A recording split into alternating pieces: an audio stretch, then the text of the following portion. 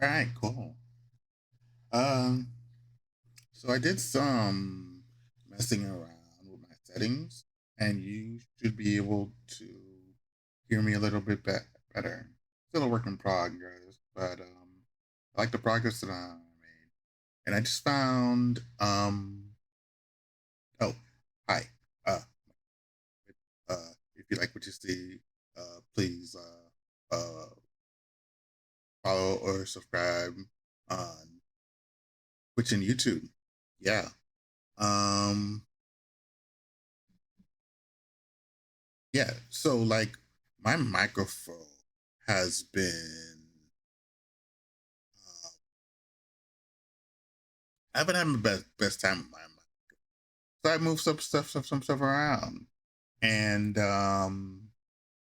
settings wise and I kind of like the result that I got so far. So I'm sticking with it. Yeah. So and I also found this from this YouTube channel. And I really like this YouTube channel. I'm almost I'm hesitant to say this is one of my I'm gonna watch this thing right now. When today's rich and famous tech companies talk about what they do, they usually say something like, "We are connecting the world." And by that they mean we are creating a sexualized Farmville that is as addictive as opioids. So when I learned that last year's best performing stock by growth was a Silicon Valley unicorn by the name of Palantir, I was pretty sure I knew what they were up to. Probably they made a streaming service called Boo Boo, a So, Palantir here has actually been around for a while, and I always thought like it was like a surveillance company or company that helps collect like people's data and like gives it to companies to like sell them some shit, but like this video tells me different. Yeah, I watched the video already, but a housing rental app called Housely, or earbuds called Doinkers or whatever. But just to be sure, I looked them up. At oh, and this is actually worse. which point it became clear that these cats are a little different from the techies who typically cross my desk. We built this kill chain, the digital kill chain. How do you defend your country and kill your enemies? Our product is used on occasion to kill people. On occasion, Two things here, folks. First, I have wet my pants. right? Second, what?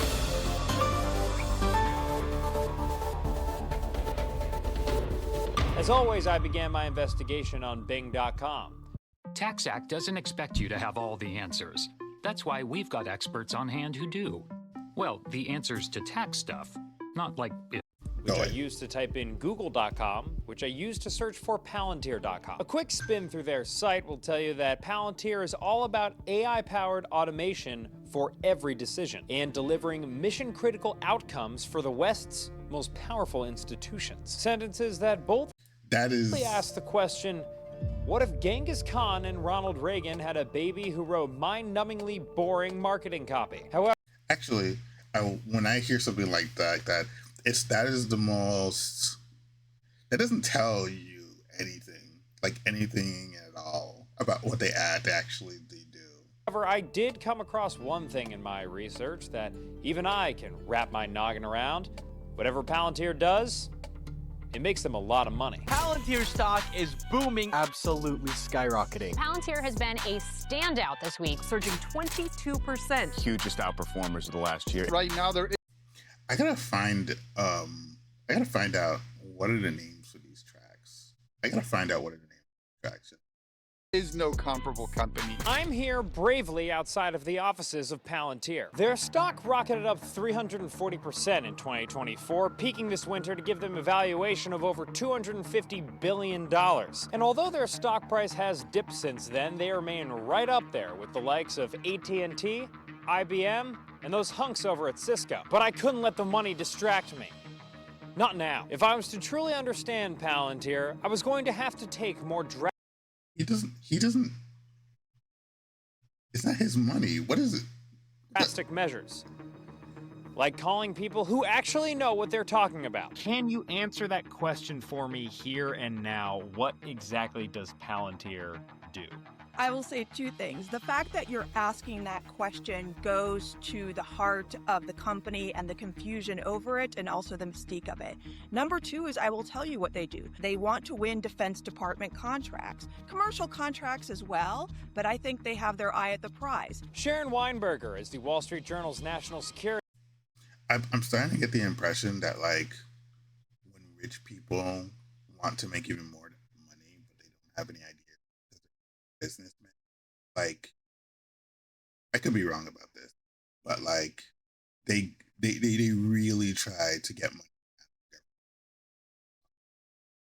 Security editor, and much like me, she's been covering the U.S. defense industry for over 20 years. They got their start going back to 2003 in trying to come up with a data analytics platform. We're in the middle of the war on terror. We're involved. 1 second. I'm paranoid.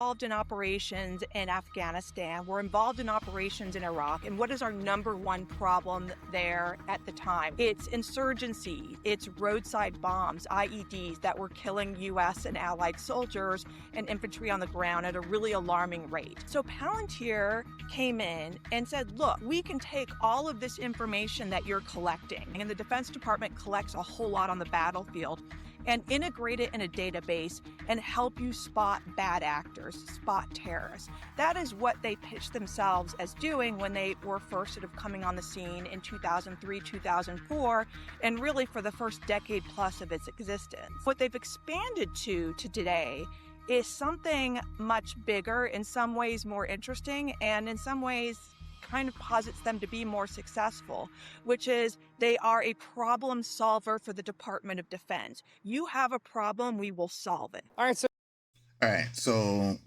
from what I hear, it's basically like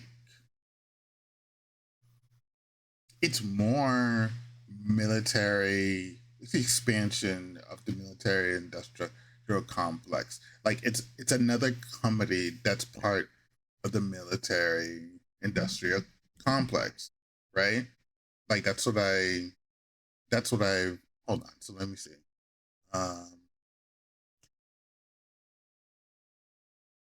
Hold on, I want to Google still something.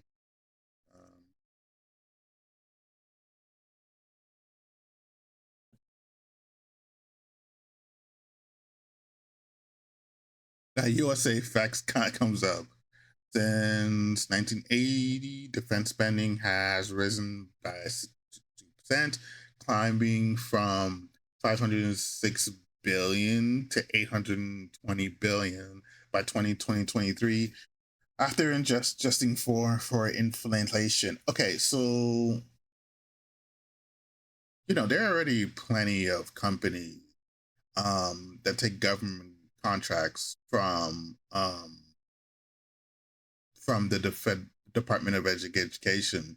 In addition to that,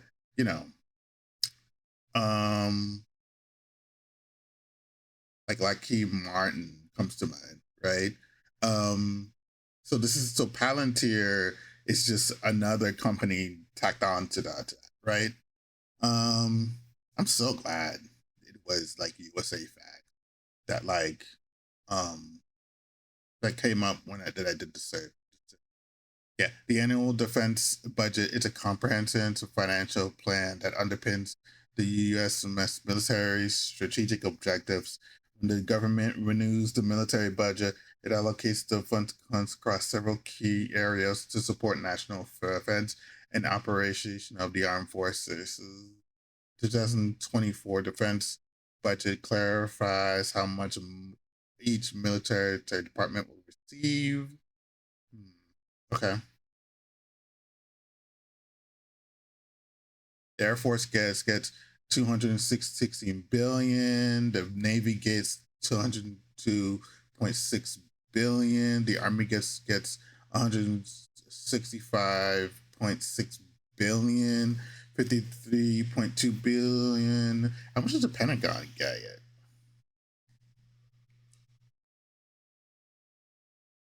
The Special Operations Command, Military Agency, and Defense Health Program.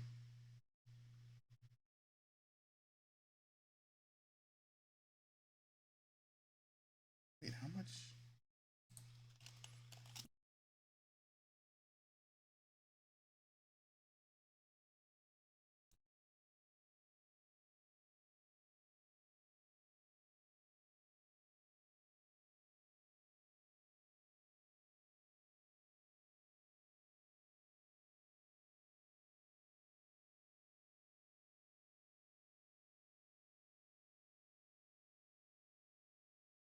Where does the Pentagon get its money to operate?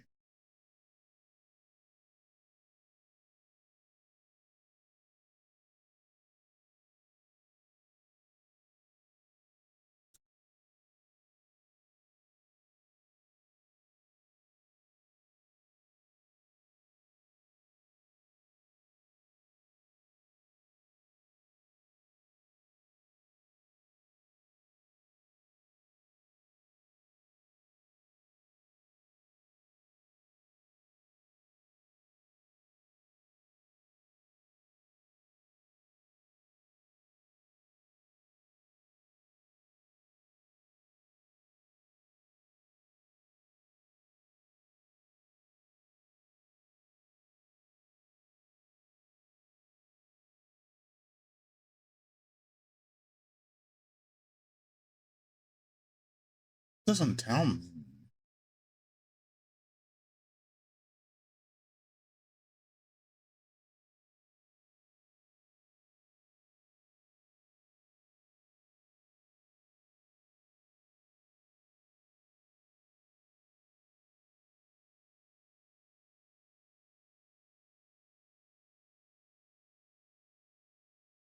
An error occurred. Yeah, okay, I fucked around. Probably broke it.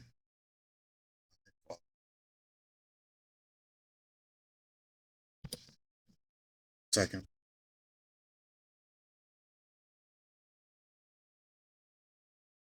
Okay.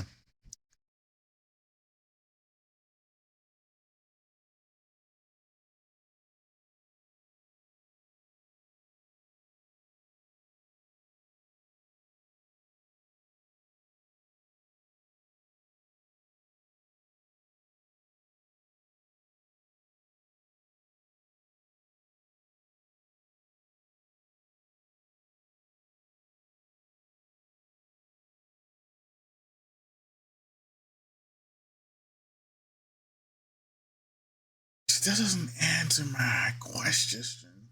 If it's even it's a minimal amount to like handle operating costs, but they talk about it like money goes here, money goes here, like money goes to the Air Force, money goes to the Navy, money goes to the Army. Like I get that. Why does Space Force need like 30.11 billion? Hold on a minute.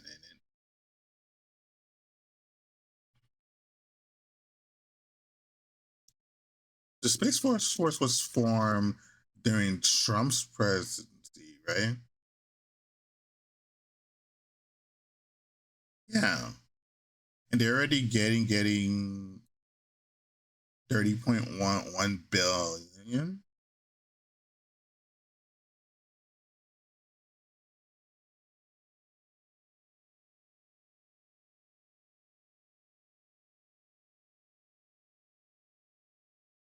No one's keeping track of that? Such So a here's the rabbit hole. deal. Palantir is a data analyst. It's such a rabbit, you know? analytics software company who got its start during the War on Terror and today has big ambitions to be the U.S. Department of Defense's go-to problem solver. The idea of a Silicon Valley company saying we kill things, that we're interested in serving the Department of Defense and the Department of Defense wages war. That was simply unprecedented back in 2003. It was what made them unique. People hadn't seen it, and that they were going to. I don't think that was unprecedented necessarily. I mean, didn't Silicon Valley come off from military contracts that were being handled out of California? Isn't Silicon Valley, the origins was birthed off of exactly what I just said. Compete with companies that have been around for decades and dominated the market. The companies Sharon's talking about here are commonly known as the big. I think what she probably means, and to undercut her, but I think what she probably means is that Silicon Valley usually deals with consumer services and products, but Palantir separates itself from that, and that makes sense. She's right about that. Primes, places like Lockheed Martin, Boeing, Northrop Grumman. Yeah, because it sounded bad that I said that, and that it wasn't meant to mean to undercut her, And Raytheon. Places like Lockheed Martin, Boeing, Northrop Grumman, and Raytheon. The military industrial complex, right? The Department of Defense gives these chillers huge contracts to make. Something isn't being mentioned in here.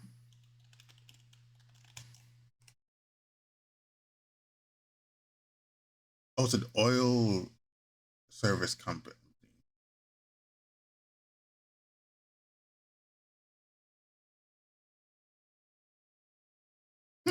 Okay. Make fighter jets and stuff. One of the things that these new companies like Palantir are kind of helping to disrupt, which is probably good, is the system of prime contracting and defense contracting. We have a few big contractors that have these giant contracts and they have cost overruns. One reason the Pentagon's budget is so big. Margaret O'Mara is a historian and professor who studies the modern history of American politics and business and how they overlap. And this is something that policymakers have been pushing back against for decades and trying to rectify. So, does this sound familiar? You read about the cursor hype on Twitter, went to give it a No. Yeah, having more companies in the ecosystem, that's probably really good.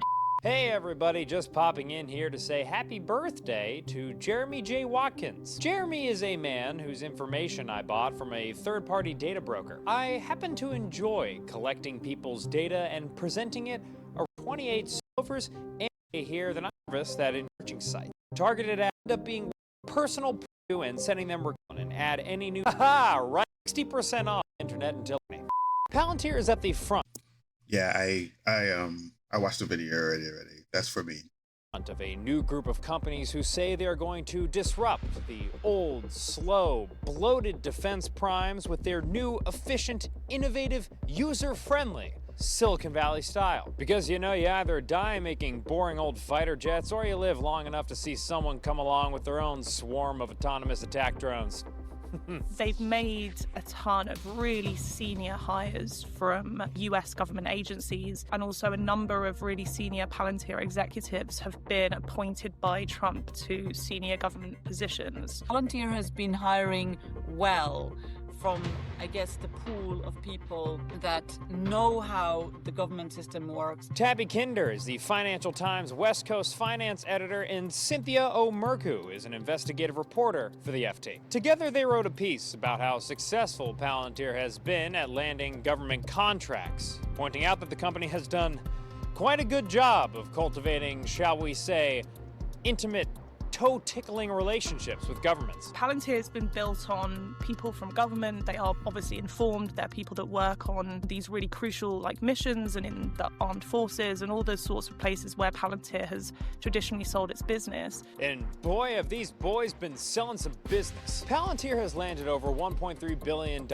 in Department of Defense contracts since 2009. This is for stuff like the Army's Vantage Data Analytics platform, this James Bond-style AI satellite computer suitcase, an AI-powered drone system called Project Maven, and Titan, the Army's first AI-defined vehicle, which promises to do things like reduce sensor-to-shooter timelines, reduce soldier workflow burdens and cognitive load, and enable long-range precision fire for the modern battle space. This is probably what all that... We're going to get to that later. Basically stuff that not only goes vroom vroom and pew pew, but also beep boop beep. Scary shit here, folks. But Palantir's government contracts extend well beyond the military. During the COVID-19 pandemic, the U.S. contracted Palantir to track outbreak data and set up a system to distribute vaccines. More controversially, Palantir reportedly helped Immigration and Customs Enforcement with all sorts of stuff, including a surveillance system to plan and organize workplace raids on an original contract worth as much as $127 million. During the 2010s, the New Orleans Police Department ran a secretive partnership with Palantir to test predictive policing technology, which could have been named Minority Report if we had any taste. Around the world, Palantir's tech is being used by the Ukrainian military, by the Israeli military for, quote, war-related missions, and by the British government to overhaul the technology behind the NHS, England's state-run health service, which oversees one of the biggest repositories. And now, Ukraine is going to shit. Of individual patient data in the world. So in the UK, it became quite a controversial, set of contracts that were implemented. The UK government had opened itself up with open arms, or welcomed Palantir with open arms, whereas civil liberty groups and groups with privacy concerns were a lot more skeptical. I think there's been a lot of concern around Palantir and what it really means for them to provide these services, and especially privacy advocates have been very concerned about its offerings, and Palantir has pushed against a lot of this concern. But I think it is about transparency and how much access can you get and what can you do behind the scenes that another company cannot, and that is being done outside the purview of the public. And even with all of this government work lined up, Palantir has still managed to girl boss its way into an impressive book of commercial business. Banks and government regulators use stuff like Palantir's anti-money laundering and customer data tracking products. BP has been a longtime partner, using Palantir's software to support its digital transformation program. Palantir's chief technology officer tweeted last year that the company's AI clients include United Airlines, Lowe's, General Mills, and Do Not Sleep. What is all this?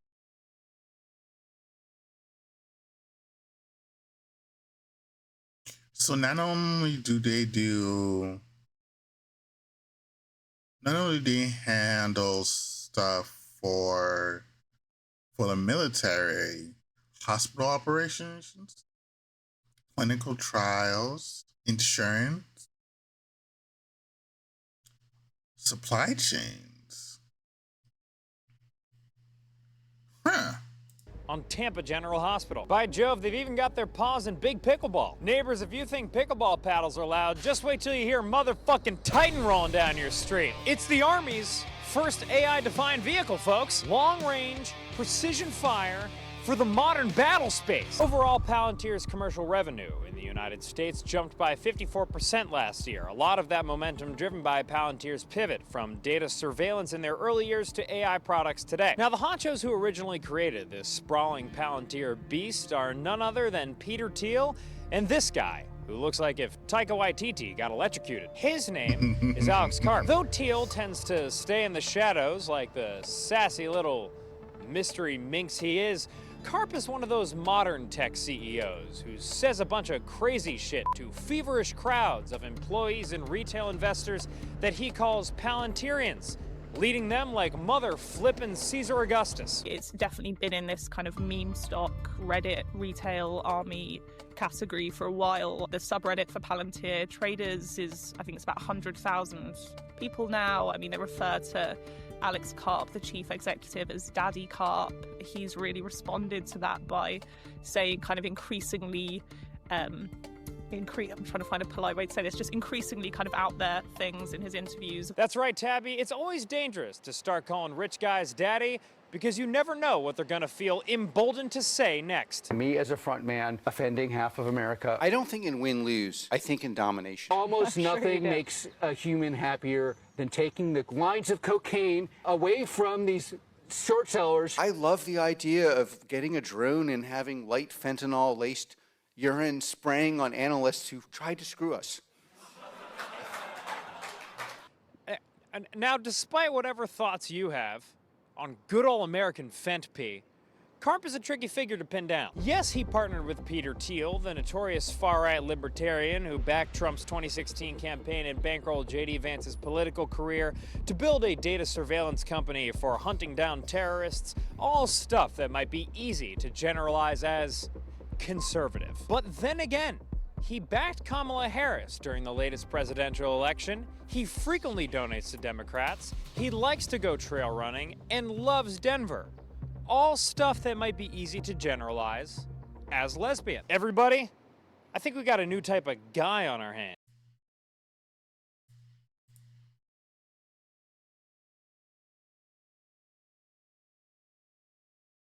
One second.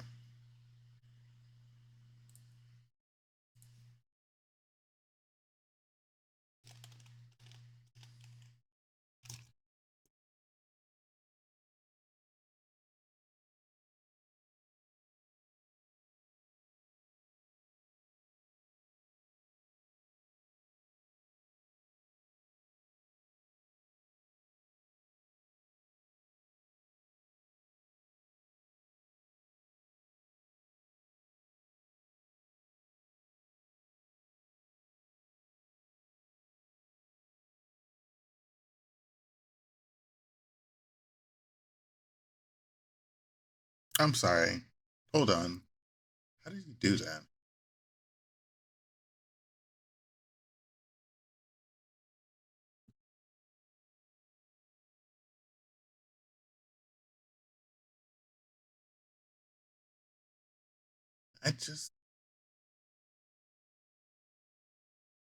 I'm pretty sure I'm not using the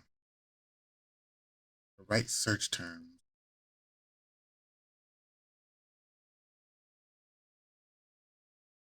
Oh wait, this is recipient's name.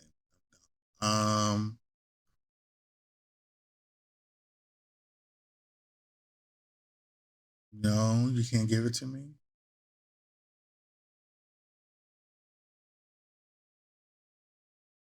Nah, I'll look it up later. I'll try later. I'll try it another time. Denver. All stuff that might be easy to generalize as lesbian. Everybody, I think we got a new type of guy on our hands. Karp is someone who comes from a kind of left-wing background. Peter Thiel, who's the founder and really the person behind Palantir, is famous in the Valley for being a very outspoken conservative or a techno-libertarian.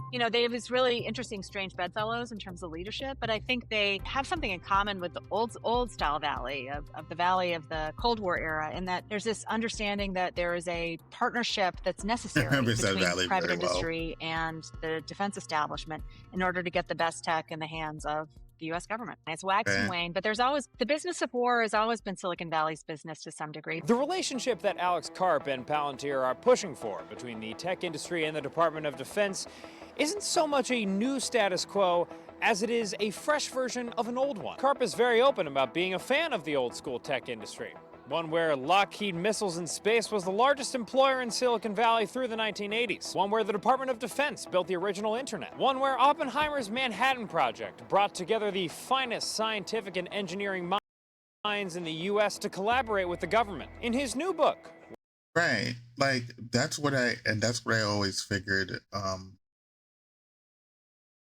Silicon Valley was birthed, the modern day Silicon Valley was birthed from. It was birthed from like the old tech industry where like it was all about like government like it was all about government work, you know. But then like the Silicon Valley, the modern era, is a lot of it is based on like, you know, products and services for everyday Americans, whether it's for like you know, like corporations or like just, you know, something as simple as an app on your phone. Which I read on the subway and was then immediately hit on by a very forward attack drone. Alex Karp argues that the tech industry has lost its way over the last few decades, focusing on consumer products that essentially abandon any serious attempt to advance society. He writes that the software industry should rebuild its relationship with the govt, and while the blending of business and national purpose makes many uneasy, it is now the job of Silicon Valley to defend the West. And it's here that Karp has differentiated himself from his 21st century tech contemporaries with how open he is about both patriotism. Should I switch to Monday CRM? Updating this field is so confusing. This CRM... And making tech products for killing. But his peers are starting to follow suit. The Valley has always had these ties with Washington, D.C., but often has been very low-key about it and coy about it and pretended that, oh, we don't do anything with those people over there. They're like, we don't care about politics. It matters nothing to our business. We're a free market miracle. And in the background, they're like, can I have this tax break? I'm interested now. It's just more overt. And now I think there's a more broader public consciousness of like, oh, wait a minute. People like Peter Thiel and Elon Musk, they get a lot of federal contracts. Now, despite Karp and Palantir's very real momentum, it doesn't mean that they are that close to revolutionizing the defense industry and unseating those old defense primes. They have yet to prove that they can build a major weapons system better than a Lockheed Martin, Boeing, or Raytheon. They may have their own view. I mean, it's not like they're making it's not like they're making like fighter jets. They're just, it's all like data work, right? Views on that, but when I look across at like what's being used in Ukraine on a mass scale, that is not yet the Palantirs or Andurils of the world. Doesn't mean they won't do it, but they have yet to prove they. It's all like statistics and predictive modeling and like maybe even like things like optimization of like how like certain things work, you know, they like I said before in the video, like the task of what would usually take a certain amount of labor or work, they hand it off to something that Palantir does, and then they make it easier for the military to just do certain things. You know? They can. Nonetheless, it is possible that Palantir will be the future, and if they are, then the approach that they have taken to rise to prominence. Well, this would all mean an entirely new paradigm for how American defense companies operate. You don't typically see the heads of Lockheed Martin or Raytheon giving opinions about how the world should be ordered. Lockheed Martin is not trying to appeal to the day traders or to the meme stocks or to any of that. Palantir they're kind of trying to sell themselves to the nation writ large. I think that is part of what is new in this era, is Silicon Valley companies saying working with the Pentagon is not a dirty business. It helps national defense. These are good things to do. And clearly their message is working. Will that work in the long term? We'll see. Indeed, we will see. For now, though, in the meantime, I've got my eyes on you, Palantir, and I encourage all my fellow citizens to do the same. For if a defense company thinks that it can... Oh, shit. That's a good video. If I know anything... I really went back. Like the first video he did. Consultants. They live among us, in our cities, our suburbs, and in fancy airport lounges that look down at poor people. But what does a consultant actually do? Today, we investigate.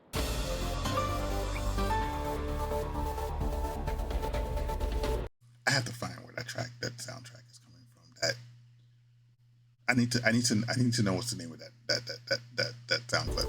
I'm here in front of 10 Hudson Yards, which houses the offices of BCG. BCG is one of the so-called Big Four management consulting firms, alongside Bain, McKinsey, and Deloitte. In total, these firms receive nearly 200,000 applications a year, but accept only 1.5% of them, making them more selective than Harvard and Princeton. But even with all this prestige, fame, and exclusivity, society is still unsure what the hell consultants do all day. What is it that management consultants actually do? What the fudge is management consulting? What is management consulting? Clearly, these people are not sure what a consultant does actually.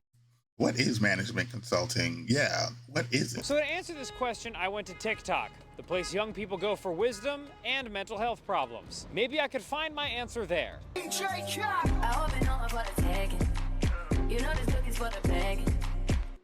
I could not. So then I went to the Bureau of Labor Statistics, which states that management consultants recommend ways to improve an organization's efficiency, which to me business sounds boring. I had to go deeper. It was time for me to speak with somebody who had been They do business. That's all you need to know. inside the belly of the business beast and lived to tell the tale. My name is Tyler Cook. I live in New York, and I work as a research assistant at Columbia University. Tyler Cook is a research assistant at Columbia University, man with an earring, and former employee at Boston Consulting Group. What does a consultant actually do? What does a consultant actually do? I love this pause. I'd say go to meetings. Right. Go to meetings and prepare for meetings. I would love that job.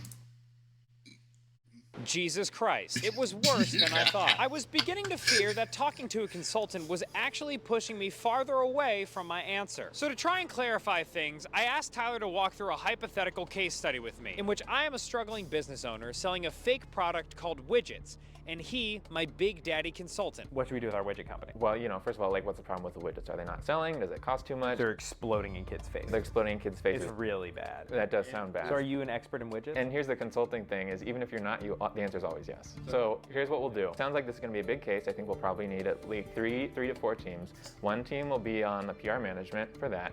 Another team will be looking at manufacturing practices and making sure that you're manufacturing them safely and according to plan. Okay, this all sounds good. And how much is this going to cost me? You know, probably somewhere in the order of for 4 teams for what, a 6-week project. Easy 6-week project. Yeah, let's say probably 10 to 15 million, I think. God, what? It was in this moment that I finally realized what consultants do. Make money.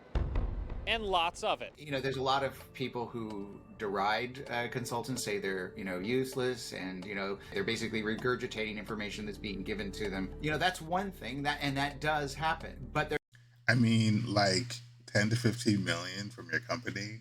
There's a lot of other work that consultants do. They can go into a company and change things, or they can go into a government and change things. And what I mean is they can change a structure. You hire McKinsey, McKinsey goes in and says, you know what, you need to cut staff. And then the CEO can say, these smart guys at McKinsey, they took a look at our company and they told us we have to cut staff. That's a very common use of consultants, but it does go way beyond that. Mike Forsyth and Walt Bogdanich are 2 reporters for the New York Times. Together, they wrote a book called When McKinsey Comes to Town. In it, they profile McKinsey & Company, the most prestigious consulting firm in the world. The book gives extensive detail of the firm's more toxic partnerships, from Big Tobacco to Juul, Purdue Pharmaceuticals, the Pentagon, and somehow the Chinese government. That sounds like real money. Damn, what I gotta do to get into McKinsey, dog? And from their years of covering the biggest name in the industry, they were finally able to boil down exactly what a consultant does all day. I would say, just for a buzzword, they're brains for hire. Brains for hire by companies. Wait, that's it? Why did that take us so long to figure out? Their entire business model is based on secrecy. All their, consultants, all their new employees, their new recruits are told never to disclose names of clients, how much they're paid. And so cracking that corporate veil, piercing it, I guess, was extremely difficult. Okay, it seems like we asked the question, what does a consultant do, for 2 reasons. 1, because it's unclear. Mike and Walt's reporting came out decades after McKinsey had already been working with the opioid and tobacco industries, because the company deliberately doesn't disclose who they work with. And that seems to be the industry standard amongst big consulting firms. So when you see a TikTok of a consultant just chilling on their laptop all day and you're like, What the hell are they doing? That's kind of why. They're not going to tell you. But people also ask, what do consultants do? Because in some ways, the job seems pretty awesome. You get to travel, learn about other industries, meet other young, smart people, and you get paid so much money. And consulting firms promote it that way. McKinsey likes to use a phrase, and this phrase is insecure overachievers. And that's the people that are attracted to management consultancies like McKinsey. These people were at the top of their game in high school, valedictorian. They went to very often, an Ivy League school. They're facing the first time in their lives, they're going away from an institution and into the real world, and they want something that's an institution that's just as prestigious as the Harvard or Penn. Mom and dad and all their friends will be very proud of the fact that they got a job at McKinsey. Wait, so this sounds like okay. So what this sounds like is that you get into the real world, and then the moment that you fear that you get into a level of adversity that you feel that puts you in a place where you feel it might compromise you in some way, then you convince the company to hire something as prestigious as McKinsey, which makes perfect fucking sense if you think about it from a human psychology standpoint. You don't want to lose how people perceive you, but you also need a third party, and you need to justify you need to have a justification for why you need to bring in this third party, where it's supposed to be your job to provide the answers. That's what it feels like, and it makes perfect fucking sense. Very understood. It makes perfect fucking you'll sense. You'll work here for a few years. Most people will not stay to become partners, but you'll get your skill set, and then along the way, you'll have fond memories of your time at BCG. You'll still have connections, and hopefully when you're at your C-suite, whatever, at your big corporation, you'll hire BCG consultants to do projects for you. Which is how we get here, I guess, to where management consulting is one of the most influential industries in the world. The only industry that could somehow work with tobacco and the FDA that regulates tobacco at the same time and charge so much money for it. It's an everything job, but it can also be a nothing job. The ideal place for someone that's well educated but kind of directionless to work on secret projects all day that may or may not help the world, but will certainly help a firm make a lot of money and add to that person's private network of connections. A network that would most certainly not include me. What the hell am I doing here? I just spent 6 hours ranting about people that will forever make more money than me. Oh, God. Right. Now I guess the only question I have is, how the fuck do I get in? how can I apply? Right. Tyler's answer boiled down to an orgy of meaningless buzzwords. Align, PL, project leader. Unlock, used as a noun. It's oh, this is going to be really big. Right. If I know any... I mean, there's more of this shit. I love it. This is I don't know, I'm gonna see how long I spend time on this YouTube channel and to see and then make an assessment. Does that make sense? Oh my God, I haven't even watched this one yet. Atera is the IT painkiller. This one I didn't finish, but I definitely want to share it. Help desk and ticket.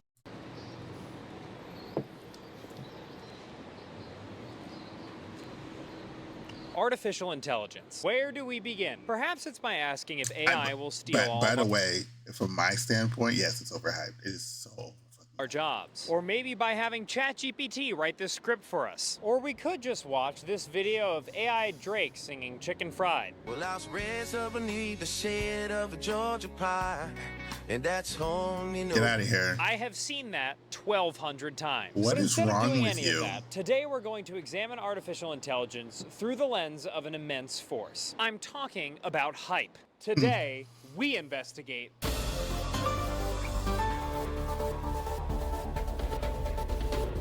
The Good Work Dictionary of Business Terms defines hype as the propulsive force by which the noise surrounding a phenomenon is exploded super big. And when it comes to artificial intelligence, oh boy, there's been hype. Artificial intelligence, AI. Artificial intelligence. Artificial intelligence, that will be the top spending area for artificial intelligence is bound to become more intelligent. The world is not aligned on whether AI is a threat or an amazing thing. The sheer amount of noise surrounding artificial intelligence has translated into a whole whole lot of funding for AI startups. Just look at Hugging Face, an AI startup that's valued at $4 billion, or 100 times its By the way, I watch all those things. Hold on, let's back up for a minute. business terms, exploded Artificial intelligence. big. And when it comes to artificial intelligence, oh boy, there's been hype. CBS News, that's Face the Nation. I mean, it's right there, but it's CBS Artificial News. intelligence. AI. Comes to artificial intelligence, oh boy, there's been hype. Artificial intelligence. Yeah, this is CNBC. AI. Artificial intelligence. This is 60 Minutes. This is MSNBC. Artificial intelligence.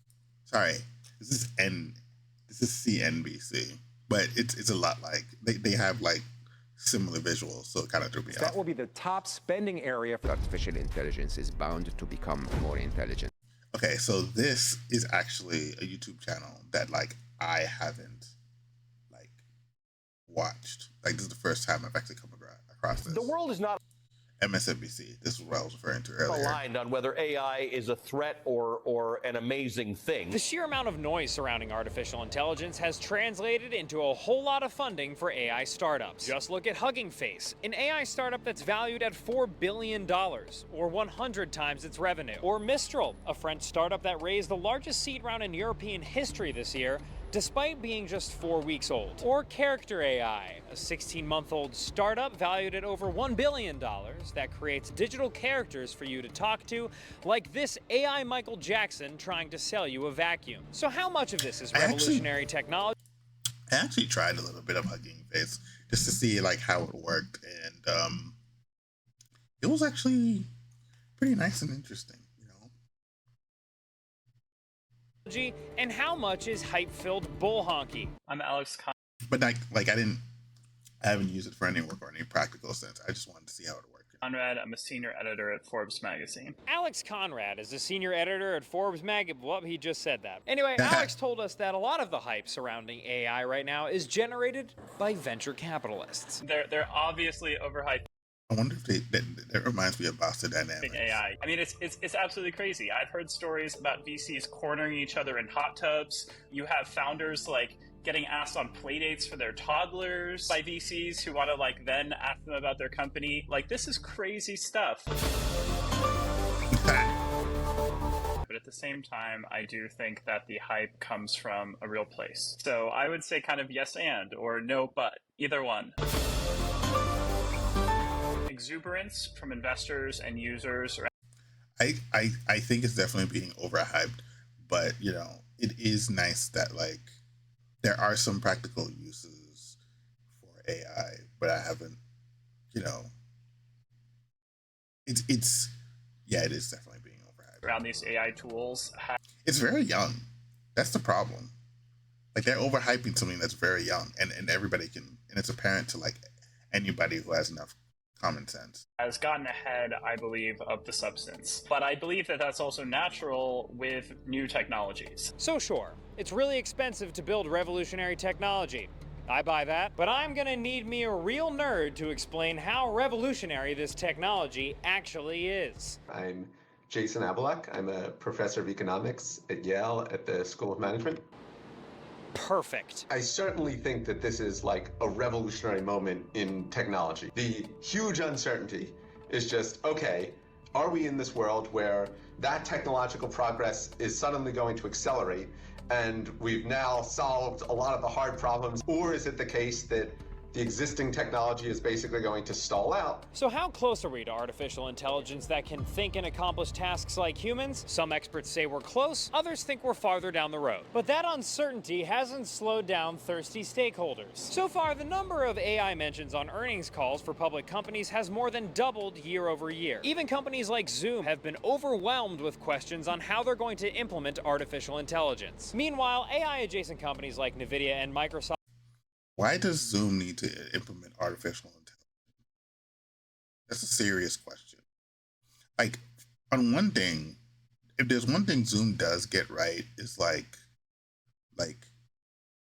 the backgrounds that are used in their meetings so that like people don't see what's behind you. Like I like those, but like Zoom is like video conferencing software. Like in what way, other than like maybe your accounting or like I don't know, the way that you're marketing, or you're going to use artificial intelligence, and even the marketing thing I just mentioned marketing now, even that's questionable, you know. Microsoft have held up the stock market this year, despite mass tech layoffs and speculation of a recession. And clearly this is all driven by the altruistic intention to better humanity through technological advancement. Business world's going crazy about AI recently. Why do you think that is?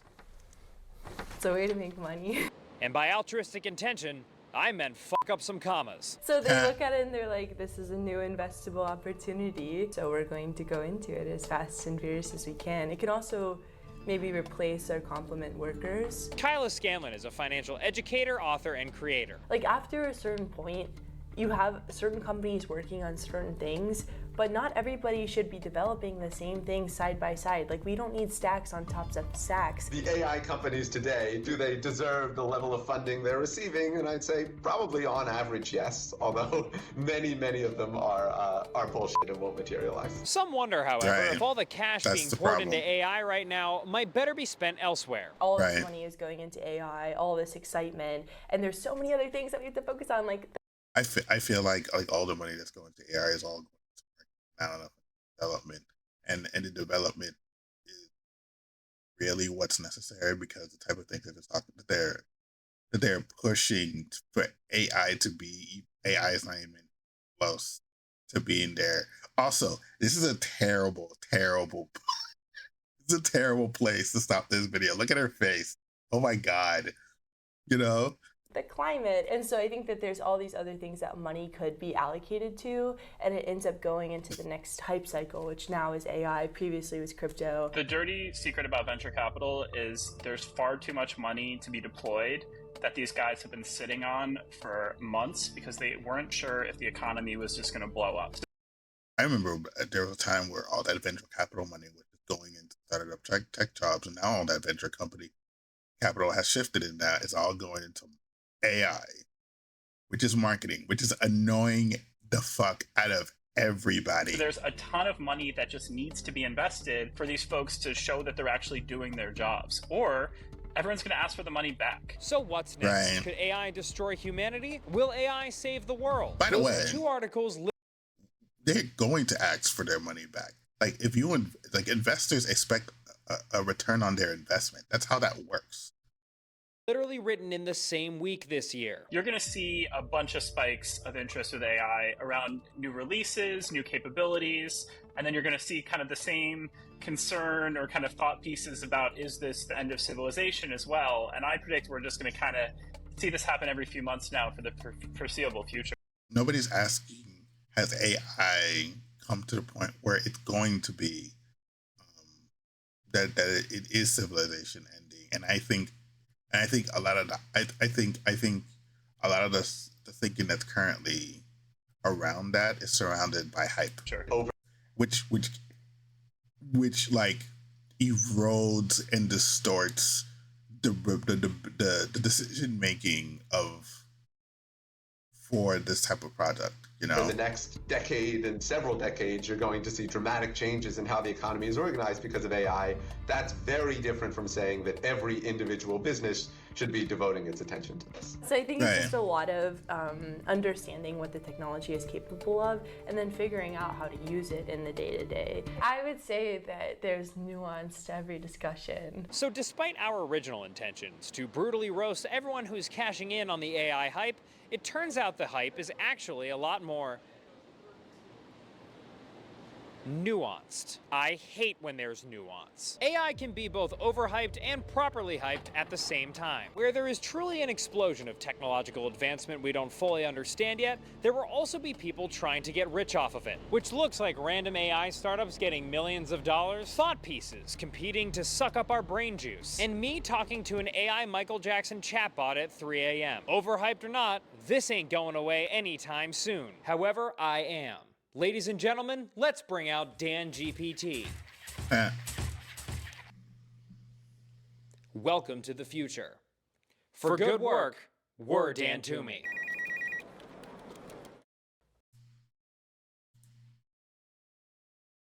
If you're a startup, you need them. If you're on Twitter, you've seen them. And if you're the Patagonia store at 770 North Point Street in San Francisco, that's sad. We haven't just taken out a.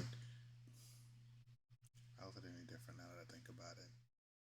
And plus, like, isn't there? they're probably inside of you right now. Of course, I'm talking about venture capitalists. And today, we ask,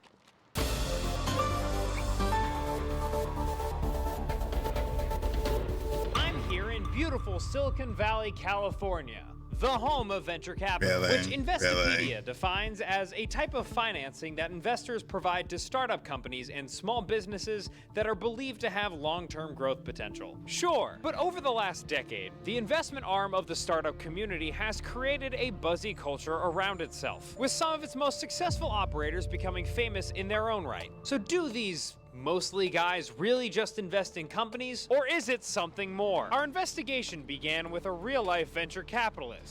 By the way, none of them black. Who we lured into our studio by telling him we are two young Stanford grads with a hot new startup that's like if Uber and GitHub had a baby whose skin was made of Allbirds. My name is Sheil Manat, and I am a general partner at Better Tomorrow Ventures. We find really small companies and give them money and time and hope that they become big companies.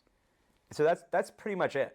That's nice. All right, but lots of people finance projects that need money. Banks, the government, my sugar mama Bess. So what besides designer mushrooms are these guys doing that's so unique? You look for crazy ideas that, if they become true, are going to change the world. They would say that they are funding the innovation economy. If we didn't have venture capitalists, we wouldn't have Genentech or Intel or Apple or any of the great American companies that have brought us all of these innovations that we use in our everyday life. And that's true. You know, you can't dispute that. Fundamentally, the job of VCs is to take long-shot chances on small businesses with huge potential, which must mean that everyone in venture capital invests in small companies and makes mad bills. Case closed. You usually lose money when you invest in a startup. Never mind. In aggregate, startup investments typically outperform the market. So you probably, if you're going to invest in startups as an asset class, you probably want to make 20, 30, 40, 50 investments. Turner Novak is a writer and investor at Banana Capital Ventures, which focuses on young startups like Be Real, Tiggy, Mio, Peanut, and other companies that sound like Teletubbies. And if you're just I've only heard of 2 of those companies. You know, a normal investor who doesn't do this as a full-time job, it's probably unlikely that you'll be able to find 20 to 50 really good, potentially high-quality opportunities. So you go to a venture capital firm that essentially raises a fund from anywhere from 20 to 100 or 200 or 300 investors. Investing in a large number of startups can sometimes yield a great return, but investors and institutions who can afford that type of risk, like super rich people, pension funds, college endowments, and insurance plans, they're busy. They don't have time to figure out if a 3D printing cannabis company named Prungle is legit or not. So they give money to VCs and let them handle it. However, when you talk to venture capitalists about vetting potential investments, you don't hear a lot about numbers. You hear more about the vibes. First and foremost, we're investing in a team of people and their ability to execute against their vision. As the company gets bigger, you're more looking at spreadsheets. And when I invest, there are really no numbers to go off of. So it's much more about the people. So not only do VCs separate themselves from traditional, you know, kind of like Shark Tank. I mean, some people will argue that Shark Tank isn't all about the vibes, about the idea. But, you know,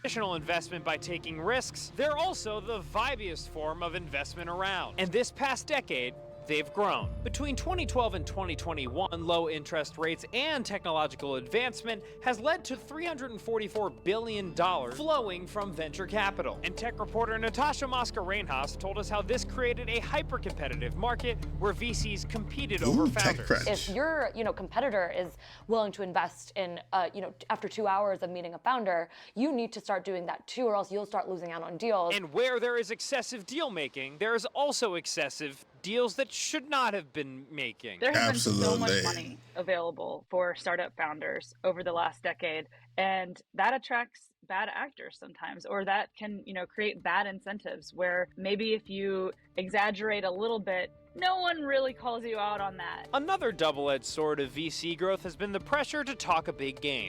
It's like one of the only saving graces about this. Like, every day, and poor people are getting scammed, but at the same time, like, VC is getting scammed as well. Like, everybody was getting scammed all at the same time, everywhere. It's really tough to stand out as a VC, so you see them talk. And so when you think about it in those type of terms, then it kind of makes you feel better. Like, if you've been scammed before, like if you've been scammed before, like maybe you got involved in a crypto scam, don't feel that bad, because some of the people with lots of influence and money and connections and people behind them, experts at their field, some of them caught up in their scams too. Scam and scammers, there's no limit to who they can reach and scam, Talk about and proclaim all these things to try to stand out. And if we're not creating natural skepticism, usually the idea isn't disruptive enough. So I'm going to talk about culture and revolution today. I've made more in the last 8 years compared to the S&P than Buffett did in the first 8 years of Berkshire. Buffett did 1,000 points of alpha. I did 1,800 points of alpha. My returns are double Buffett. And where does most of this dick swinging take place? So venture capitalists brag a lot on Twitter. Twitter is where all of the venture capitalists are, because you can't follow a socialist OnlyFans influencer on LinkedIn. VC Brags is an anonymous Twitter account that documents the most egregious... That's a good question, actually. Hold up. I just had a question in mind. Hold on. I gotta post this.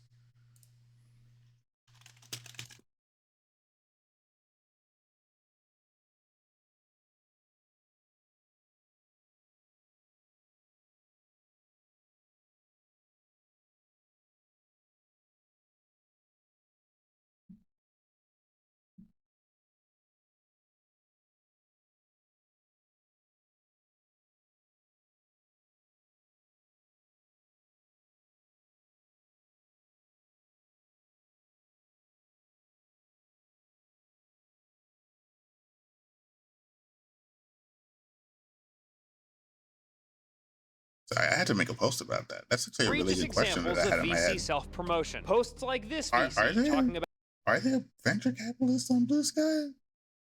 About achieving his decades-long goal of graduating Wharton and being a Forbes 30 under 30. And this VC, who heard about someone's tragic loss and took the opportunity to promote their fund. And this VC, who says that while the rest of us are quibbling over jargon, he is saving lives with his tweets. To draw up deal flow, you have to kind of be a little bit loud on Twitter a lot of the time. It's kind of a double-edged sword. You're too self-aggrandizing on Twitter, and you're gonna get dragged by me, unfortunately, but it's also might help your business. It has evolved over the years into this kind of thought leadership Olympics. Everyone's kind of picking their lane. It's like, am I the visionary? Am I the fight picker? Am I the meme sharer? It would be great to see just more authenticity and intention. A lot of the times it's very fast moving, and people are always excited to go on to the next thing. I think it would be great to just see more conviction and people really digging in and really building expertise and being able to support the companies that they're investing. You hear that, VCs?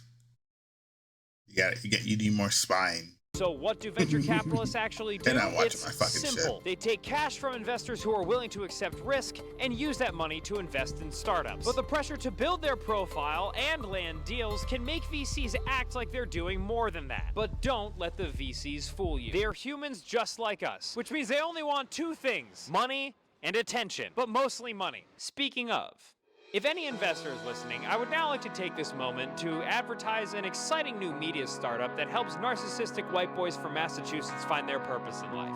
Right. It's called... Right.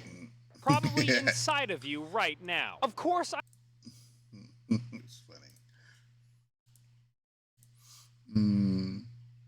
I can keep doing this. I can keep doing this. Oh, this one I already watched, but I don't mind.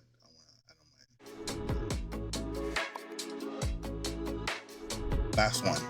His YouTube website is so good. It's so fucking good. Welcome to the ARC Venture Fund. Like, I could do this forever. Ah, Miami.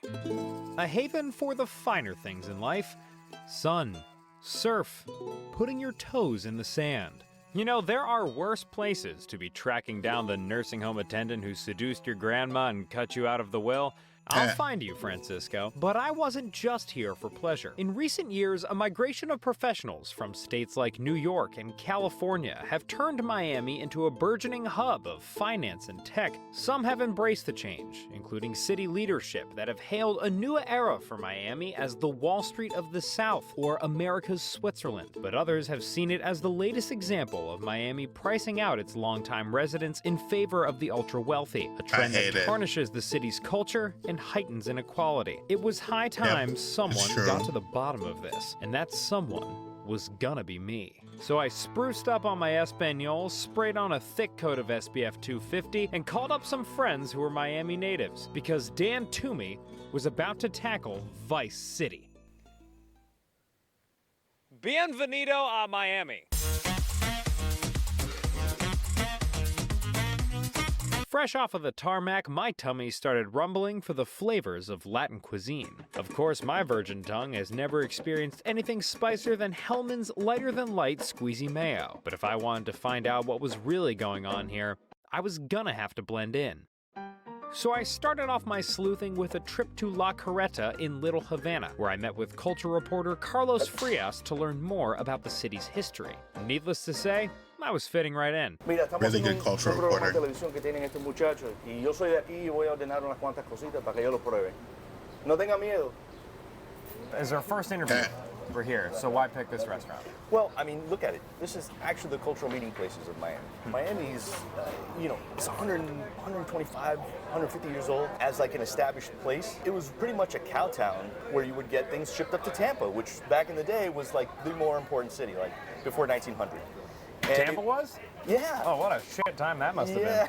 Since the turn of the 20th century, Miami has been reshaped by waves of immigrants coming into the city. In the early 1900s, it was black Bahamians that built the beginnings of modern Miami. By the 1950s and 60s, Cubans fleeing the Castro regime arrived in the city. And over the next few decades, immigrants from all over the Caribbean and Latin America settled here, often in search of an alternative to political or economic turmoil at home. You can observe the impact of the city's immigration waves.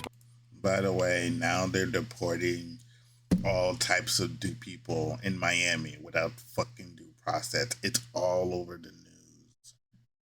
Everywhere in Miami. It's ridiculous. It's all over the knuckle. It's fucking ridiculous. You know, the people that it's like, and it's very sad. It's very sad. It's so sad. The people that escape here from political prosecution do not deserve this, yet here we fucking by simply looking at a map of the place. Little Havana, Little Haiti, Little Bahamas, and Little Santo Domingo in the Alapata neighborhood are all distinct areas with distinct cultures. So that's kind of at the basis, is Miami's always getting remade by different groups that are affecting the culture of the place. And so that means it's always trying to redefine its identity. And all these deportations are like ruining all of that. And today there's a new group of immigrants docking their ships in Miami's harbors, tossing their own spice into the city's cultural stew. But instead of Havana, they hail from Manhattan's Hudson Yards Equinox Gym Spa Hotel. Ladies and gentlemen, tech and finance have entered the chat. Miami is having its tech moment. The goal of turning Miami into the new Silicon Valley is a push from city. By the way, there's a Miami Herald article that basically says that like these new tech companies and finance, like Miami is home to like several universities, University of Miami, Barry University, and Florida International University, and Miami-Dade College, and none of them like hire out of those colleges. None of them. They don't hire locally. City Mayor Francis Suarez. Big investors are moving to Miami. Ken Griffin is moving both Citadel and Citadel Securities to Miami. Oh, fuck yeah. We are so back. If there has been any group to define this sinking city's recent history, it's been the bros and hoes of tech and finance. From some of the richest people on the planet to founders hoping to fund their startup over drinks at Art Basel. All this really took flight during the pandemic, a time where more Americans moved to Florida than any other state. And this was encouraged by Florida's lax COVID policies. While other states closed their borders and required isolation, Florida welcomed transplants with open, tan, unvaxxed arms. And with them came the moolah.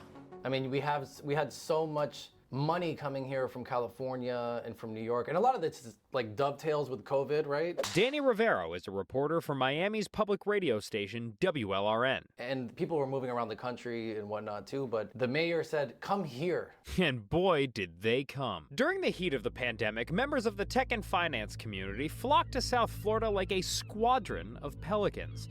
We know this because they tweeted a lot about it. It was an entire burgeoning subgenre on Twitter of what I called like science fiction revisionism about Miami. People who are coming down here, who've been here for like 2 weeks, were like, guys, like that's how every fucking tweet would begin. Guys, comma, or like ellipses, like no traffic, great hospitality, outstanding government. I'm like, what are they describing? So yeah, exactly. Like, God, I don't want to give too much away. All of us who have lived here for literally ever are trying to understand how people who have been here for 2 days or 2 weeks or 2 months want to like man-bro-splain to us what Miami is. Were you tweeting back at them too? I was the only one. Billy Corbin is a documentarian and commentator who hosts the Because Miami podcast. After hearing him talk about the city on something called the Joseph Rogan Experience, I decided he was ready for a big-time interview with Dan Man himself. I'm actually kind of glad that he was there doing that on Twitter because, like, people in Miami probably have better things to do than be on Twitter and like talk back to you. A decision I immediately regretted. You're the whitest person I have ever met. Really. You're the same color as your shirt. When I first met you, I thought you wanted to tell me about this wonderful book. I just like... Are you done? Yeah, I'm sorry. Is that it? Yeah. It's like me, I'm roasting you and you're still this white. Right. It's unbelievable. Right. You got any others? No? You sure? I do. You want to invite anybody else? Those are good. Those are Clearly, good, Billy those was are- confusing those me are for good. some white guy. But nevertheless, as a native Miamian, Billy's tone towards the city's finance and tech spats was far from flattering. Arroz con mango literally means mango and rice. But what it means in kind of Cuban Spanish slang is clusterfuck. And so I referred, when the tech bros started moving to Miami during the pandemic, during 2020, I referred to them as the Arroz con Man Bros. The jokes are funnier when I explain them. Perhaps the most arroz of these man bros was none other than Francis Suarez, the mayor of Miami who became the figurehead for the movement to turn the city into a commerce hub. It was on December 4th, 2020, when venture capitalist Delian Asparohov tweeted about moving Silicon Valley to Miami, and Suarez responded with a simple, "How can I help?" Then came media appearances, more tweets, and soon a billboard in San Francisco, dragooning tech employees to get their glue-colored skin and bad posture down to South Beach stat. As a mayor of Miami, he doesn't have a lot of power. The power is at the county. He's the mayor of the city. A lot of people get that confused, and that makes the mayor of Miami seem like a much bigger deal than he really is. But he has done a phenomenal job of promotion, right? Like, that is almost the extent of his power. One of the main vehicles for that promotion was the Hobbit-entrancing fluff money of cryptocurrency. In 2021, Miami launched a fully fledged assault to become the crypto capital of America. The Miami Heat renamed their stadium FTX Arena. Mayor Suarez announced that he would take his first paycheck in Bitcoin.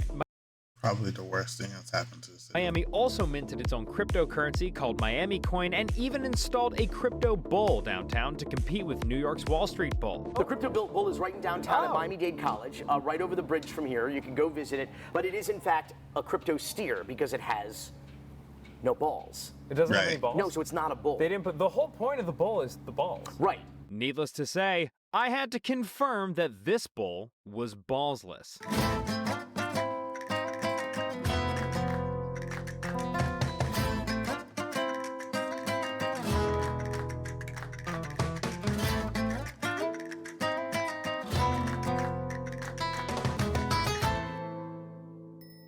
no ball sack in sight, side quest completed. Side quest completed.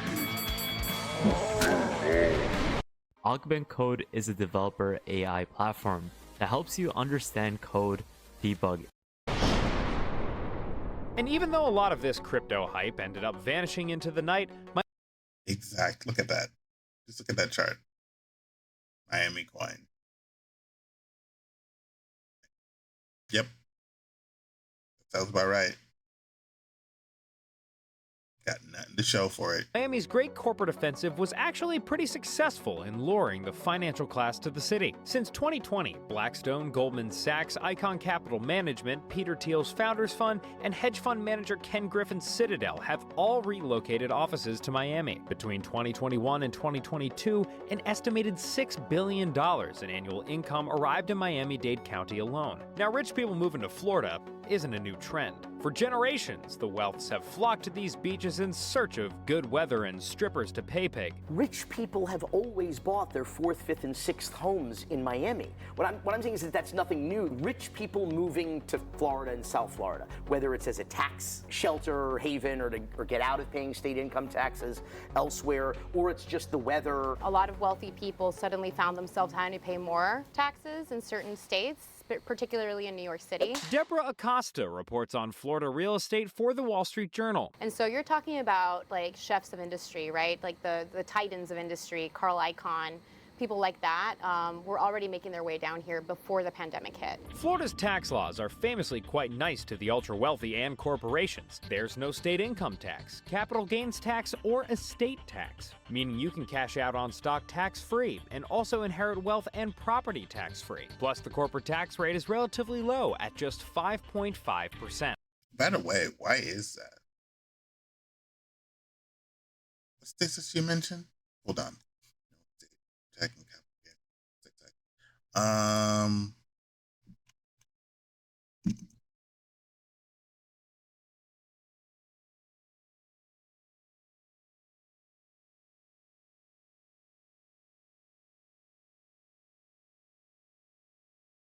No, but what is this goddamn?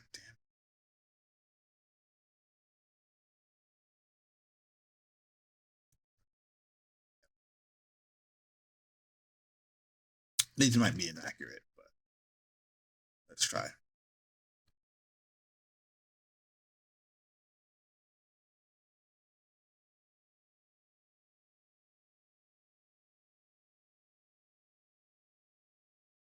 Oh my God, that is not what I asked. Oh, wait, no, the New York State personal income tax. That is what I asked. My bad. It has 9 tax brackets? Damn.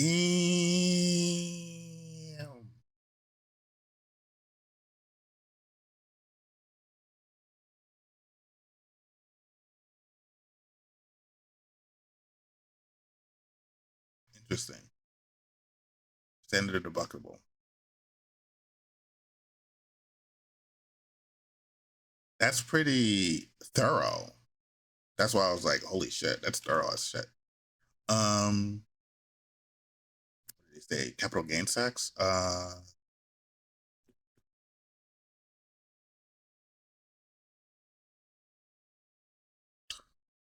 I know I misspelled it.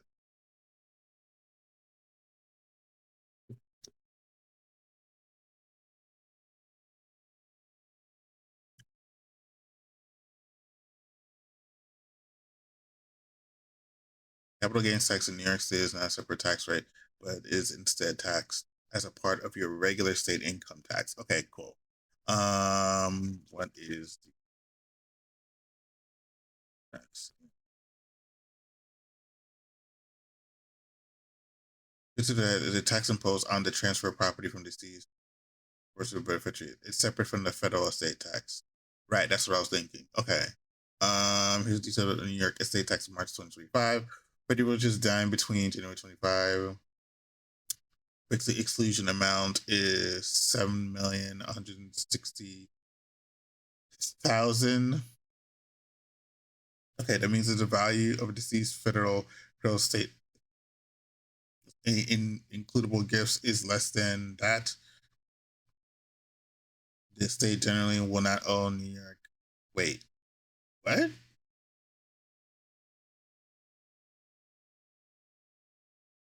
The threshold is adjusted annually for inflation. And New York has a unique cliff effect for a state record. The taxable estate exceeds 105% of the estate loses the benefit of the exempt entirely, and state is subject for just 105% is done. Okay, gotcha.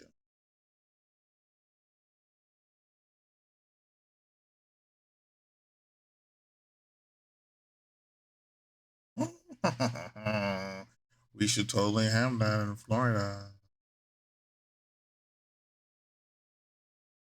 Okay, next question.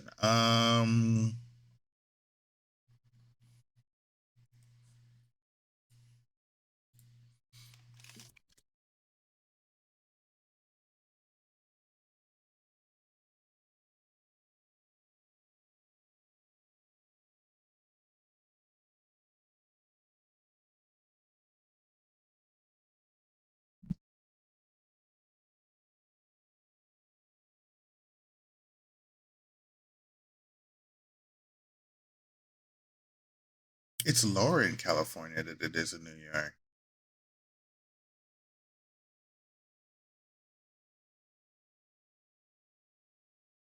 The rates are different, but it's lower. Where it starts 1,800 versus 10,000. And the rates are lower.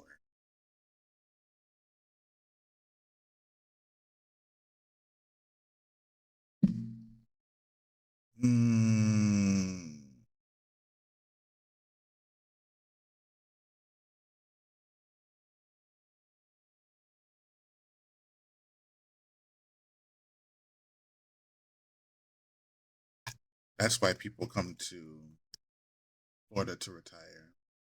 Keep taxes. The capital gains tax in Florida is unique because it's not taxed at a special lower rate as is federal. Said in California, the capital gains is taxed as ordinary income. This means that means that the profit you make from selling capital assets is subject to the same progressive income tax rate back to your regular income. I see. Okay. All right. So, what is the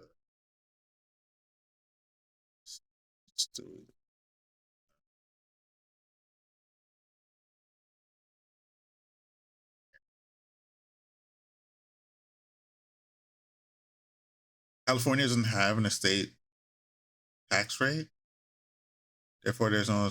Okay, got you. Wait. So, what states have state tax rate? Let's find the following states and establish the state tax rate: Connecticut, DC, Hawaii, Illinois, Maine, Maryland, Massachusetts. An interesting list. Massachusetts, Missouri, New York, Oregon, Rhode Island, Vermont, and Washington State.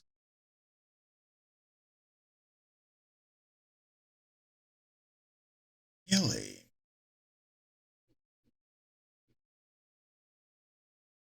Didn't hear that. That is very interesting.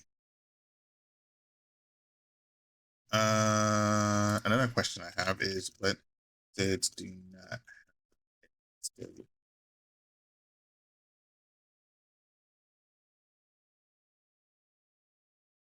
Alaska, Florida, Nevada, New Hampshire, South Dakota, Tennessee, Texas, Washington State, and Wyoming.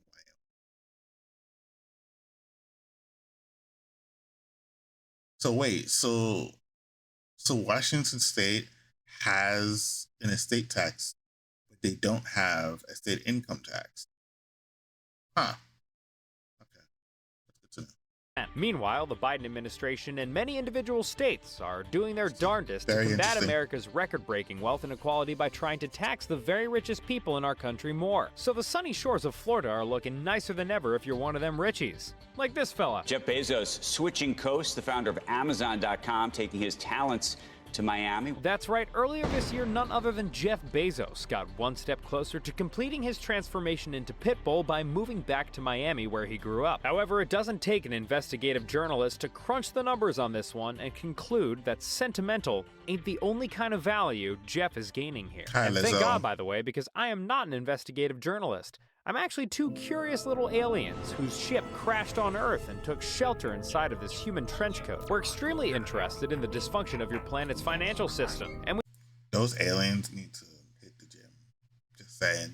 we look forward to probing Mr. Wonderful. Back in 2022, Washington State implemented a 7% tax on capital gains over $250,000 per year. That was the same year that Bezos stopped selling Amazon stock, which he had been doing annually since the 90s. Then this year, after he touched down in the 305, Bezos filed paperwork to sell 50 million shares worth over $8 billion at the time of filing, saving him at least $600 million in taxes on the sale, which, for what it's worth, covers the cost of his new 417-foot super yacht. Jeff now has multiple properties over here at Indian Creek Island. This dollop of land, also known as Billionaire Bunker, is home to people like Carl Icahn, Tom Brady, and Jared Kushner, and is only accessible via a guarded bridge. Soon after this moment, I was sniped by a tranquilizer dart to the penis. This island is ground zero for the extreme wealth that's moved into the city. Today, the 5 wealthiest property owners on Indian Creek now controlled a combined fortune of about $191 billion. For the people on Indian Creek, this tax deal in Florida is mucho primo. But for everyone else,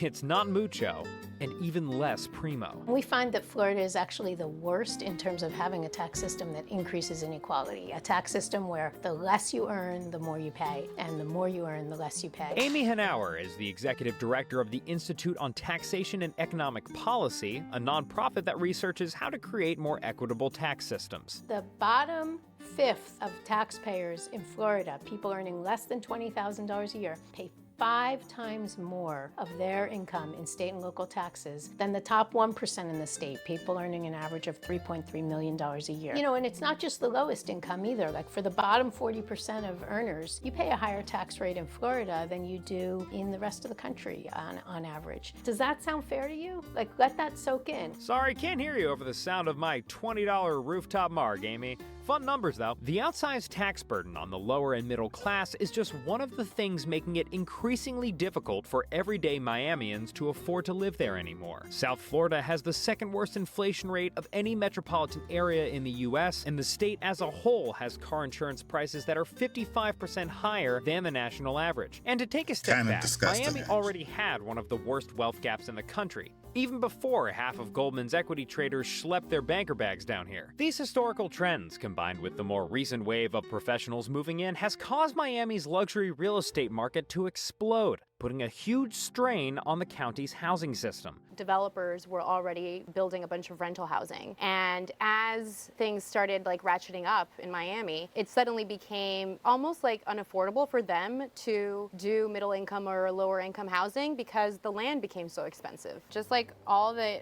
tremendous amount of capital that has made its way down here, you know, it's like insane, really. A big swath of the new luxury demand is being driven by hedge fund employees whose firms have relocated. One Sotheby's agent recently said that most of the luxury homes he sold in summer 2023 were to hedge fund buyers, about half of which were Citadel employees. And so it creates a problem, obviously, for the middle and lower classes to find housing in this area, despite the fact that there's so many jobs. Like, we actually have the lowest unemployment rate in the entire country right now. We have all these jobs, but we don't have houses to put all these people in to do the jobs. Not to mention that if you are one of the lucky few who's able to buy a home, finding insurance is another can of worms. So it's become pretty intense. So many insurers have exited, and it's created a really tough situation for a lot of people who who actually, like, if you own your home outright, often what people do is that they just drop their insurance altogether. And they're just living without insurance. They're living without insurance. What they're doing, a lot of them, is they're saving money on their own. Now, it would be easy to pin this housing crisis on all the hedge fund middle managers who just want to live in tropical Westchester. But wealthy people wanting to live in nice neighborhoods isn't new, and it certainly isn't unique to Miami. What is unique to Miami is that unlike the cities it's often compared to, there's little infrastructure or policy in place to maintain a baseline level of affordable housing. Wall Street exists in New York City, which has vast housing policies. They have rent control. They have, tons of subsidized housing. I mean, a lot of people would argue they need more, but they have like actual structure and policies around these things. Singapore, the government is very involved in making sure that people have a place to live. They have policies beefing this up and making it so that you're not left assed out on the street. And Wouldn't that be nice? We have we do not have that. That's not in the DNA of what we do here. Not to say there's nothing going on. The county government, especially, has been pumping a lot of new money into developments, but it's all on the private market. The local government retains no ownership. It's nothing compared to any of these other cities that we're talking about. Which is how we arrive at Miami's fundamental problem today. It is a city with an unquenchable thirst for growth, but it doesn't have the land, the policy, or the infrastructure to keep growing sustainably. Growth is our #1 industry, and it is a peninsula. That means we have a finite amount of space in real estate, and we are already way overextended. Our roads cannot handle the numbers that we already had, let alone the numbers that we now have and will have in the future. Our sewage system is older than the incorporation of some of these cities that people are living in here. There's gonna be a time you're gonna come out of your home and you're gonna be in water up to your ankles, and that's just how it's gonna be. Whether it's sea level rise, whether it's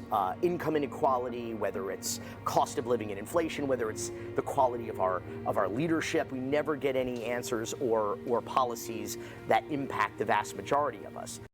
Billy's speaking truth. It's triage at this point. We're just sort of trying to delay the inevitable. And the inevitable is? You're going to have a place where I suppose you could have all oligarchs and nobody else. Now it it's like rolling over an empire of dirt. feels like we will all be alive for a time in which no Cubans live in Little Havana, no Haitians live in Little Haiti, no Bahamians live in Little Bahamas or West Grove, no Dominicans live in Little Santo Domingo of Allapattah. The people who built Miami will not be able to afford to live here. As the locals who have made Miami what it is continue to be pushed out of town, it's easy to wonder what's being lost. How have you seen this manifest through the culture of the city? Have you seen more, we talk about new buildings being developed in Miami like crazy. Well, we're doing a lot more explainers.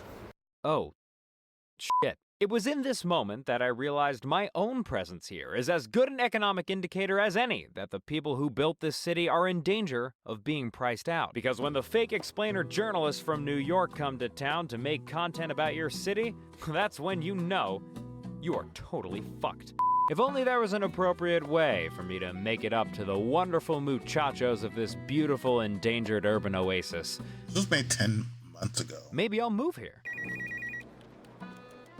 But of course, no investigation was complete without speaking to GoodWorks South Florida real estate correspondent Maya Vander. Maya is a real estate agent and former star of Netflix's Selling Sunset. She used to split her time between LA and Miami, but recently committed to Florida a few years ago to spend more time with her family and ride Miami's luxury real estate wave. Okay. So you see that? Like I'm just pointing for your B-roll. Yep. Is there any employees from any particular industry that tend to want to move here? You will see in general, because the schools are so great, the finance people, attorneys, private equity, hedge funds, but yeah, definitely finance. How do you see the city evolving with a lot of these newcomers entering in? I think it's if you drive around the city, if you drive around Coconut Grove, like they're going to do the Four Seasons right down the street on Bayshore. They're going to start at $3,000 per square foot, which 3 years ago, if you tell someone $3,000 per square foot, they will tell you, no way, Jose. Now those are the prices they are asking, and you know what, they are getting it. I think it's just going to grow from now, and some people cannot afford Miami anymore, and they are moving away from the city. As always, Maya, you've hit the nail on the fucking head. I have to ask, was it ever hard to tell Jason and Brett apart? Never. Gosh, no, I can always tell them apart, and they're great. I've been sleepless some nights thinking of that.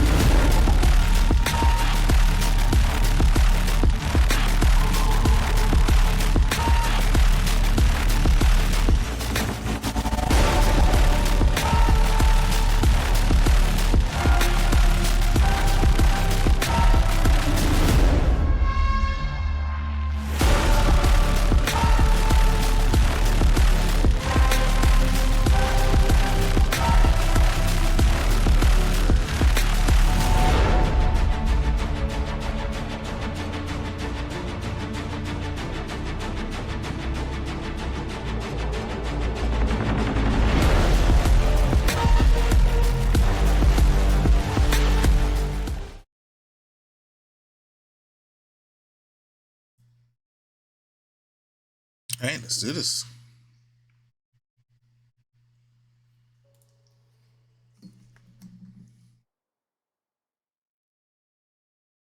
Let's finish this up.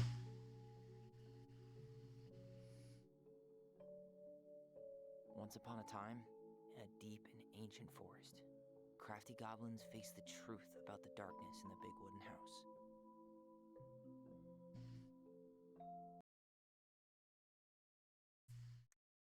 It had come for the wise princess, driving her mad and causing her to attack them. When they started asking questions about the princess in the darkness, the goblins realized that no one else in the forest wanted to know the truth. This is chapter 2? So they dug and searched and asked hurtful questions, learning more about the wise princess than they had ever hoped to. But the search took its toll. The darkness was proving too much for Sister Goblin, and yet Brother Goblin kept diving deeper and deeper until Sister Goblin finally said, "Enough."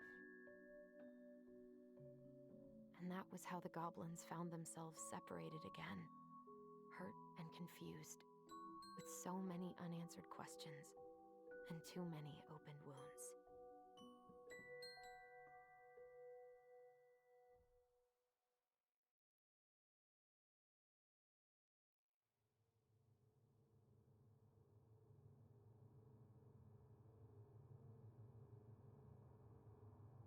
Alice, wake up. She's still wearing makeup.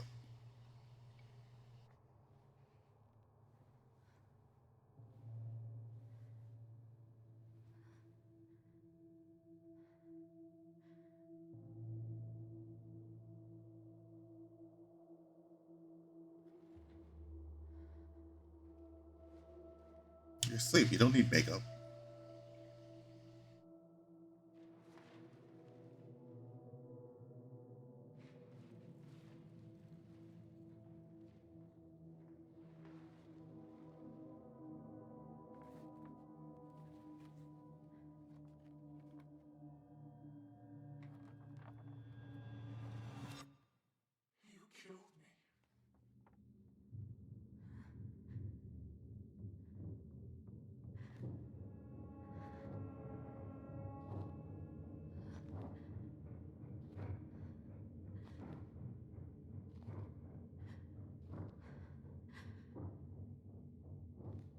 Wow.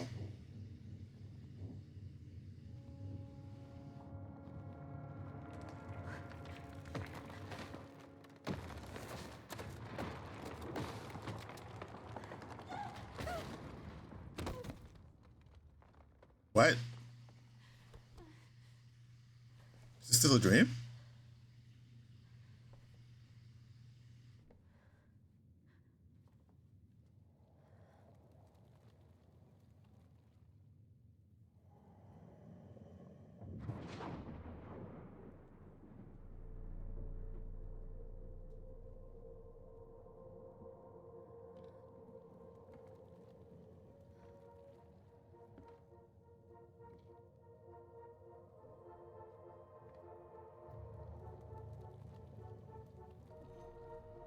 She could only go forward and find a new place for herself in this world, where she was no longer truly a princess in a tiara and a beautiful gown, but a wan woman alone in a deep and ancient wood.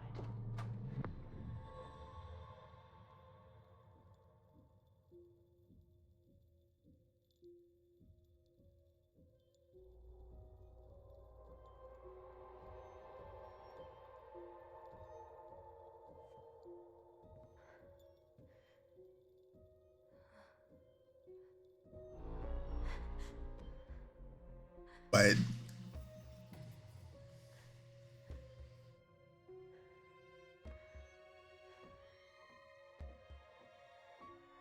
You killed me.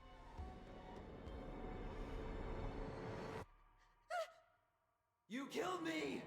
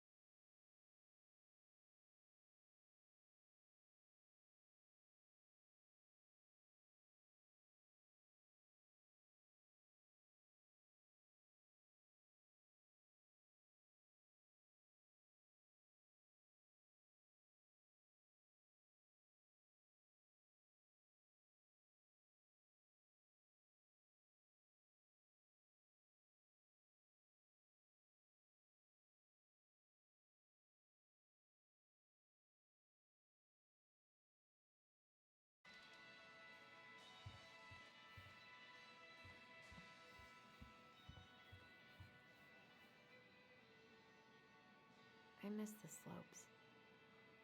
Eddie looks so young here. The days have gotten so short. It's gonna be a long winter.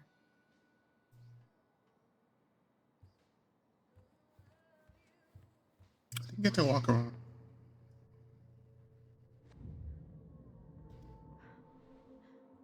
I should probably eat something.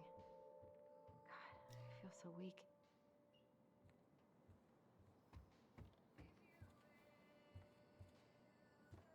Went away. So many months of snow boots ahead.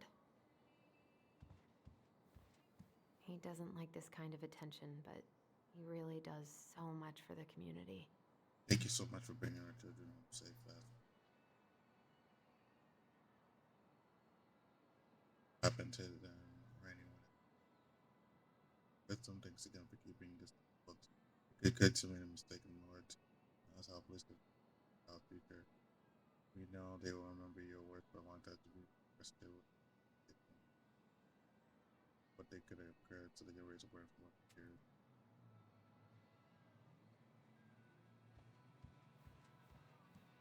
I always loved this one.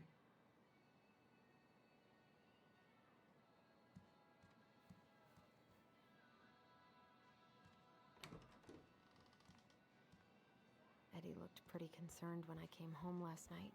I should have talked to him about what happened, but what the hell was I supposed to say?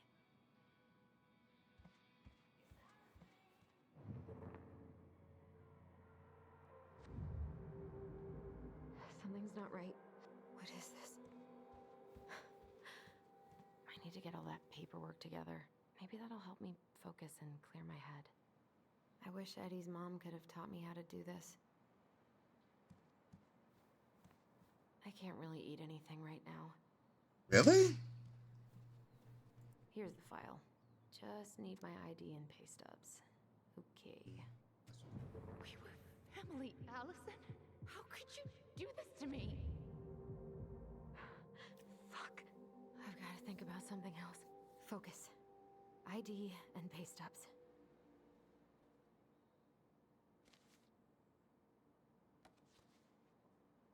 It's haunting her. Allison Ronan, 1994.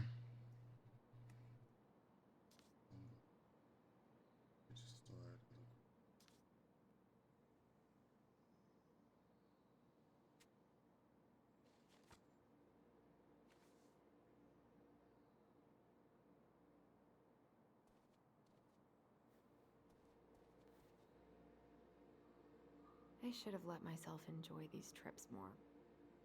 Maybe if I make something for Dee, it'll help calm me down.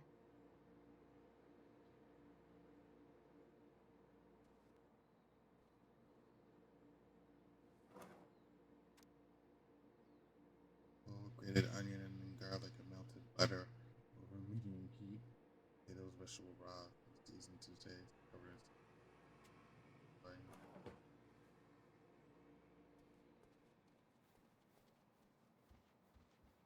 I so don't want to go back to the station. Not after yesterday. Must be great to feel like you belong somewhere. Anywhere.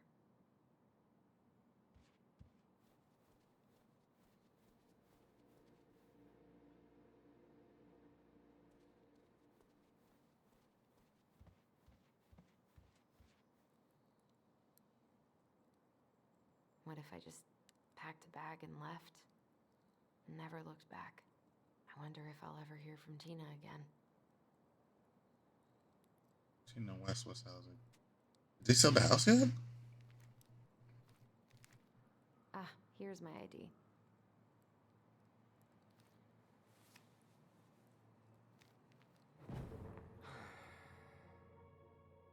This place was never much more than a bachelor pad, huh? There was so much I planned to do. All those sacrifices I made. And how do you repay me? Lying to my face?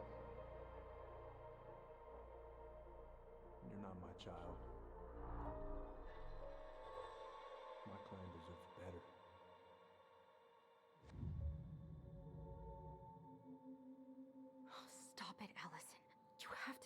torturing yourself.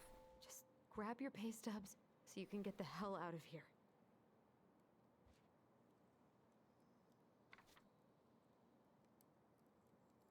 What if I just packed a bag and left? Never looked back. God, the world feels so fucking small right now. I've got to find a way to get out of my head.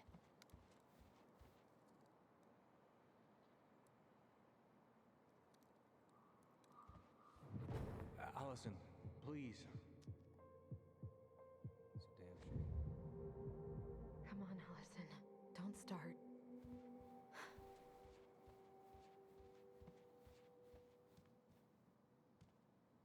I wish you could just change your mood as easily as a record. I wish Eddie's mom could have taught me how to do this.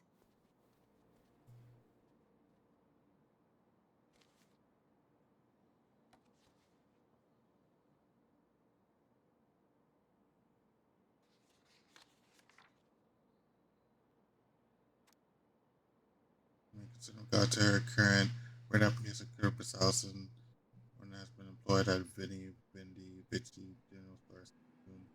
2013 is still currently working as a accountant.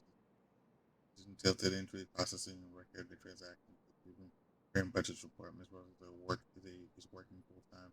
Roland earns a yearly salary of $24,000 plus bonuses. There's no disciplinary record. Tessa. All my recent pay stubs should be in that folder in my room.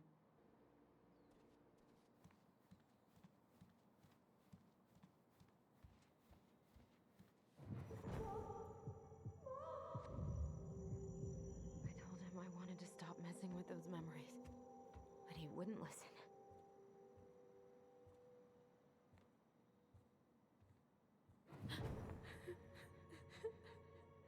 Brother, sister, we look out for each other. That's what you said. But you don't mean what you say, do you? They're just words.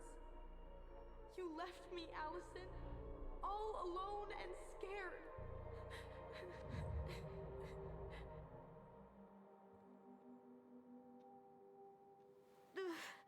What the hell is wrong with me?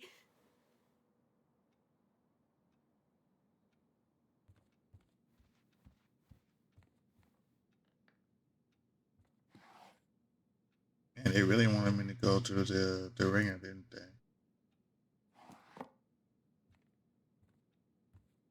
You're the one that said it was a folder in your room.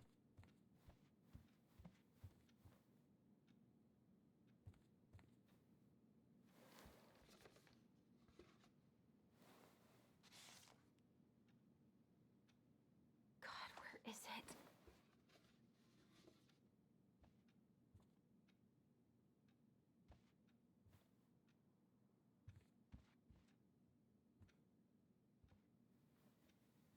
Not here.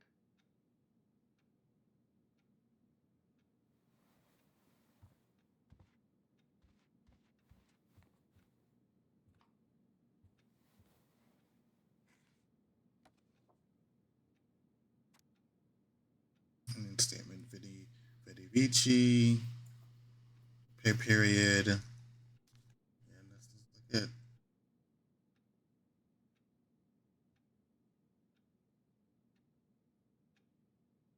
$155. Here they are.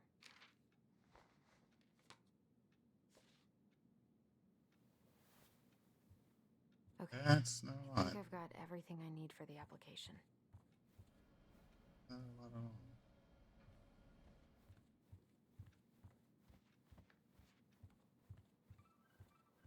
Where's that coming from? Where did I leave my phone last night?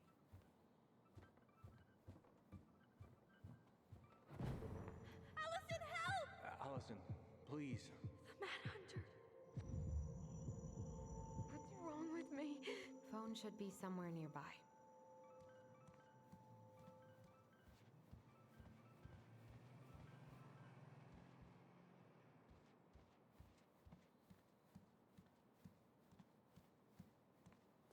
Stop ringing. Wait, still need my phone. The ringing seems to be coming from downstairs. I don't think there's any reason my phone would have ended up here.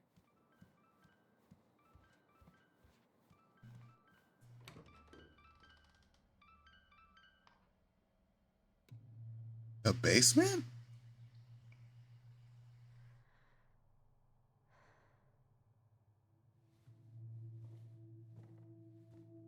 What is it doing in the basement?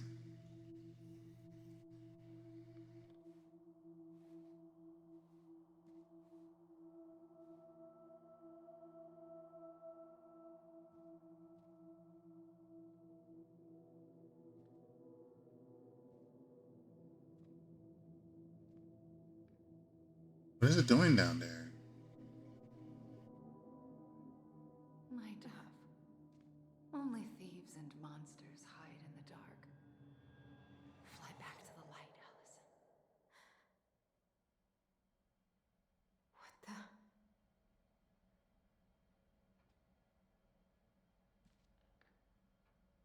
What is this about? No. I cannot deal with you right now.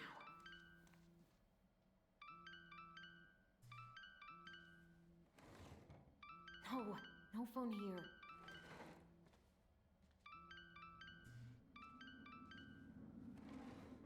Not here.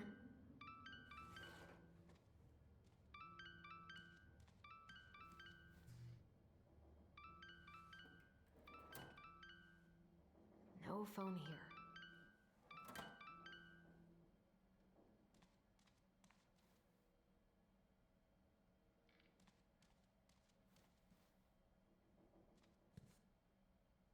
Where is it?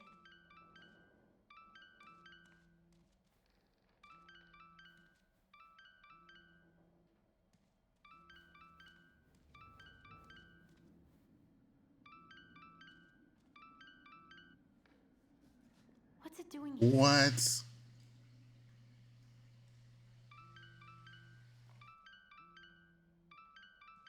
Hey, Dee. Finally. I was starting to get worried. Why didn't you pick up? Yeah, sorry. I didn't have my phone on me. Okay. Well, I just wanted to make sure we were still on for lunch. Yeah, of course. I'm getting ready right now. That so? Because it kind of sounds like I woke you up. That's just how I sound. But anyways, I still have a few things to do before I can leave, but I'll be there. All right, hun. See you soon. Get it together, Allison. Come on. Grab the file, get dressed, and head out. Or I was not in the right headspace to make something last night. I should try it again. I've been pretty grinchy about Christmas since I came here. Eddie tries so hard.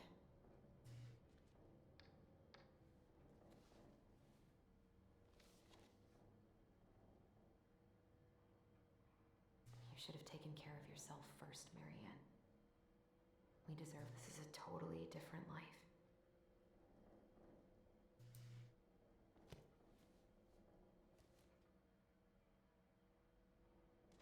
Eddie can't cope with getting rid of any of Carol's stuff.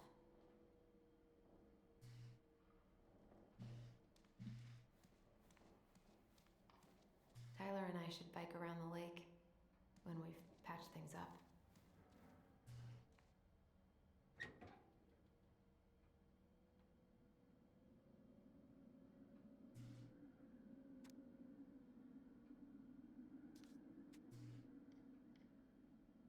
Eddie's been too busy to fish lately.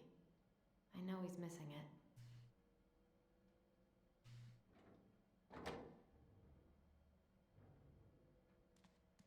I miss you, pup. You have a dog?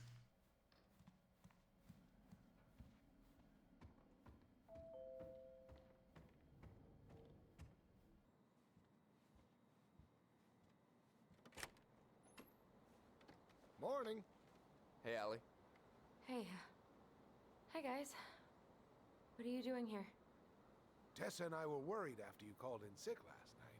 She's busy at the cafe, but she sent over some coconut cake, since you won't be making it in for lunch. That's That's nice, Tom. Thanks. I'm gonna head on inside.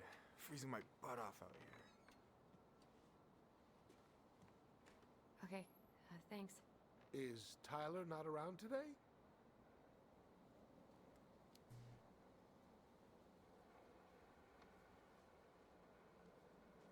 We had a fight. I think we just needed to get out of each other's hair for a little bit. I'm sorry to hear that. You were so happy he was coming home. Oh, it's okay. We'll get over it. I really hope so. So, Tessa told me a little bit about what happened at the cemetery. Yeah, I'm sorry it got so intense. It's just, we really needed to understand why Marianne did what she did. Especially Tyler. Oh, of course, of course. She gets that. You two didn't say anything she wasn't already thinking. She spent years blaming herself. Well, she wasn't the only one involved. There was a lot of blame to go around. I'm glad you're able to see that. It seems like your brother, well, he's not nearly so forgiving, is he? Nope. He has been pretty harsh. Especially on Eddie. But we both got tired of people lying to us for our own good. Right. Yes, Exactly. Totally reasonable. Though, I am sorry you're the one taking all the repercussions. I heard about the fight with your uncle. I really hope your brother appreciates your sacrifices. He will. I mean, he does. I'm sorry, but I'm pretty beat. Oh, of course. I'll let you rest. Tell Michael there's no need to hurry back. Okay. Thanks for stopping by, Tom. Bye now. Take care.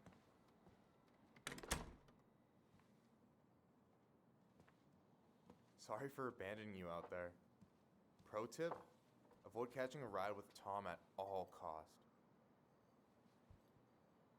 Did he talk about the new spicy chocolate bars? Yep. And exactly what they do to his digestion.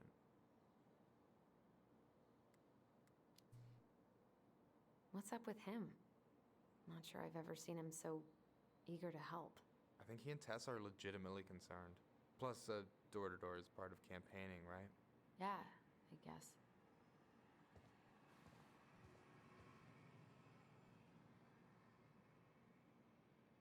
Help yourself to some waffles if you want. That's Eddie's way of saying, I'm worried about you. Oh, that's cute. But I had a ridiculously huge breakfast, so I'm good. I'm glad you're here, Michael. Thanks for coming. Coffee and a friendly face is just what the doctor ordered, right? I just feel like cuddling up in front of the TV all day. Maybe finally binge that last season of Witches of Eldom. Then do it. I gotta drag my lazy ass out to have lunch with Dee. I don't know about you, but I just really need to get out of Delos Crossing. Well, we're on our way soon, right? Right. I don't know. I've just got this feeling it's gonna fall through and I'm gonna be stuck here forever. That's... I get that feeling. We've got a plan. Allison. What's going on?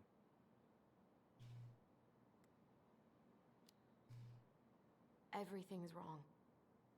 Like, literally, my whole life is going to shit. Everyone I know has been lying to me for years, and I can't even trust my own memories. I feel like reality is just unraveling around me all the time. Hey, I get that Tyler being back has raised a lot of questions for you, but maybe take a step back from that ledge, okay? The last few days have been a lot. It's totally okay to be overwhelmed. You're gonna figure it all out. Families are fucked up. They're basically fuck-up factories. You're right. I just need to relax.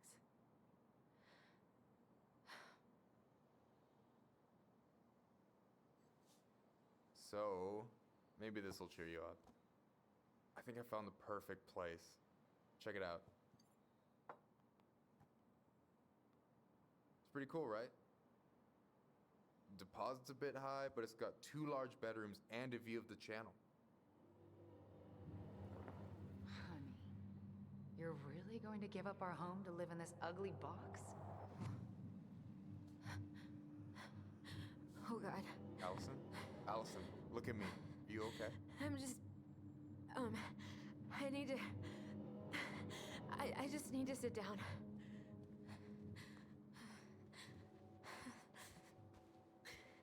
It's okay. I got you. What's going on?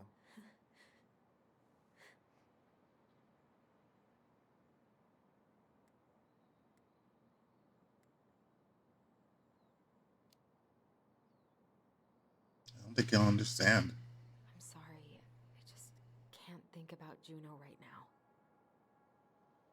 I've had the worst week. Hey, stop saying you're sorry. We don't have to talk about this now or ever if you're having second thoughts. Yeah, I think I might have fucked everything up with Tyler. For good. Hold up. I don't know the whole story, but nothing's fucked, okay? You two spent 10 years apart, and then day one you get thrown into some real intense shit. There's gonna be speed bumps. Please be honest. Have I been acting like an asshole? Every time he's asked me for something, I've pushed back. Even though I knew it was important. But this whole search has been tearing my life apart. And it's like he doesn't even care.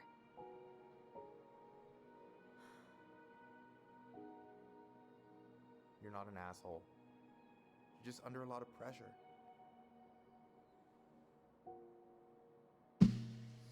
Look, I know you hate letting people down, but you gotta put your own oxygen mask on first. I get that, and so does Tyler. Thanks. I'll try. I really need to work on the house today, but Tyler's crashing out there. Not sure if I'm ready to face him. If you want, I could go out there, see how he's feeling, and if he's ready to talk. What do you think?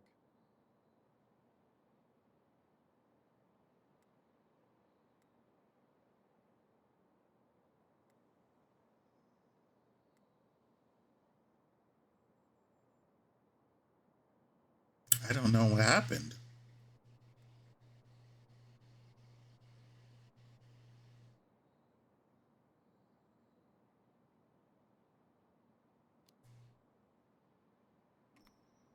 Whatever. I don't think it's gonna do much good. He's convinced he's meant to be alone. I thought I was the exception, but I was wrong.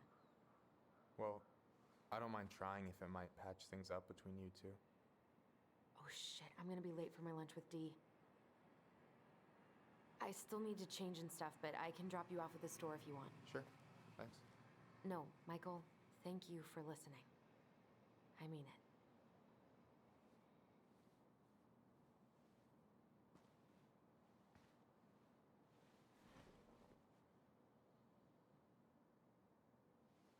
It was wrong for me to do that?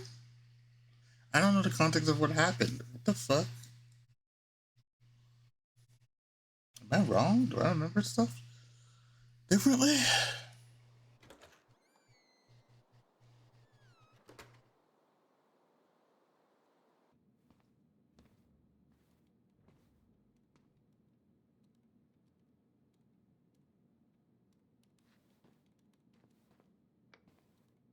Hi, Dee. Hey, beautiful. You okay? Cause, girl, you look like shit. I haven't been sleeping well. I think I'm only gonna play this game once. Now that I How much think I love about it. you, right? Oh. Well, I appreciate us having a girls' lunch anyway. Just give me 5 minutes so I can finish off this paperwork. Oh, no rush. I need to drop off some stuff with Eddie. All right. Oh, help yourself to some cobbler. Mrs. Romero sent it over after I caught her flasher. It's in the break room. You better hurry before Greggs kills it off. Mrs. Romero's cobbler? I'm on it. I'll meet you in there when I'm done with this. Morning. Hola, Miss Ronan. Hey, Greggs. Hey, Allison. What brings you here today? Just needed to drop off some paperwork with Eddie. Chief's busy right now, but you could leave him in his mail slot. Ooh, these look like wild berries. Mrs. Romero must have frozen them over the summer. Oh, yes, she takes her cooking seriously. Very seriously.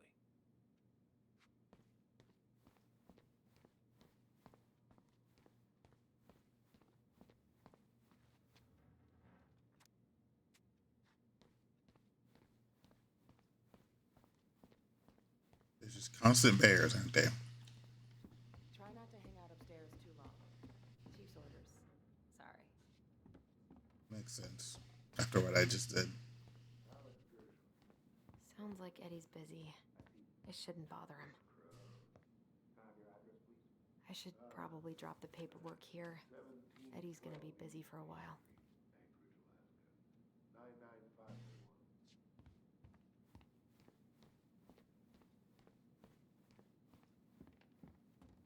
I wonder how Uncle's feeling about me moving away. We haven't really talked about it.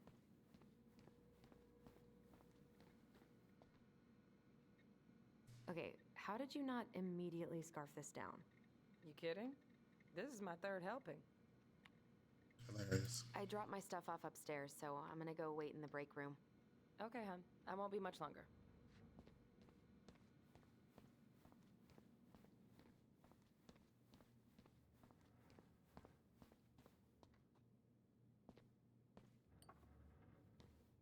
Chief's putting the fear of God into that poacher. Dessert for lunch. Pretty cool, right? Pretty cool, yeah. I've always had a sweet tooth. Got it from my mom. She baked darn near every day. Need to start being a little careful, though. Doctor's orders. Brenda may be in for it, too. God, that kid can eat. Linda's pretty concerned, but, growing boys, right? He needs the extra energy. He wants to let her in wrestling, and, whew, boy, is he working hard. Damn. Sometimes I miss being 14.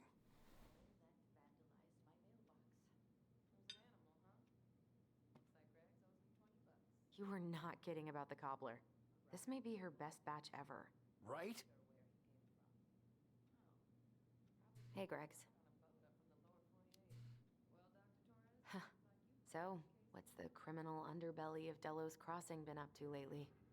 Poachers, vandalism, a few memorable cases of public indecency.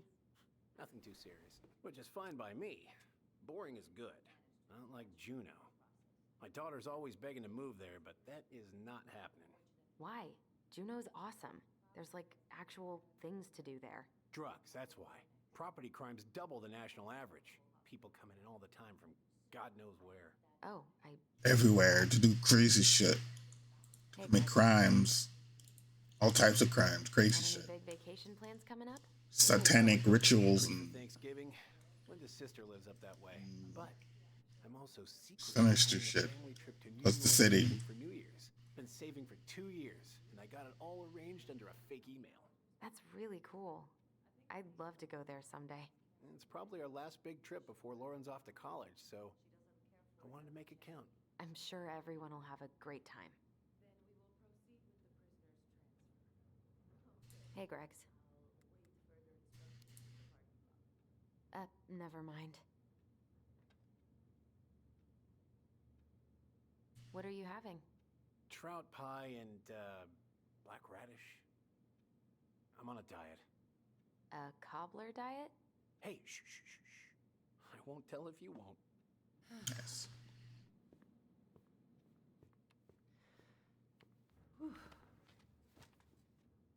Hey, sorry I kept you waiting.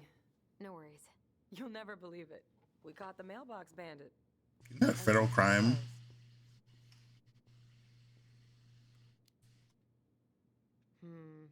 An animal? Like a raccoon, maybe? Have you been eavesdropping in on official police business? Anyway, yeah, it's a raccoon. Delos Crossing's most wanted turned out to be some trash panda stowaway. That's what I thought. And this is how legends begin. Anyway, I'm so sorry to bail, but I gotta run this little guy to animal control now. Probably best I take a rain check. Oh, it's okay. Totally, I understand. Oh, actually, she had a dirt Thanks. of a cobbler now that I think Well, about we it. need to try again soon. I feel so bad about missing your birthday. I thought about making you something, but I was a little strapped for time, so... No, I get it. With your brother back, I see where your priorities are now. What? No, it's not... Relax, I'm just kidding. Yeah. I really gotta go now. Right, I'll call you later. And try to get some sleep, all right? See ya.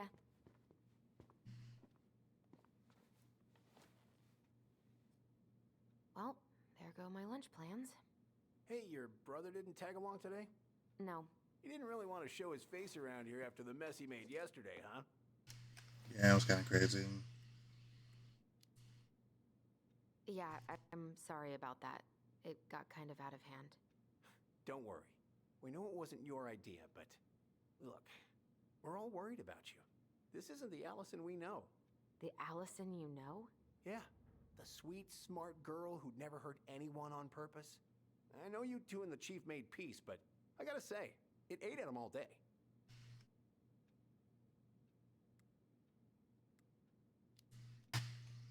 I'm sorry, but I really don't want to have this conversation right now. I had a rough morning.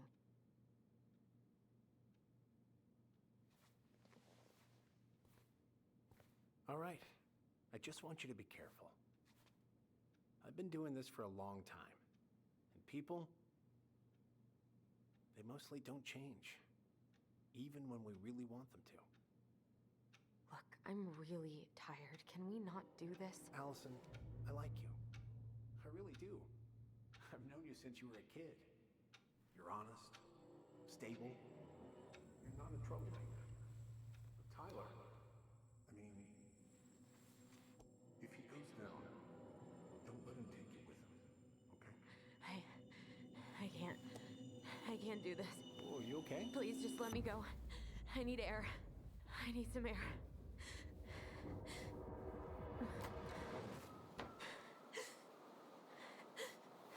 What the heck did all that mean?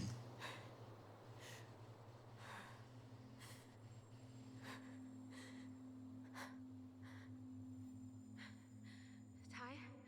Are you there? Tyler? Answer me, please. Fuck. Why is he ghosting me? God. I can't breathe. Please stop.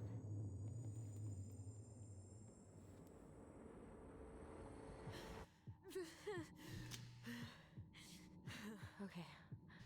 Okay. I've been here before. This will pass.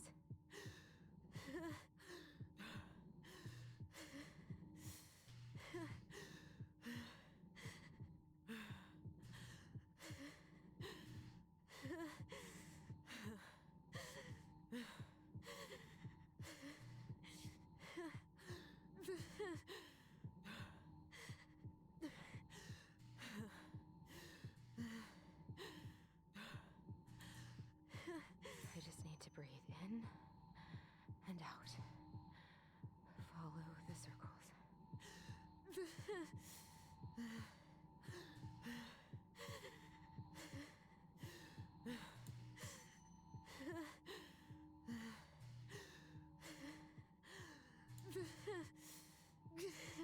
Oh, I see.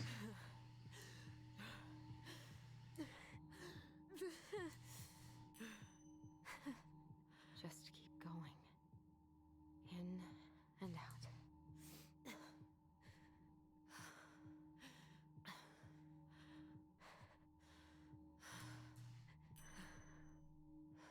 My heartbeat's slowing down. Hold on.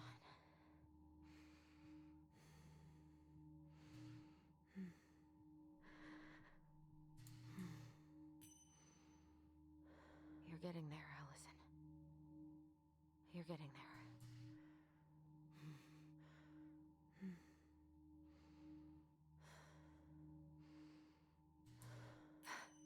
What was that? I'm okay. I'm okay. What was that? Are you okay? Yes? Are you fibbing? I'm scared. I don't know what these people are gonna be like. Or when I'm gonna see you again. We can still undo it.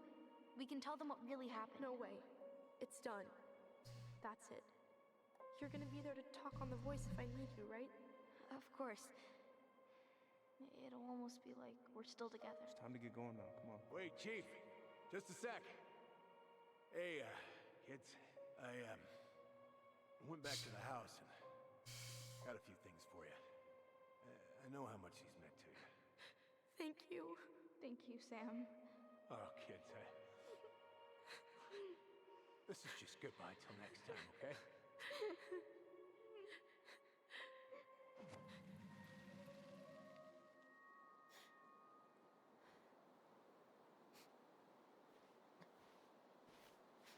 Allison? What are you doing out here? It's freezing. I just needed some air. What happened? What's wrong, little moose?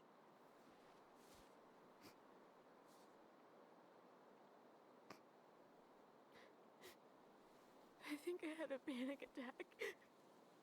Is that what that was?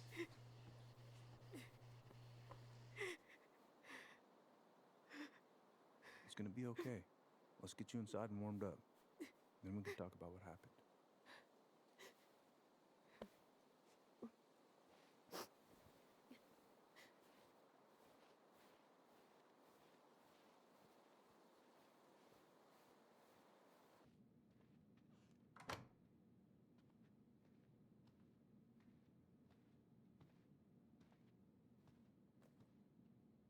I'm sorry.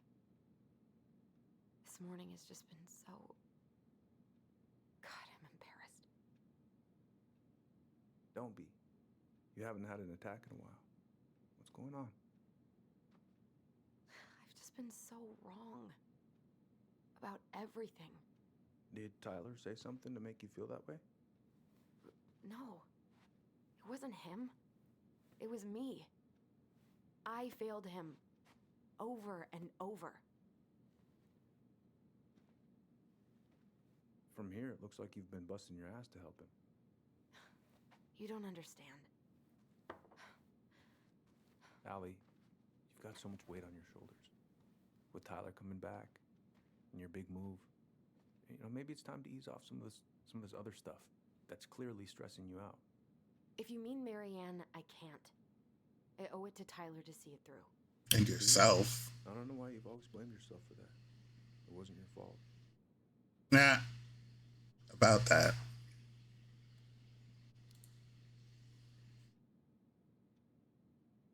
I just wish I could forget about it all. Never think about it again, ever.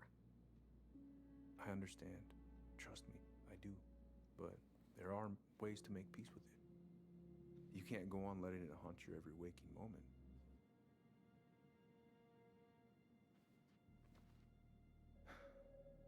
Look, you're not your mother, okay? What do you mean? I mean, something happened to her. Something bad. I don't know what it was, but it never left her. You can't make that same mistake. You gotta tell those ghosts to move on.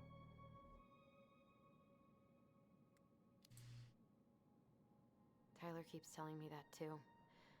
So you two agree on something. But I'm just not sure I can. Might be too late. I am who I am. No, I don't believe that. It's never too late. But it is gonna take some hard work. Please, just do what you need to, okay? I'll support you in any way I can. Thank you, Uncle. How are you feeling now? Any better? Exhausted. But not like I'm about to have a heart attack, so that's an improvement. That's an improvement. Yep. No, I get it. That must be really heavy. I was remembering something earlier. I don't know if it even really happened. The day Tyler left for Fireweed, did Sam come by with some of our stuff? Yeah. Yeah, that's right. He did.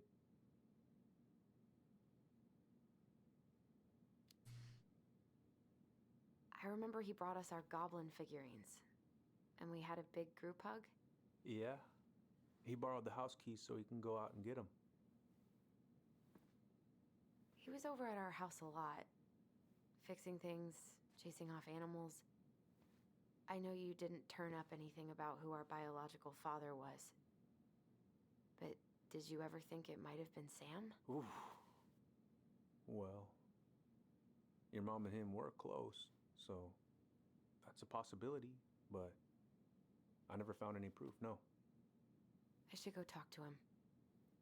Are you sure that's a good idea? I'm surprised you haven't done that sooner. I have to do this. And not just for Tyler. For me too.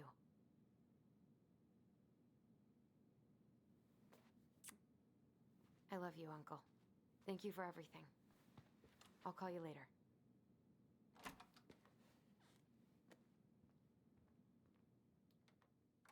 Born out of wedlock. Despite that, like, and Marianne clearly rejecting him. Still, it's still a question, right? Isn't that crazy? That's crazy. That's really crazy. Okay. You can do this.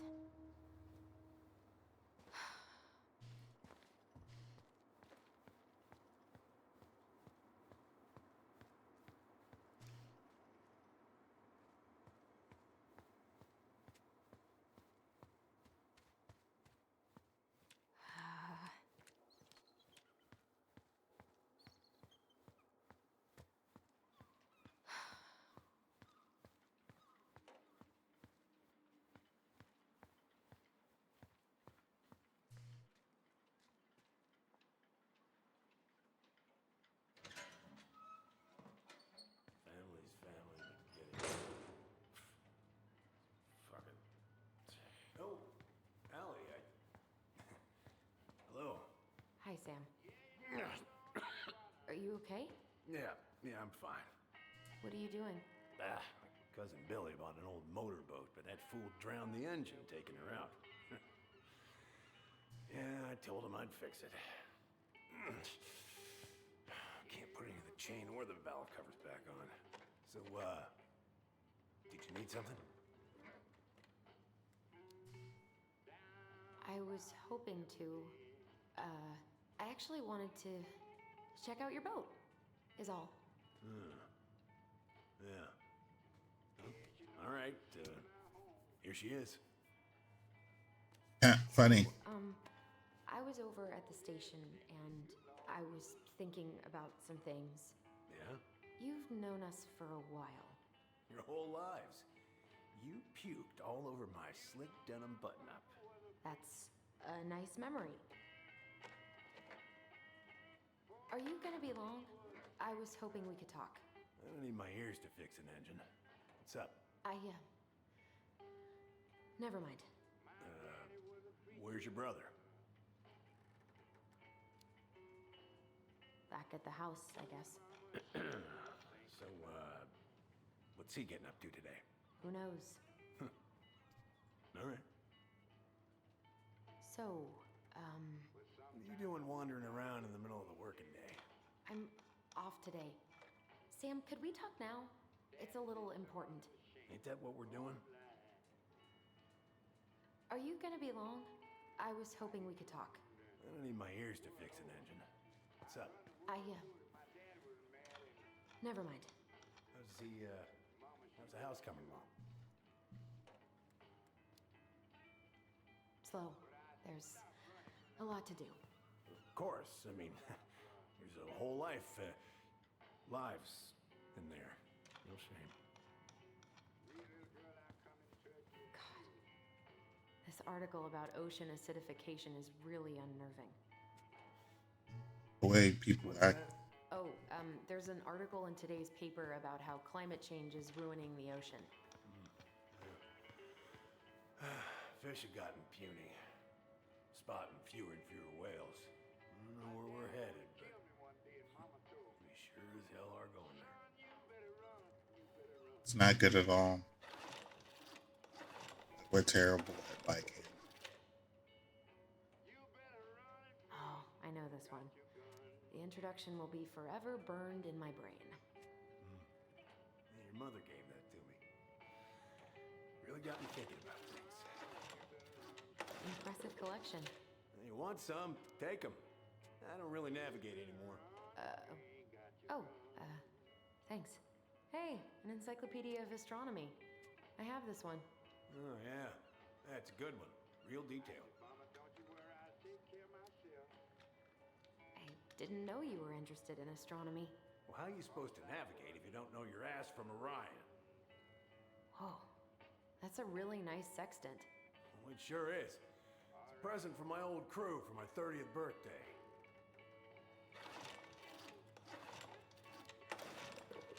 It's beautiful. Well, it's mostly just for decoration these days, but I'm a big fan of doing things the old-fashioned way, you know?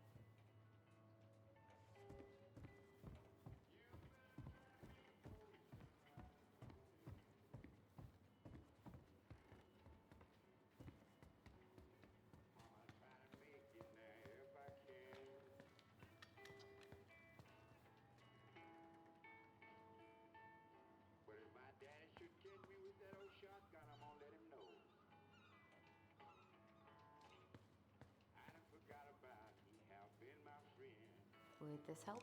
Oh. WD-40? Princess, but that ain't it. It's in a red can. Not a princess.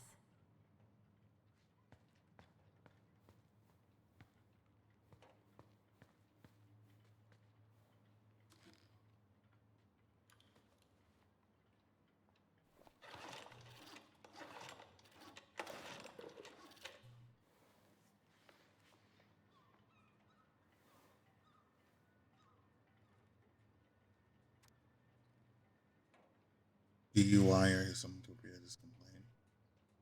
Shouldn't.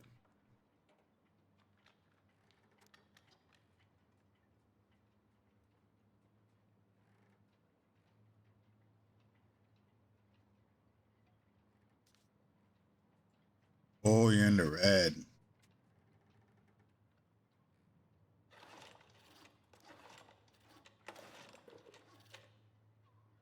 He hasn't voted yet.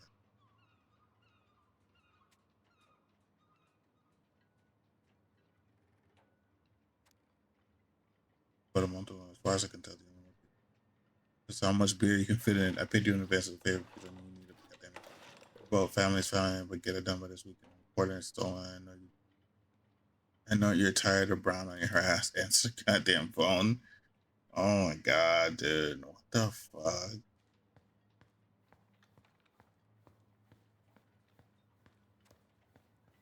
That's a bad buck on the ball. Leave on the door. No bananas on board? Really? Damn right. It's not just superstition. This one time, this greenhorn brought one on board. Well, you wouldn't believe the day we had. I'm listening. Boat was 50 miles south in the Pacific, and our hold was full of the morning's catch. Started pulling in our nets when they got all tangled up in our propellers. Made the damn things useless. Stopped us in our tracks, miles off land. That's crazy. So what'd you do? Well, we dropped anchor, and I had to dive under and cut out the net. Of course, when we finally managed to fix the damn thing and head it back in, there it was on the horizon. A nasty mother of a storm. Spent the trip back riding out the biggest damn waves I've ever seen. 30-footers, if you can believe it. All because of a banana. All because of a banana. Nice.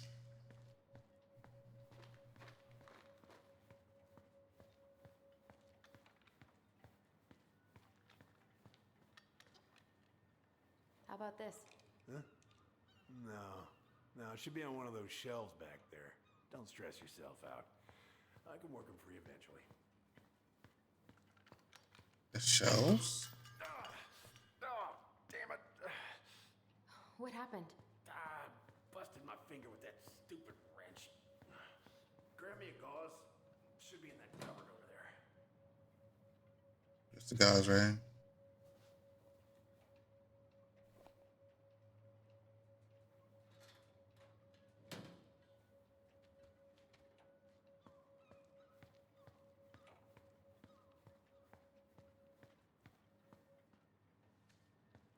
Ah, Jesus.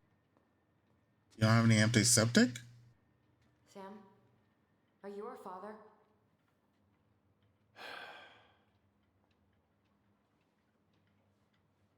Figured you'd ask me that question someday.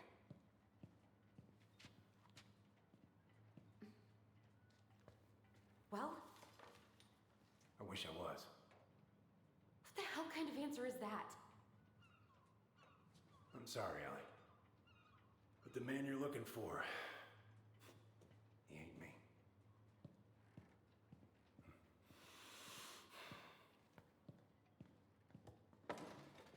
Oh, okay. Guess I'll just take your word for it then. Hey, you got no right coming in here getting angry at me for something I got nothing to do with.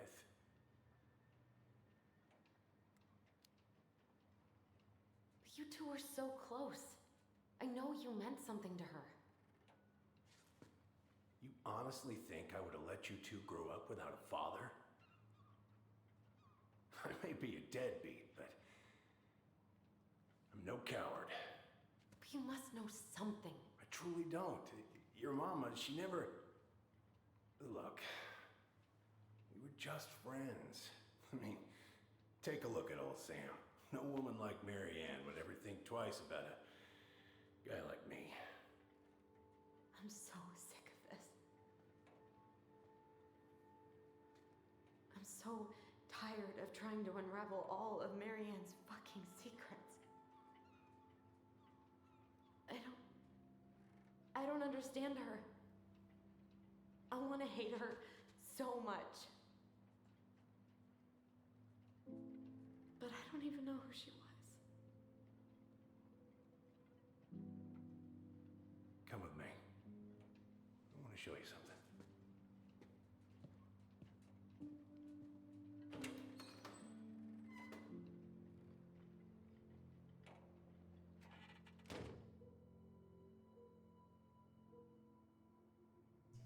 Come in.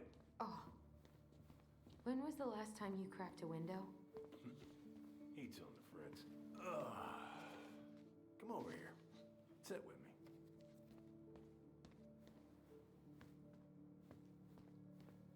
What's all this? Here, I kept a few things.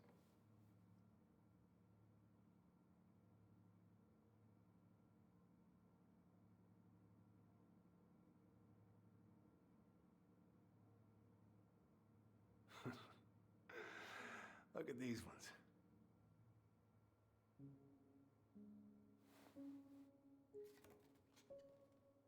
She looks happy. She was. Is that the guy? When was this? Why are you wearing a square hat?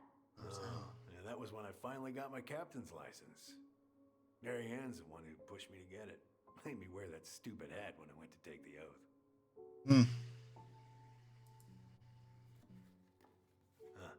Yeah, Laura took this one. We'd been working on that barn for months. That roof was a son of a bitch to sheath. Rain just kept on leaking into the loft. Wait, the barn has a loft? Oh, yeah. You didn't know? Oh, she didn't tell us. Is that a trap door? Yeah. Jimmy closed the whole thing up. Told her it was going to be real hard to get any hay up there, but said she didn't mind. Do you know what's up there? I could tell she didn't want to talk about it, so I respected that. Well, we're gonna have to empty it out for the sale, so I guess we'll know soon enough. Ellie, you really gonna go through with this? It's like I told you, that house meant everything to your mama. It's all we got left. You can't just throw it away.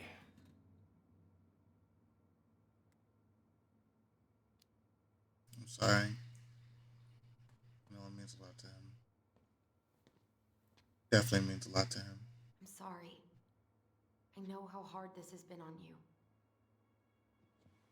But you need to move on. Yeah. He's drinking as What's he's done is done. Maybe it would help to talk to someone about it? Yeah, instead of Ever tell you the about bottle. time I broke my leg. Shin bone snapped in 3 different places.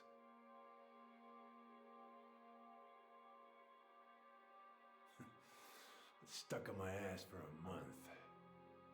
No use to anybody.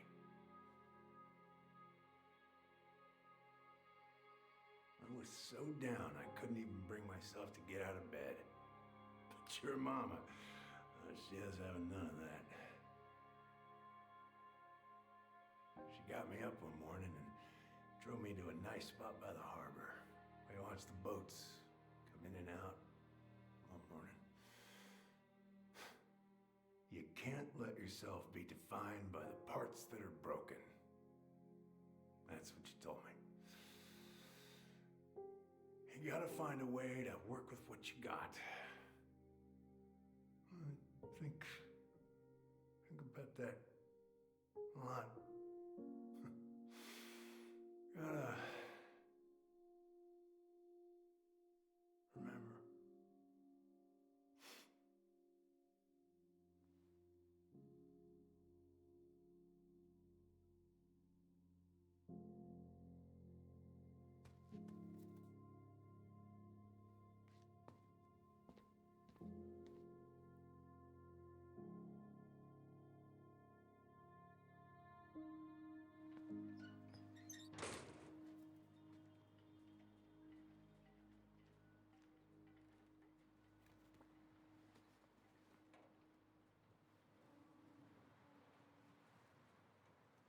At least I got your answer.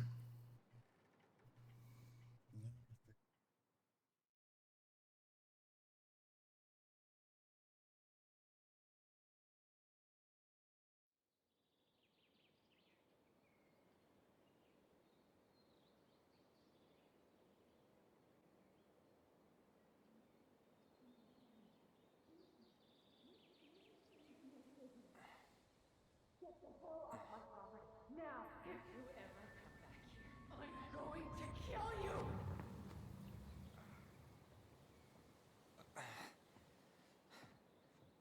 Hey, Tyler? I've been looking all over the place for you. You alright? When anyways. Whoa, whoa. Hey, let's get you off your feet, okay? Come on.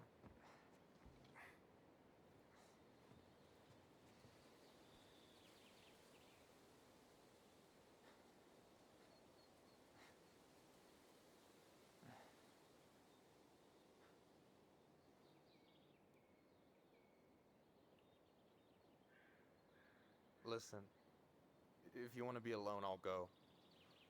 But if there's anything you need to get off your chest, I won't snitch.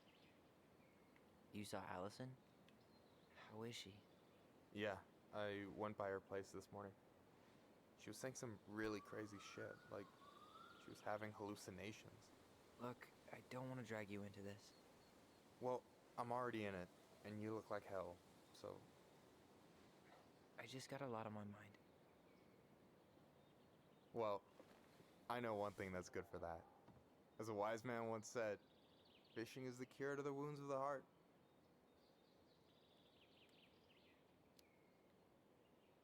Was that wise man you? Hey, like I said, I gotta write my own legacy. Hilarious. So, you in? I don't know. Come on, we're burning daylight. Let's go. Where are we gonna go? Why go anywhere when we have a perfectly frozen lake right here? Ice fishing in November? Yeah. It got cold way fast this year. Climate change. That shit's gonna kill us. It is. Fish first. You can walk behind me if you're afraid, though. You're actually serious? Of course he's serious. I am a very serious man, Tyler. Let's go. We still have to get everything out of the car.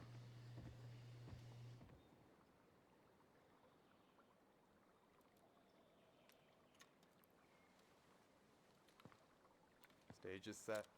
It's showtime. Whenever you're ready. You sure you don't want to go? Nah. Look, no way I'm gonna rob you of your first catch in your own backyard. All right.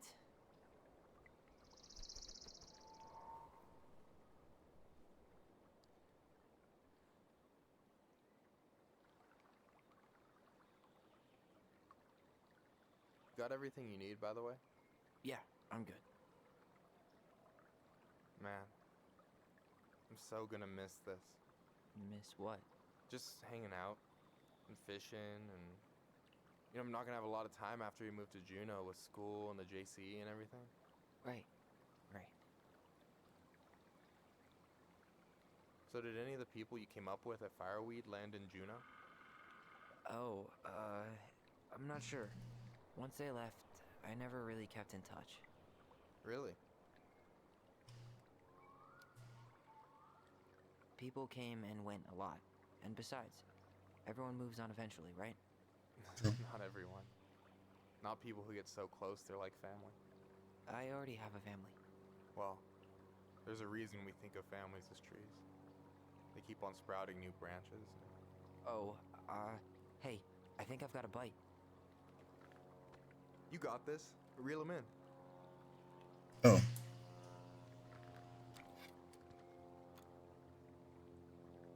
Come on, pull up on the rod. Reel them in. Now give it a nice pull. I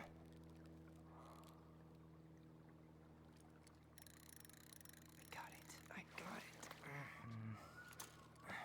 Slippery little. Got it. Bravo. First of many. Pace yourself.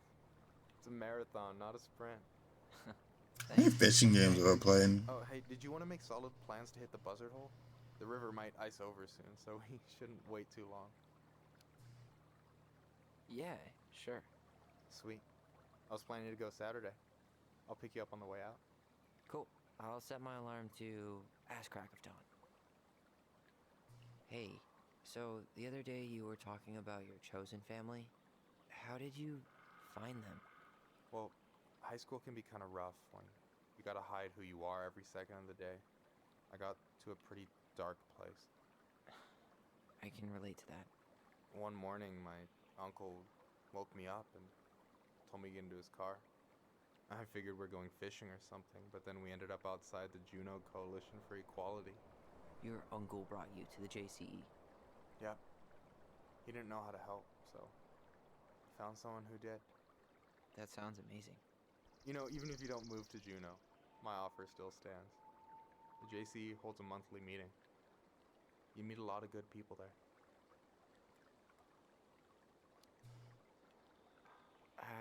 I'm not sure where I'm going, but yeah, if I'm around for the next one, I'll give you a call. No pressure. Just letting you know the door's open. You got anything good in there? Maybe, but who says I'm willing to share? Okay, fine, be that way. Alright, here we go.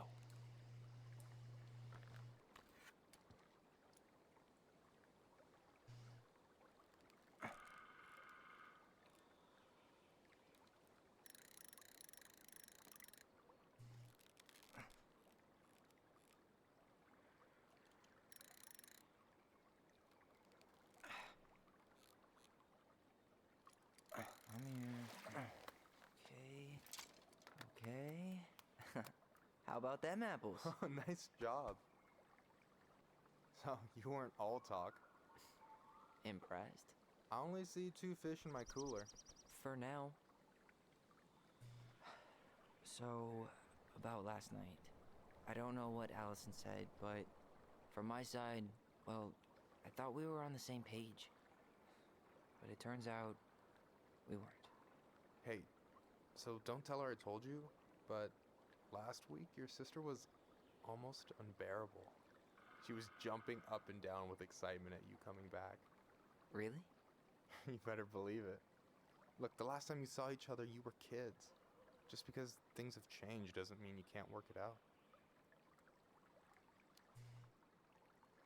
I know. It's probably my fault. I really pushed her last night. I just don't get why she always has to run away from everything. You blame her? Avoiding the problem doesn't make it go away. She's so fixated on selling the house. It's like she's trying to bury the past. All of it. Even the good parts. Look, I'm not picking sides here. Okay, but she's been murder house girl ever since it happened. Now she's got a chance to put it behind her and start fresh. Shit, I'd be pretty eager too.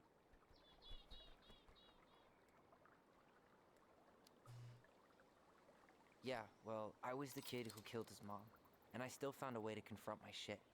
I mean, I'm here, doing the work. Even though, every second, I've got to fight the urge to run straight back. To fireweed, you mean? Yeah. When I first got there, all I could think about was getting out. It felt like a cage. But after a while, it started to feel more like a shell. I figured out who I was in there. But now, I've got to work out how to be that person out here. Well, if it makes you feel any better, none of us really know what we're doing. Like, shit may look bleak now, but your sister's never gonna give up on you. And you can lean on me too if you want. Just be careful, okay? Got a bad left shoulder. I'll keep it in mind. Thanks for listening. Don't mention it. I don't remember better what that actually. How did I think about Tell it? you. Or I could watch you squirm a bit longer. Ugh. You're a terrible person. You know that? You betcha. Don't you say anything. I got this.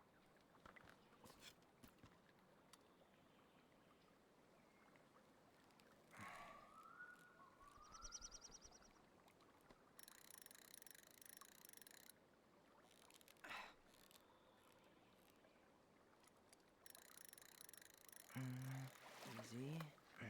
Oh. Whoa. Bam. 3 out of 3. Well played. I got nothing. That was clean. Huh. I'm a little disappointed. Hey, can I ask you something that's pretty personal? Sure. Take off the gloves.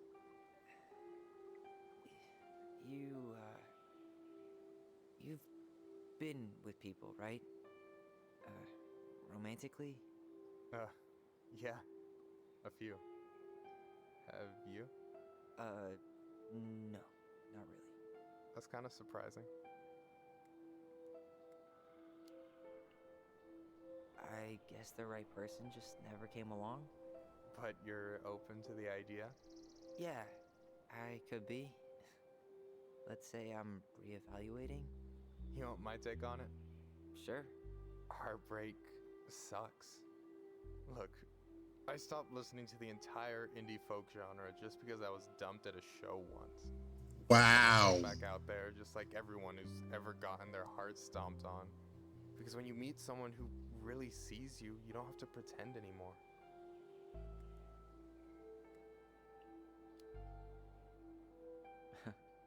Hard to argue with that, but it's pretty risky, right? I mean, yeah, but you only get so much time. So when I see a chance, I take it, even if he might shoot me down.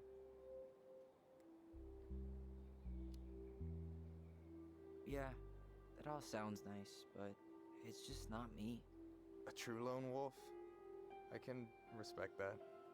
Hey, you've been dangling that line an awful long time. Sure you didn't forget the bait? Here, watch a master at work. Take it away.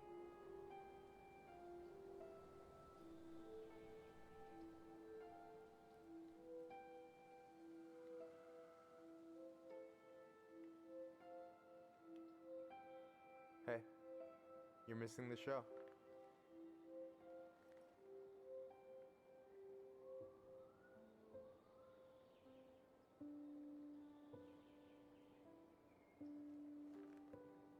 I see.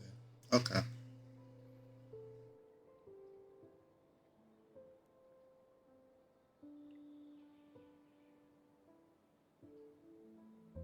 Whoa, careful now. You look like you might be enjoying yourself. It's an act. But seriously, thanks, man. This is exactly what I needed. Almost. It's just missing one tiny thing. I knew better. Come on. I knew better. I knew. Allison refuses to eat anything cold in the winter. It's her loss. I'm just not in the mood right now, honestly. Slam a pint of I'm not. berries I'm in the snow. not in the mood. I can't do it. Small fry. I wasn't looking for it, and then when it came up, I was just like, no, I can't do it.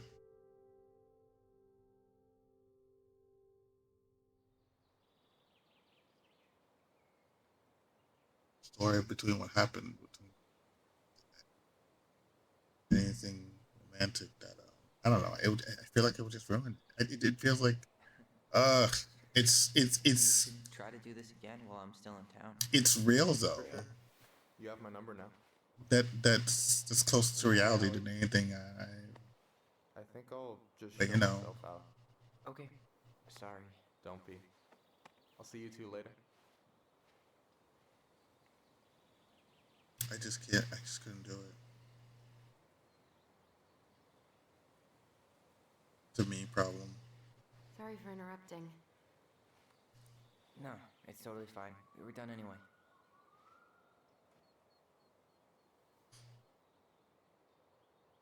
Catch anything? Mostly ice, but yeah. Tyler, I'm sorry for freaking out yesterday. All of this, it's just been really hard on me. Don't apologize. I was being an asshole. We should have never pushed you that hard. Come here.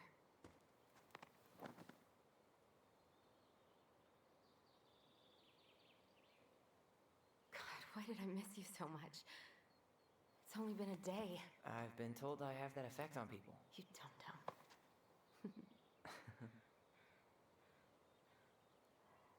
Okay, so I need to show you something. What? You're kind of weirding me out. Can we sit down for a sec?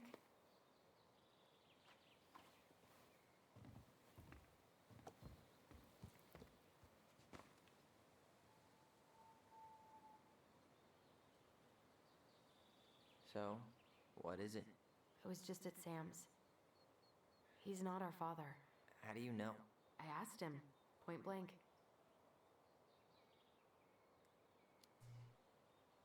I'm not surprised. Burning down the barn didn't really seem like a Sam move. Yeah, No. I guess it was silly to suspect him in the first place. He'd never hurt Mary Ann's kids.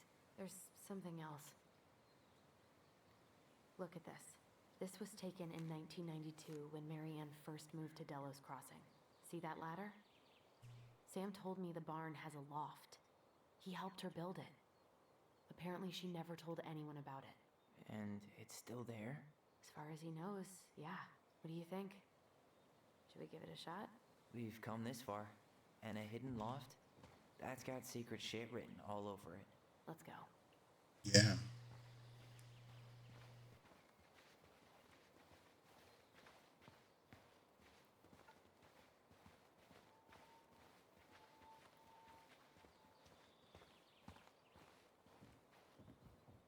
There's a loft. Is up there. I don't know. I'm trying not to speculate. My brain was going to some real dark places. Don't worry. Whatever's up there, I'll protect you. We'll see how chivalrous you feel when you've got bats and that perfectly coiffed hair. Funny. What do you think is up there? I don't know. I'm trying not to speculate. My brain was going to some real dark places. Don't worry. Whatever's up there, I'll protect you. We'll see how chivalrous you feel when you've got bats in that perfectly coiffed hair. Can't use this ladder.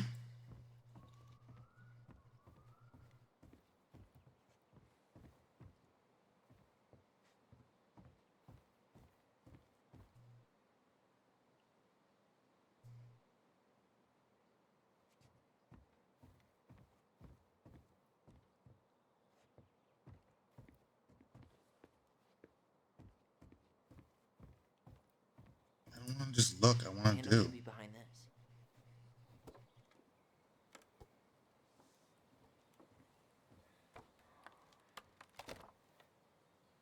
Ah, there it is.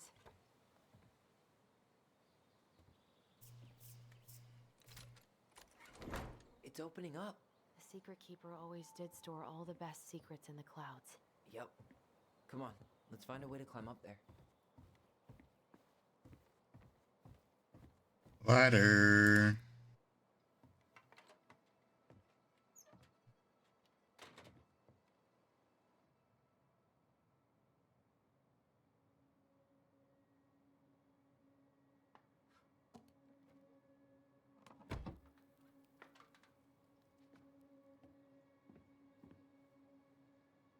Can you see anything? Nope, nada. You can see plenty. The fuck?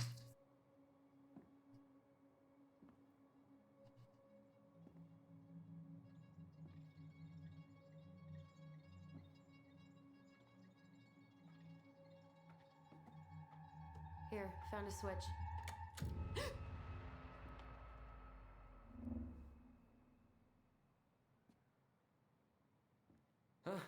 Holy shit. Well, that shaved a few years off my life.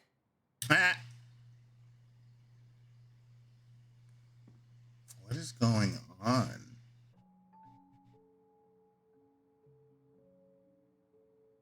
Whoa.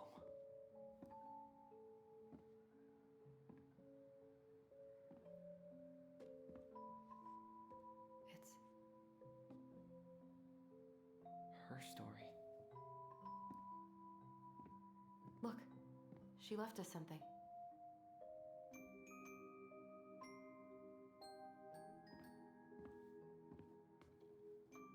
It's got a combination lock with letters. Do you think she hid the code somewhere in all this? Knowing Mary Ann, probably. Well, you want to do this? Yeah. Kinda have to, right?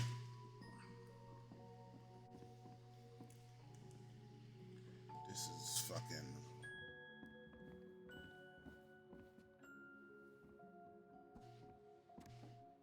Once upon a time, there was one princess who felt hopeless. Recognize this? Yeah. It's from the story where the goblins tricked the Mad Hunter. It looks like it, but it's different, right?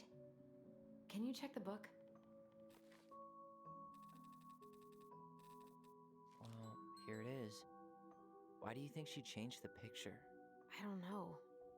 Maybe it's a message. Like, the differences between the two mean something. Something about Mary Ann, right? The Since castle she's just. the princess? Yeah. Why don't we try to find them all and then see if it makes any sense? Are you serious? Did you just give me a puzzle? Once upon a time, the castle just beyond the age and before the Mad Hunter was burned for the gold. They fell into it. Very fast as the gold lady, I will take your left hand. You will return to the ancient. Back, I will return your hand to you. Fail again, and I'll take your right hand. They could hunt with just his right hand, but if he lost both hands, you'll never be able to hunt again. You're a madman. So the Mad Hunter returned to the 1854 section for the prisoner for the wise princess.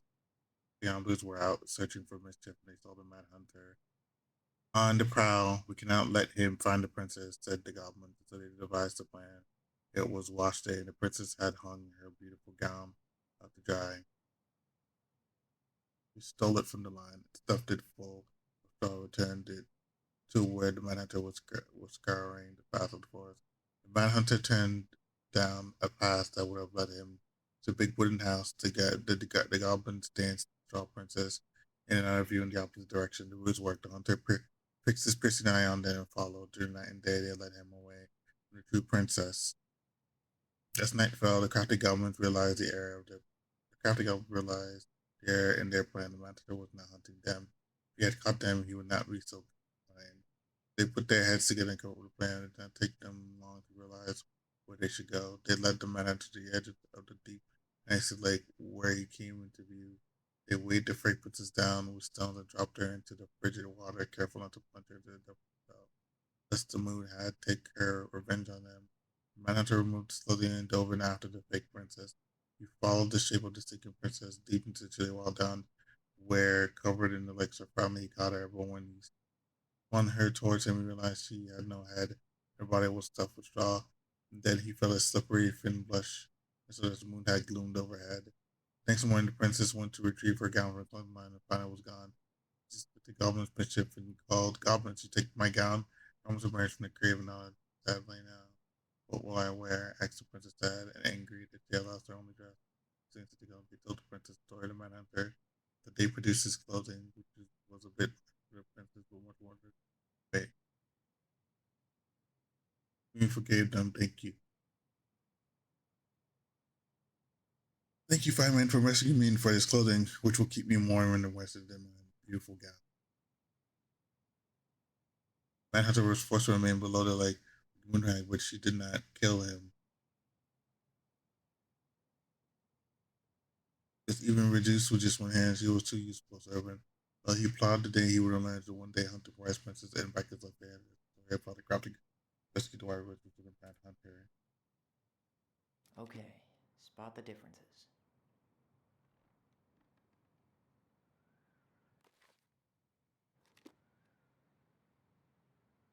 It moves. Oh, some of these parts are buttons.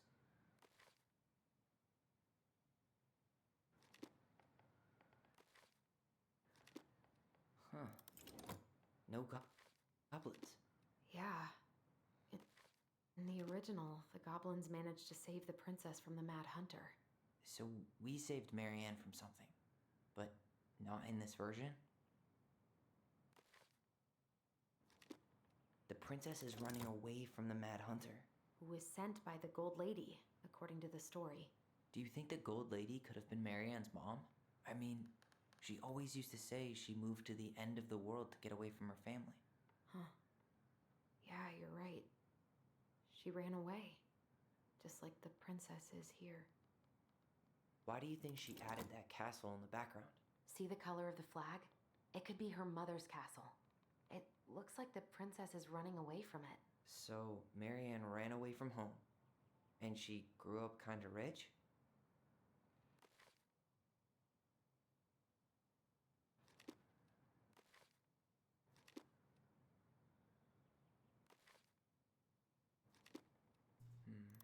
Maybe that branch looks a little bit different? I don't know. Even if the branch is a little different, I don't really think that means anything.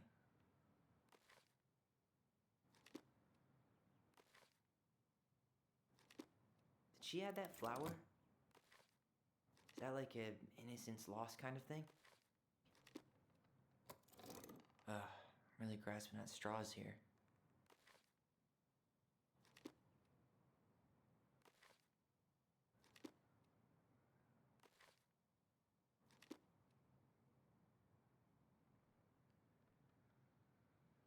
Figured anything out yet? Nah, still figuring it out.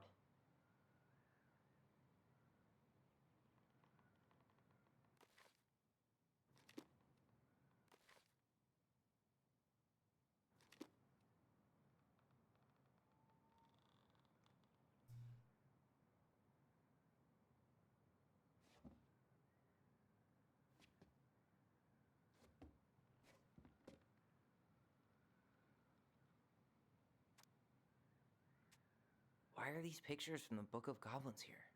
I don't know. We'll get to those later. Let's finish this one, okay? Okay, spot the differences.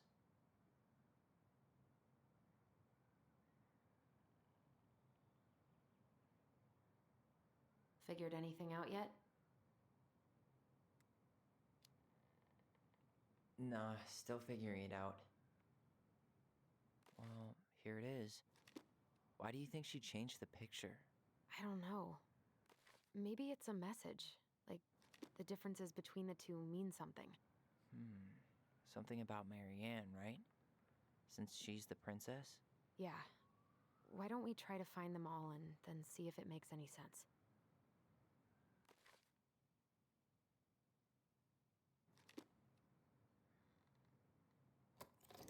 Or not. The Mad Hunter still has two hands here. So this was either before the Gold Lady cut off his other one, or after he earned it back? Which either makes it before most of the stories, or after. Yeah, at some point when she was running away from whatever the hell the Mad Hunter meant to Marianne.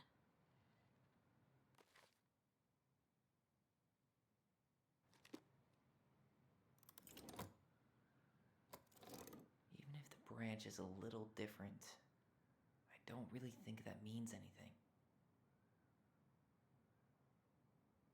Figured anything out yet? I'm totally stumped. Well, first off, the title's different, right? It's not the same title, so I guess that counts as a difference. That's it. Whoa. What's in there? Tyler, see that little light? I think we need to solve this one next. Pictures, letters. Have you ever seen any of these? All the pictures of Marianne I've ever seen were the ones hanging on the walls. The Gold Lady. That was definitely her mom. So, did Marianne grow up kinda rich? Maybe. Would have been nice to have some of that. Can't do this anymore. You just abandon cliche bullshit like it's not you, it's me. The truth is, it's all been too much to deal, and I realized maybe we dealt with this on our own without your mom constantly. Could have been different, but the damage is done. It's probably too late. Sorry, I mean to you made me feel better, man. I hate myself for doing this, but I feel like we'd be better apart. There I go, cliches again. Please don't ever stop being who you are. Here, Brett, I'm gone. Brett. Who's Could Brett? this guy been any more cryptic? You think the guy with her is Brett from the letter? I would guess so. Environment over economy? Did you know she studied engineering? No. But it looks like she changed her major to visual arts. I don't think she actually got it changed. The paper's not signed and it's all wrinkled. Like someone tried to throw it away. Yeah. I can't believe she was a ballet dancer. Marianne. And a good one, too. God, that's so not her. Be surprised. Aw, poor thing. Why would she keep an old drawing of a pet in here? Because she really cared about the pet. Tyler, see that little light? I think we need to solve this one next. Parents kept her locked away in a musty place. There's the Gold Lady again. She's all over the board. There was a figure of her in that stash by the Mad Hunter painting, right? Oh, yeah. So maybe all of this is related to what we found in there.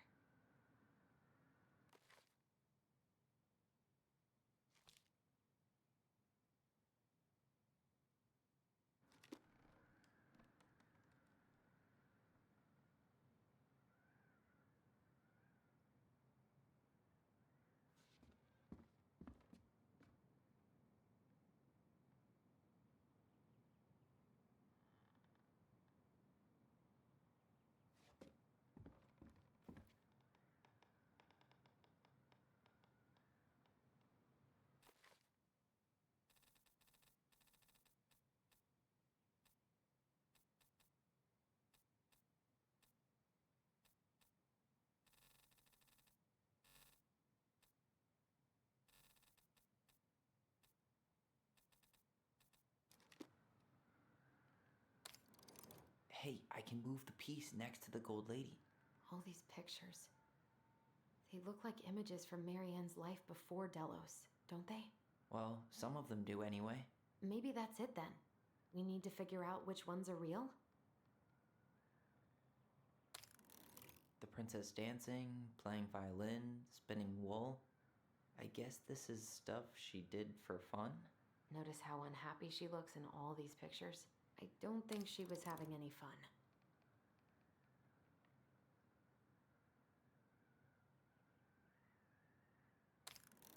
The wise princess looks like she's trying to run away. And she's being watched by the Gold Lady.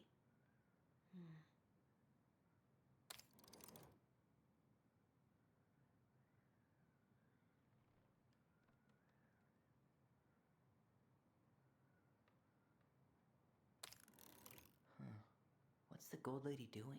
Whispering something into someone's ear behind the princess's back?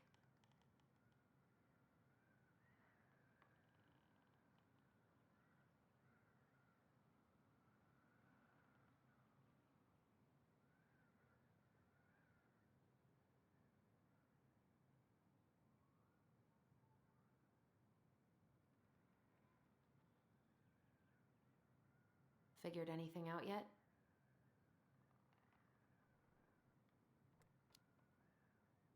Nah, still thinking. Nope.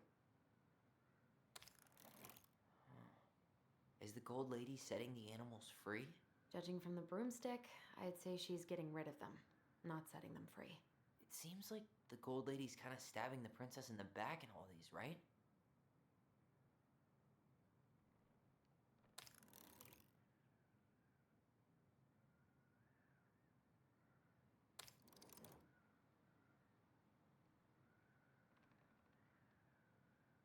This is law. Nope. This is engineering.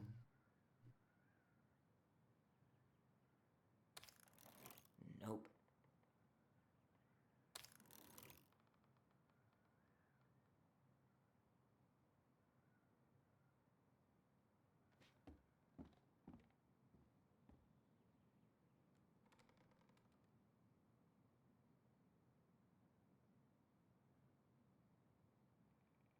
Environment over.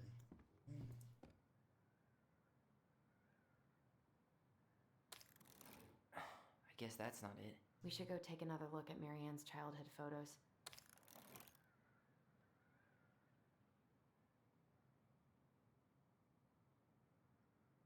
Figured anything out yet?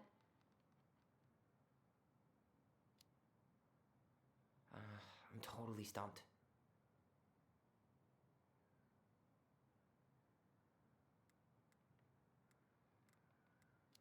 Animals are I'm bird, sure I right? can figure out this one with all the animals. What about that drawing of Marianne's pet?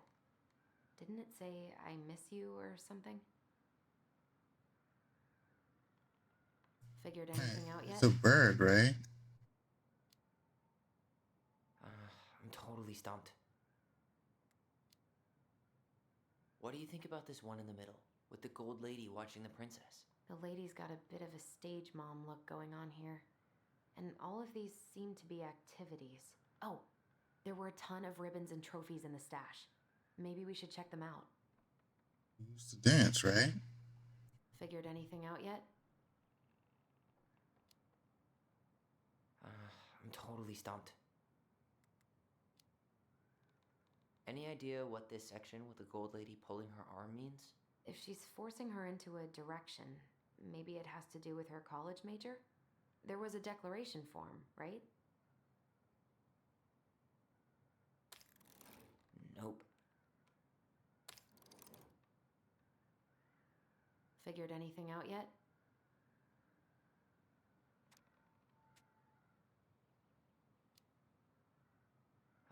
I'm totally stumped. I have no clue what's going on with this picture of the Gold Lady whispering. She seems to be whispering to one of these guys.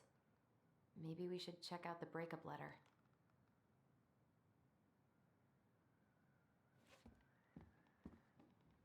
The breakup letter is what I have wrong.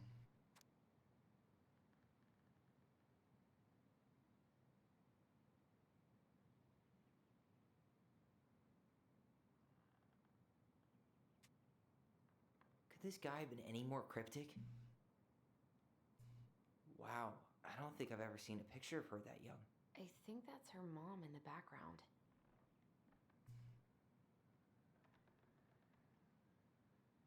So I guess she tried to change majors, but couldn't. Her parents probably wanted her to study something more practical. Marianne Ronan, the very definition of the word practical. Oh, she wanted to do visual art.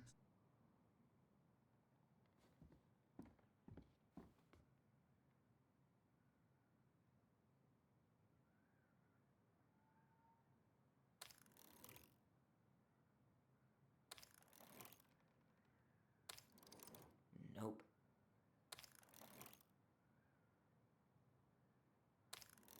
I guess that's not it. We should go take another look at Marianne's childhood photos.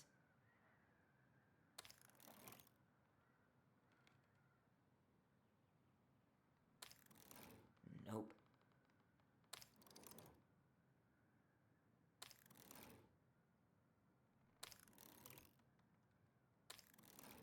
Nope.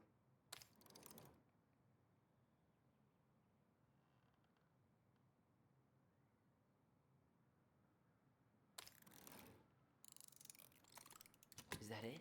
It's opening. Wait, what? He was an artist? How am I supposed to figure that out from the note?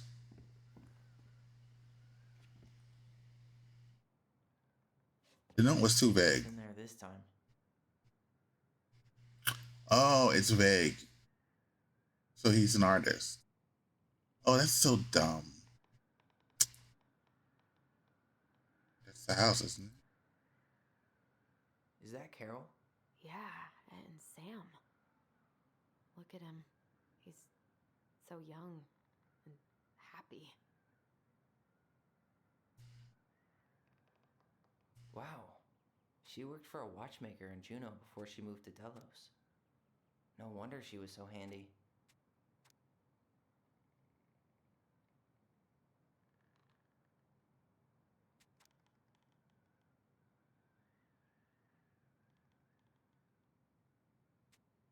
About the house.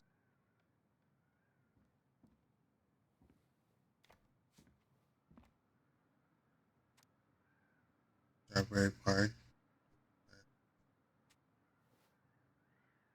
Salmonberry Park. Huh. Is that some kind of commune? Looks like it. It's It's so weird to imagine her living in a community like that. With, other people. The weirdest part is how they all seem to love her. Where was prom queen Marianne when the whole town was turning on us? Keep on looking for those answers to questions ahead with your blind smiley face. You must be ready. Civilization. Into spirit, also your wild edibles, pagan skills. Morris Wolf's beautiful aura. Godspeed, Captain Wonk. I like your pictures, low. Amala was a commune? Her father. Just find you, but since you don't leave any contact information, I'll have to send you to your aunt and hope for the best. I'm ready to inform you your mother has passed away last week. We had her funeral reception. The house has been filled with people today, family, friends, colleagues, and judgment. It's now 11 p.m. Instead alone at the kitchen table surrounded by dozens of trays of food, flowers, and simply guitars. Your cousin Andy brought in a beautiful photo. She didn't go to her funeral.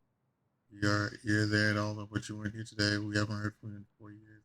Hope you made it to Alaska wherever you were and that you your child are both safe. You might be sick of the breast for years. You can imagine why the pain of her son brown dot. Knowing that she would never get to see a girl express through her body like cancer.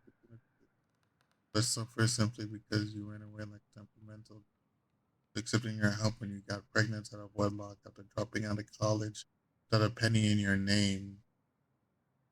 Oh my God. She only stepped up to help because she knew you weren't ready to raise a child properly, Marianne.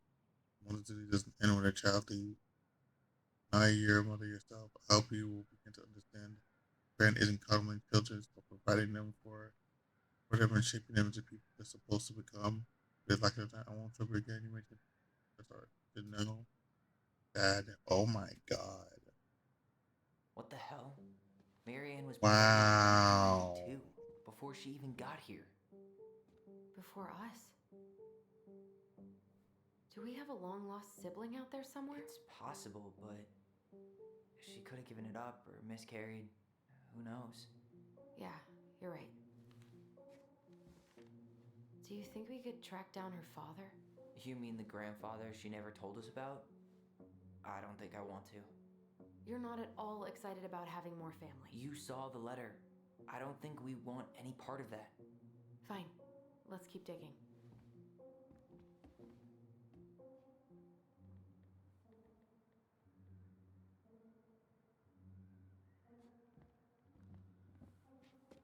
This just lit up, so I think we're supposed to try this one next. What's this? Some sort of map? Then she took her tiara and ran away to the forest.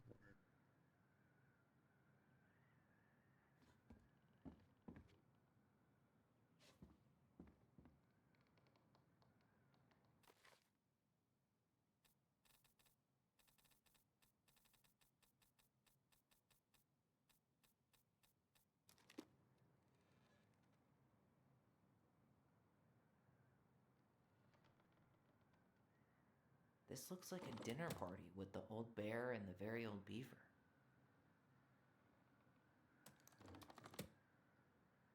What's that plant thing on top? Oh, those are definitely salmonberry flowers. Hey, that degree in outdoor studies is paying off. This is the princess's house.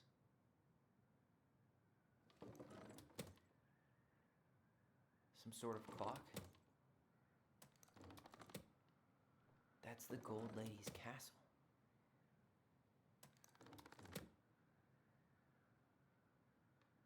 You need help? Yeah, I'm stuck. Any ideas?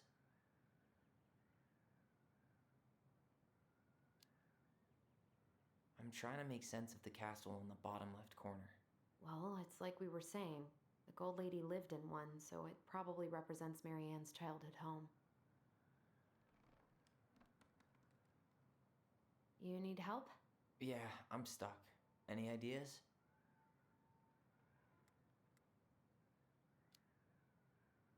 What's up with the salmonberry flowers? I think those probably represent the commune she stayed at after she moved out. That's the Gold Lady's castle.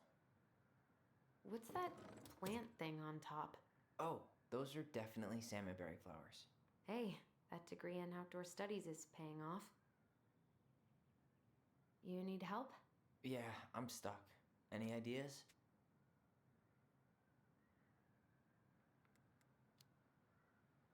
What's the deal with this picture of the princess eating dinner with her animal buddies? Well, the beaver is Eddie's mother and the bear is Sam. And we know she met Sam and Carol after she moved to Delos. So...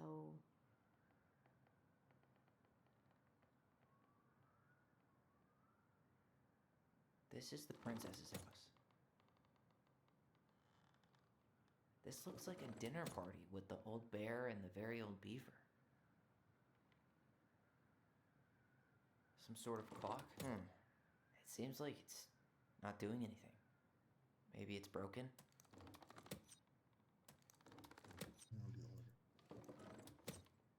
This looks like a dinner party with the old bear and the very old beaver. This is the princess's house.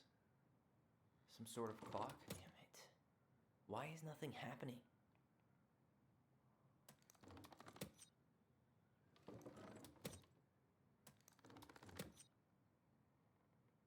Some sort of clock? This is the princess's house. This looks like a dinner party with the old bear and the very old beaver. That doesn't make any sense. What does the clock have? What's in there? Another letter? The princess's loss. Is this from the Book of Goblins? Not that I know of. Well, sure looks like it could be. Once upon a time in an ancient deep forest, there was a wise princess in a big wooden house. She made it clear. She made it through the woods into that house. Clothes on her back and a single item from her.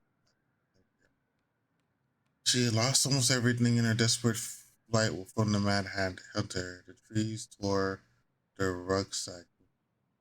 baggage. These threaded her dress and left a pattern of red welts. Scared, but through the all she clutched the tiara close to her dress. Bring him said cause its ball to break. The tiara had its own spot in a big wooden house, pillowed near the wood where the sun would catch on its surface and shadowing. The princess could stare for hours at her, marvel at its beauty. Rain dumbed down its curves every single morning she would wake. She would tend to it, polishing every surface to be sure it shone brightly as it could. Then she pluck it up, place it on her head, walk around the foot, fooling her mama. Because what after with the princess without a crown, every night she would place it upon its pillow, give it a quick kiss, and go to bed. In her way, she would pause, glance back at it to make sure it was still there. She hated to be separated from it, but she knew it was the safest on the pillow while she slept. One night, the princess woke in a raging storm. The wind howled against the walls, rattling the windows, and her parents, fearing the gust went out to her house. She plucked it from it and brought it to bed. All through the night, she held the tiara close in the morning. Her finally still cradling it. The storm passed, but the day was the same as any other of those perhaps gave. She perhaps gave the tiara even more thorough cleaning, grateful that she was that nothing had gone wrong the night before. She put the tiara upon his pillow, gave it a quick kiss, and put out possible to be face. Once she woke and sensed immediately that something was wrong. The tile lay upon the ground, broken, dull, and faded. Nothing else in the room had changed. The pillow was exactly where she had left the window closed. There had been no storm, no wind, no sign of anything at all that a gutter missed. Only the broken tiara mute upon the ground. She picked up and held it, armed with a gutter cry.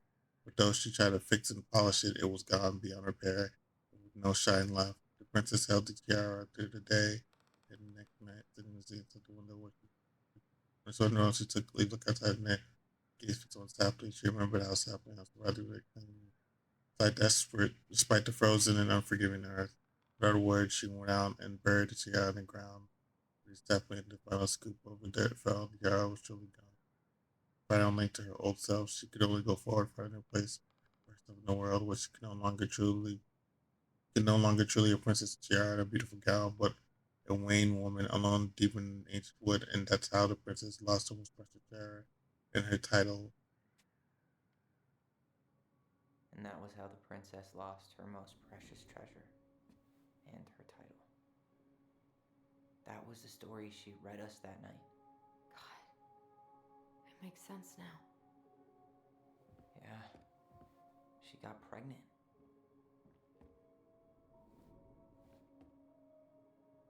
And she ran away to start a new life.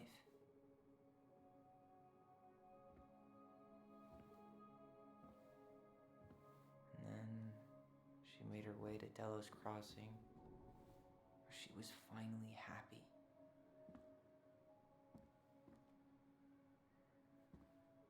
But then the baby died.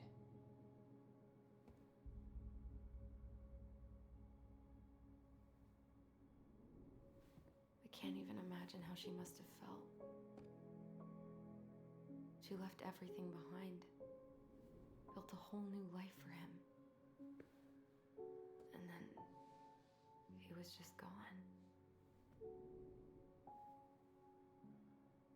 I guess having us helped her move on.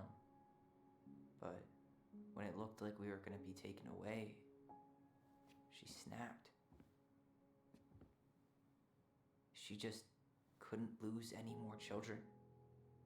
It really wasn't anything we did. I don't know what I'm supposed to do with all this. I don't either, but all I wanted was to understand what happened to her. And now I do. Yeah. But we still haven't seen what's in that chest.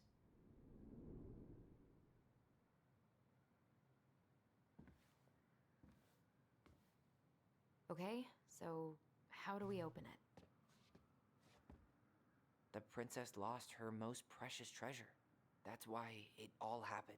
I still can't wrap my head around it. All right, should be easy enough.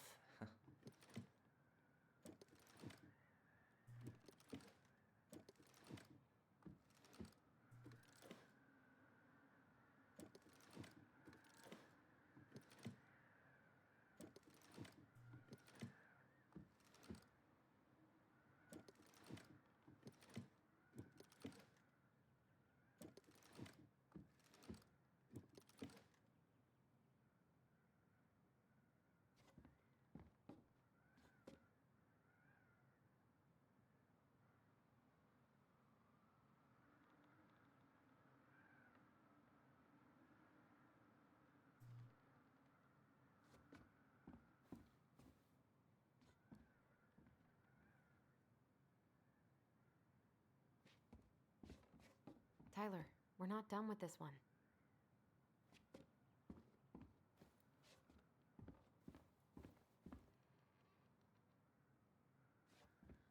All right, should be easy enough.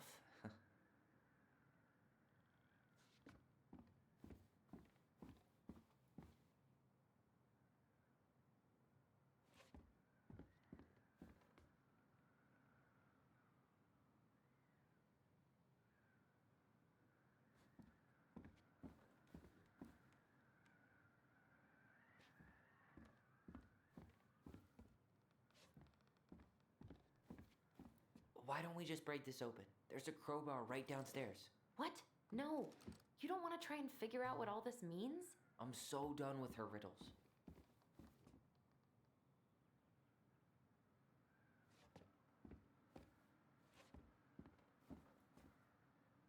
That crowbar is sounding pretty nice right now.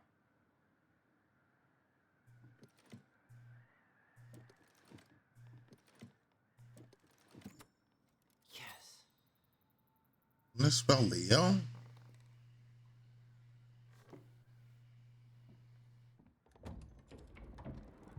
Yeah, she finally found happiness. Whoa. Did it just get darker in here?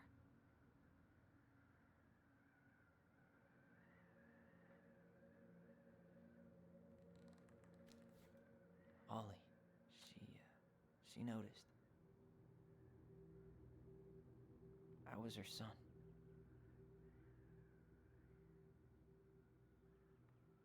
Allison and Ollie, we write stories to understand, be understood. But what good is a story without a there? Get mine from so on. Goblin. Why does she have a photo of that tree locked in here?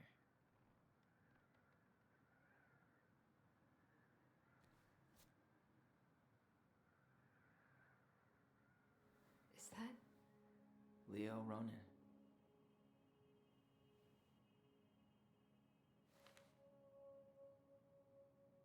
Why didn't she tell us about him? Why didn't she tell us any of this? I mean, it's fucking terrible. That's why. Allie, did we do the right thing opening this? We did. It's better we know what happened, even if it's hard. And there's one more thing we need to see. Are you sure? Yes.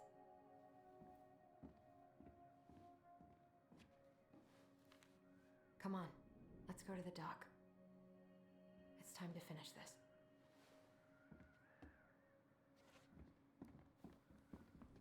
You really want to go? You sure we've seen everything?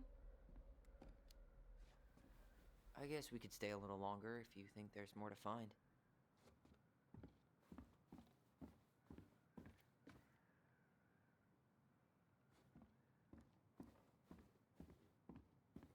The Very Old Beavers Repair List. That's the story where the princess's house gets damaged by a storm and the animals help her fix it. Yeah. What did they do to fix it again?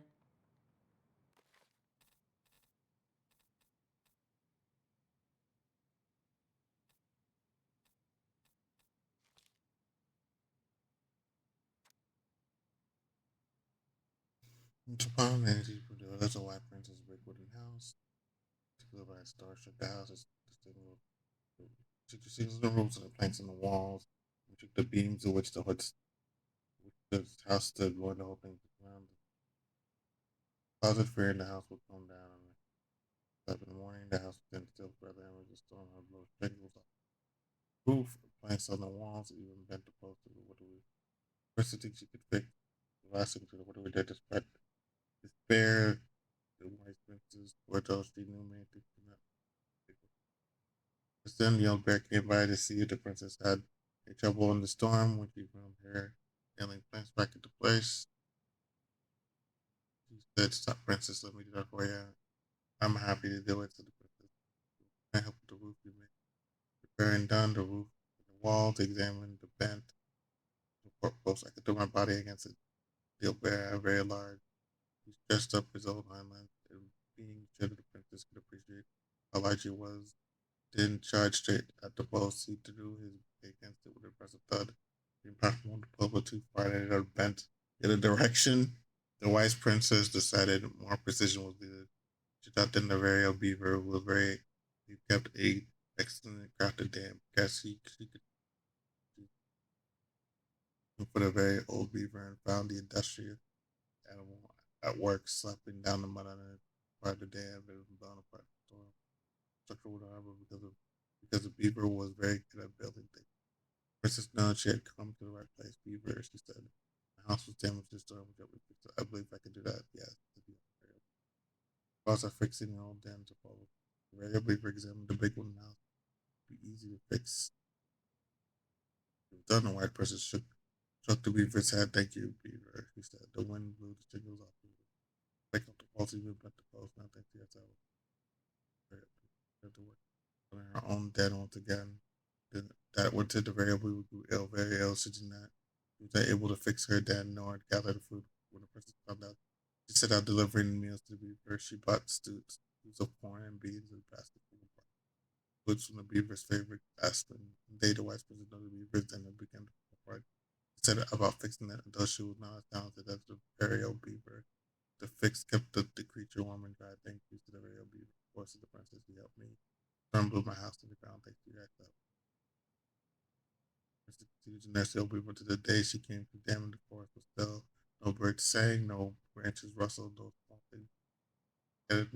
Within the other press, also the princess standing down at the dam, where she knew that the beaver had passed on to my friend, and that's how the very old beaver said the big one how the wise princess repaid his command.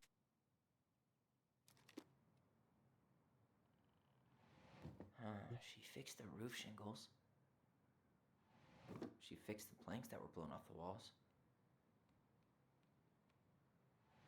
She slapped the post with her. All right. Damn. That must have been rough on Eddie. Yeah, he doesn't really like to talk about her.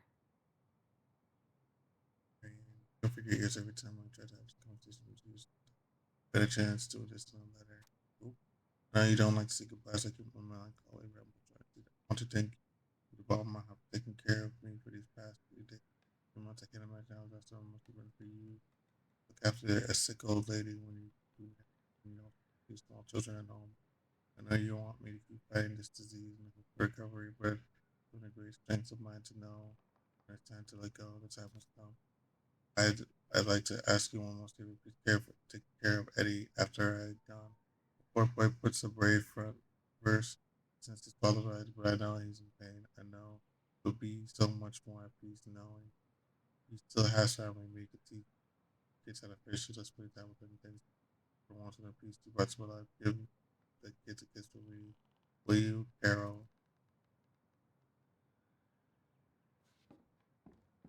These are all side stories. The crafty goblin's good deeds. Of course, the goblins had to help out the creatures of the forest to pay off their debt to the pelican. Well...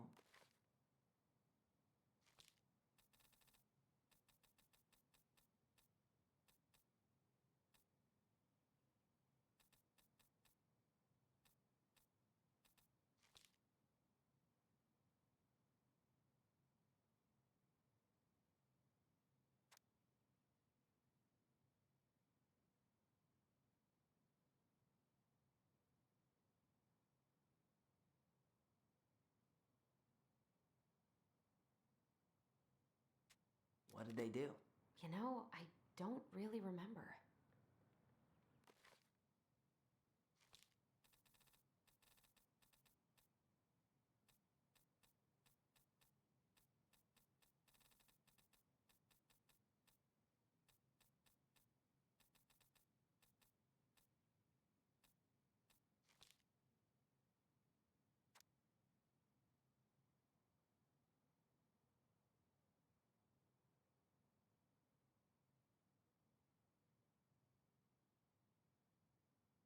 About time in the deep Asia forest, an early storm, winter storm, blanket, everything in the snow. It was so early in the year, the creatures.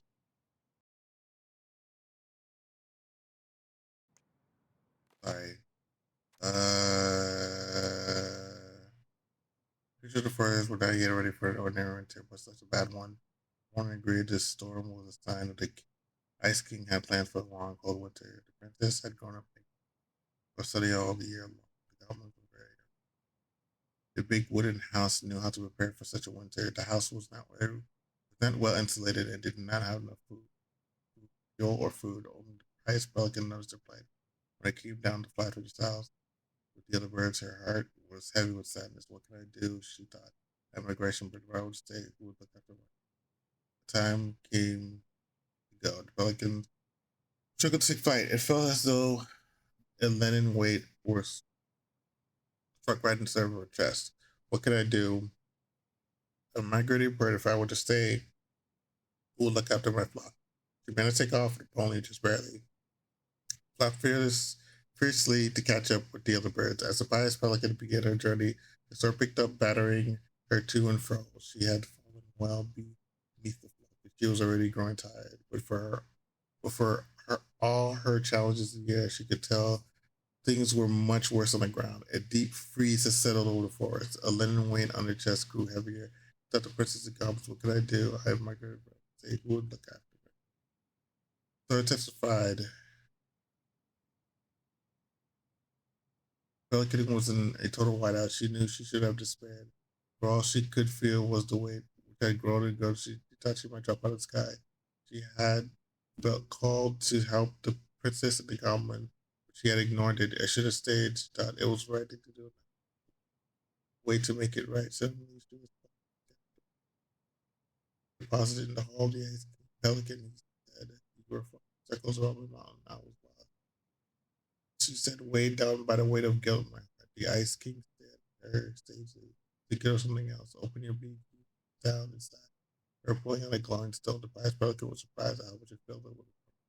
Jason away, closing it down. You know what you must do, said the Ice King. The pious pelican flew straight down to the big wooden house. Not already blown. Many cracks and ice crept across the floorboard. She found the princess. The goblins held them in front of the right really frozen. No, she cried as she placed the stone. The princess laughed. The warmth of it spread through the whole of the house, melting all that had frozen. The princess threw her arms around the pelican's chest, and the goblins punched her leg. Thank you, cried. Welcome to the pelican, smiling in deep satisfaction. What is that? Asked the princess. They like the wonderful stone. At first, said the pelican, I thought it was my guilt. But when the Ice King pulled it out of me, I realized it was just more. Then the storm broke and the sky stood. The pelican filled the big wooden house, the larder with food with her beak, and she took the skies lightning by the knowledge of her charity. Everyone, that through her charity, everyone in the big wooden house would be warm and fed to the spring. That's how the story how the pious pelican saved the white prince and captain from a long winter. I don't think that's the story I did. That was a prelude to another story.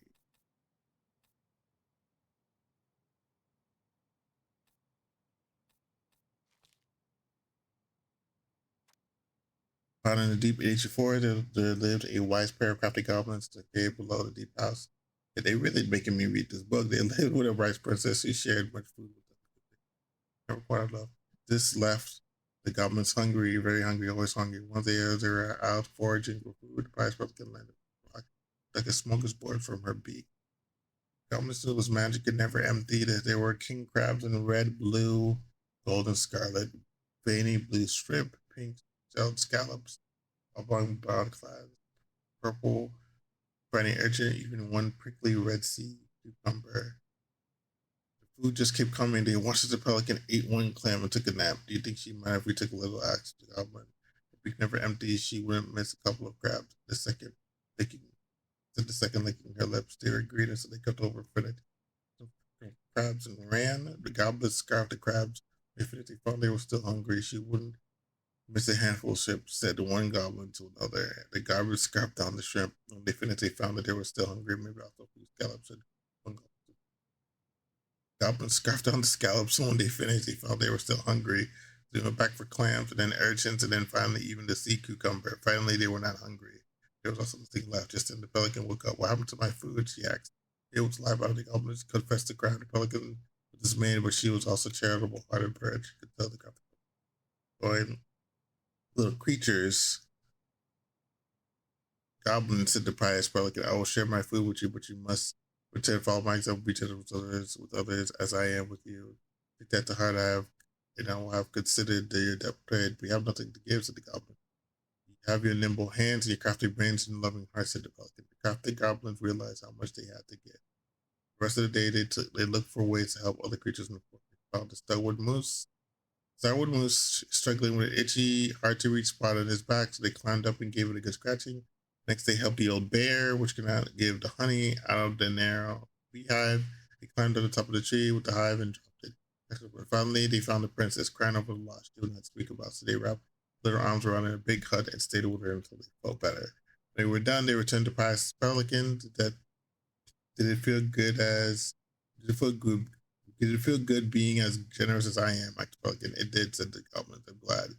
The pelican. We all have problems that we can't solve our own, but everyone goes around generosity in their hearts. Sorry, there may always someone, and then there's always someone on hand to help.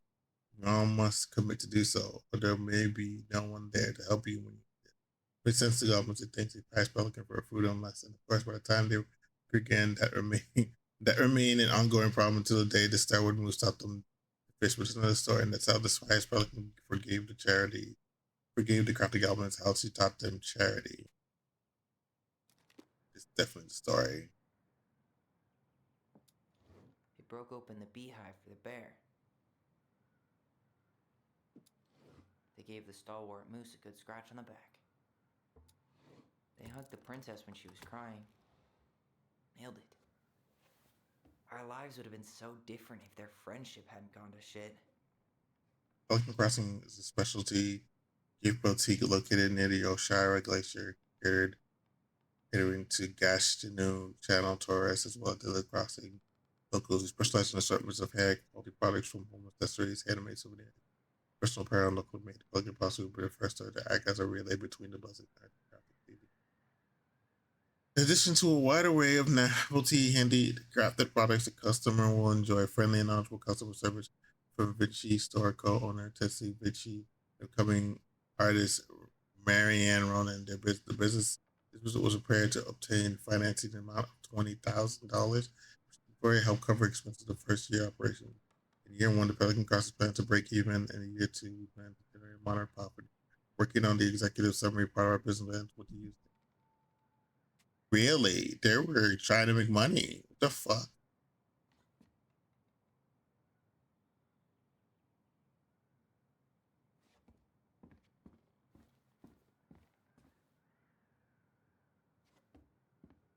The old bear's gifts for the princess. I'm totally blanking on that story. What did he give her again? Why don't we open up the book and... They're making me read this motherfucker. Oh my god.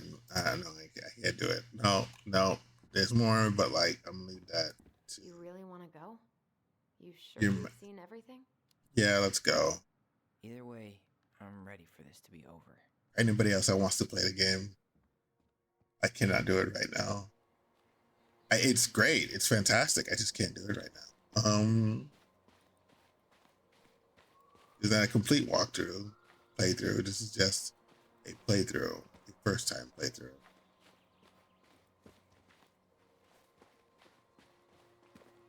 I bet you this is where she buried the baby. I want to know who was here that night. Let's try and remember who Marianne was arguing with. Let's see.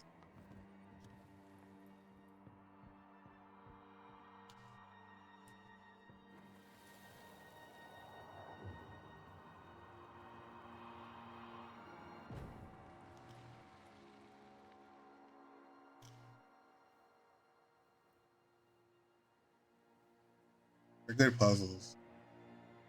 Beginner puzzles, but you know, good. Relative to the story, it's like backstory, you know.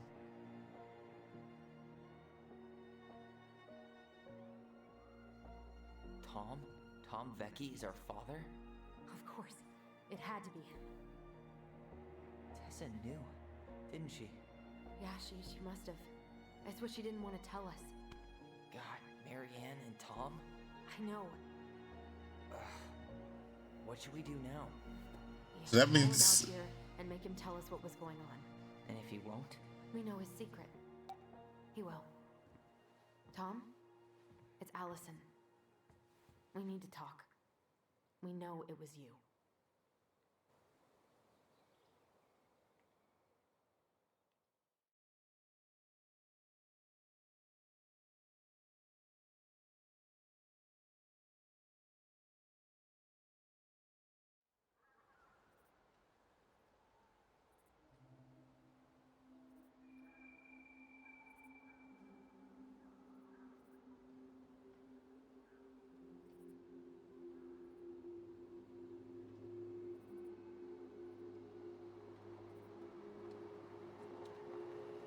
Let me take the lead on this.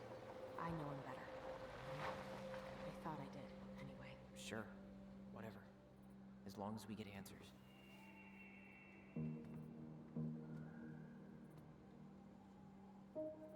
he's running for mayor or something, right?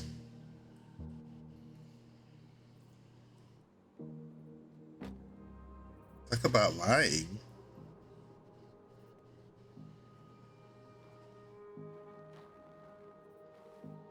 Yeah, that's him. It was him. Kids, listen. You're our father.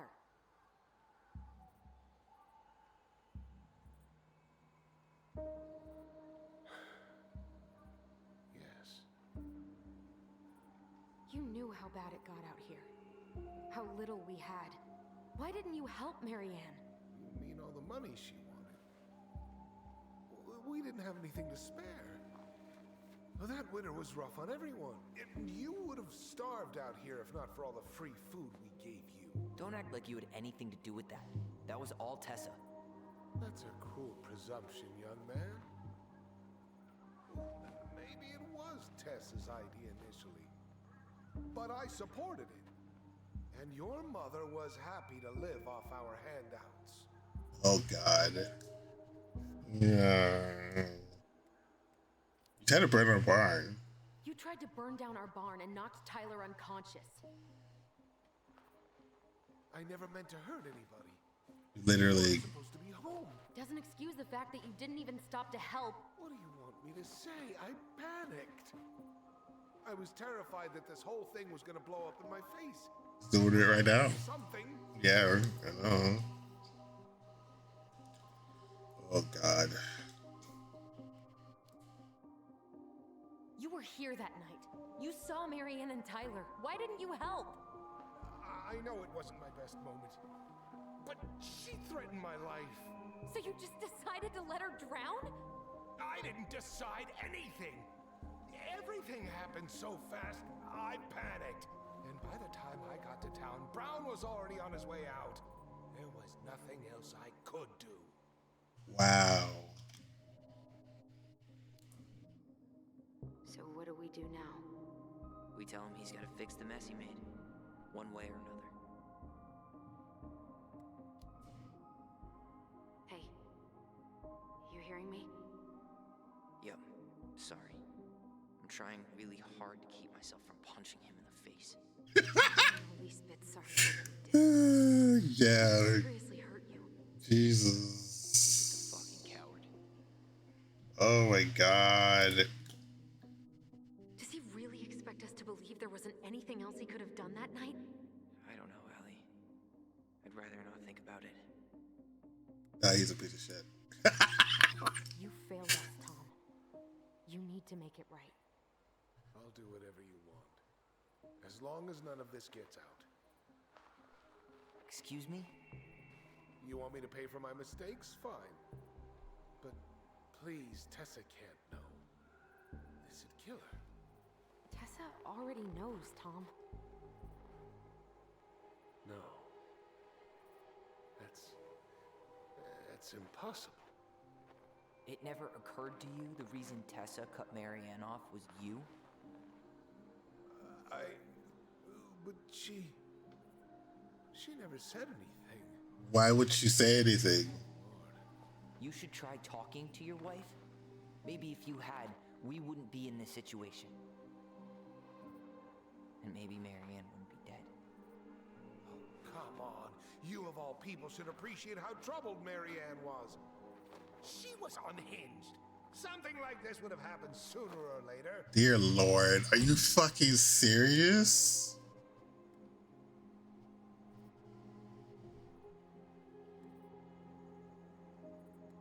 Oh, I don't know which one to say.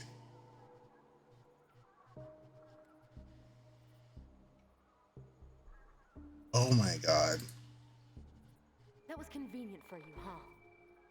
You preyed on her because she was vulnerable. And you knew you could always blame it on crazy Marianne Ronan if you got caught. It was nothing like that. Nothing at all. Your mother was a very pretty woman.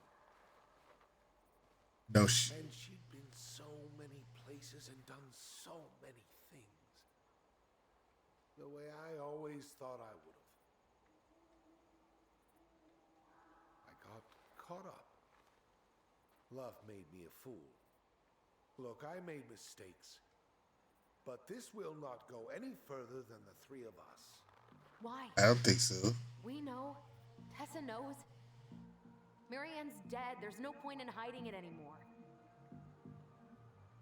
He's afraid it'll tank his campaign. Yeah, that's what I thought too. Am I wrong? Yeah. Jesus, Tom. I've kept your secret all these years. I don't want to go spilling it, but I will if I have to. What? Okay, go ahead. Your little story about self-defense.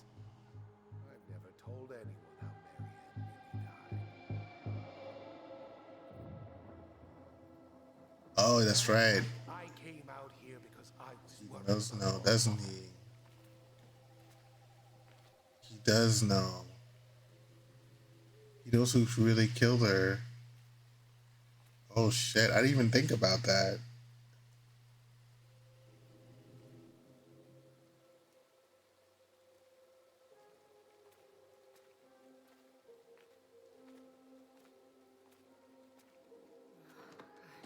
Why do they do it? I'm caught up.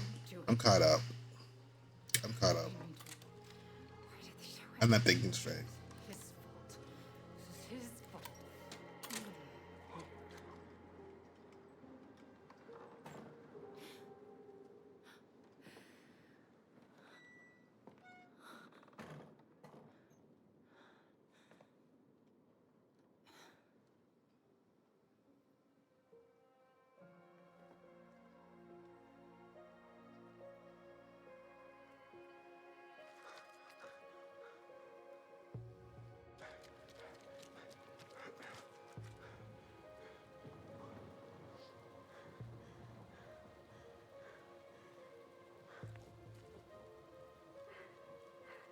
Yeah, I made a bad assumption.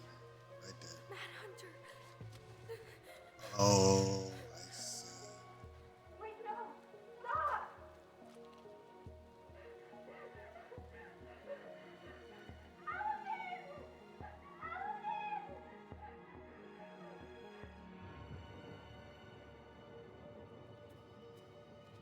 Honey! Wait! At least I know the truth about the relationship, so that's good. They're not gonna hurt you.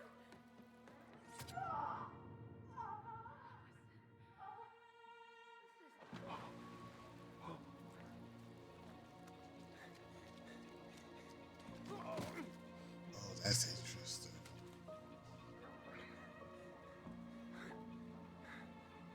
Wow, that's interesting.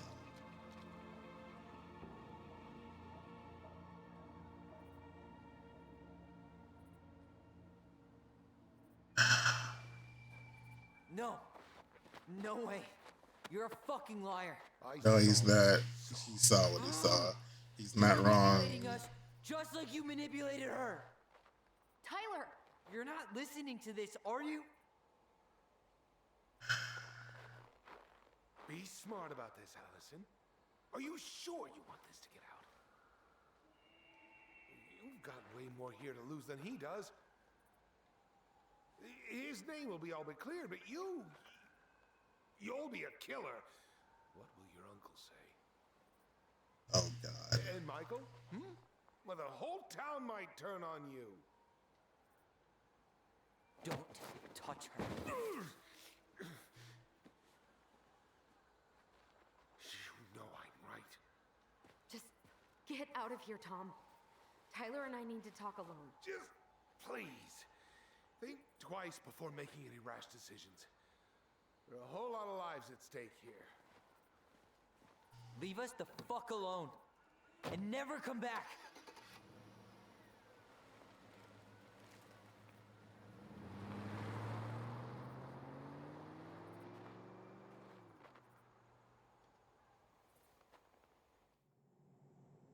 That could be the. Oh, Jesus. They're never going to properly explain that in the game, are they? Allie, They're never going to explain that. you didn't let that asshole get to you, did you? They're never going to explain that. Did you? What if he's right? They're never going to explain that, even if I didn't make a bad All assumption. these nightmares about that night, and they were a lot like how Tom said. And now, when I try to remember, that's all I can see. He's trying to mess with your head, and you're letting it work. No, it's more than that. Yeah. Ever since we started digging, I haven't been able to shake this feeling like something's off. Something's off because he put this in your head. Don't let him get away with it. He might not be lying. We keep getting things mixed up. We remember totally different versions of the past. Those are just details. This isn't that. She was going to kill me. I'm not so sure anymore, Tyler. You know what? She might have a point.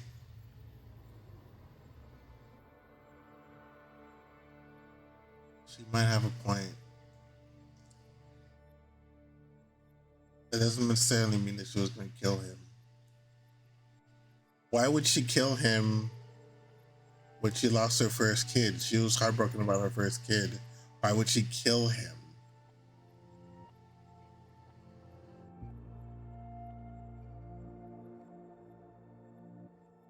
She just thought he was going. So she had because she had a shotgun in her hand. That's true.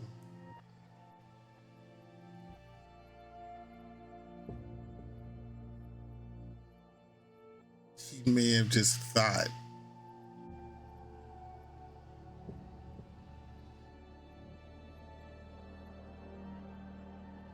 Tessa was the one that wanted her to go to. That wanted him to go to that virtue bullshit, but that might not be what she wanted. Yeah, that's true. Yeah, there's no way it's gonna do. It's just not like she expressed it herself.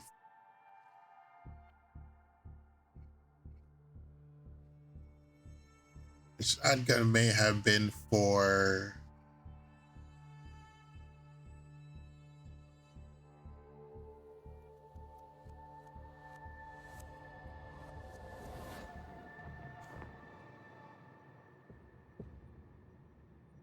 yeah. She had a gun pointed at me. She chased me. She said she was going to kill me.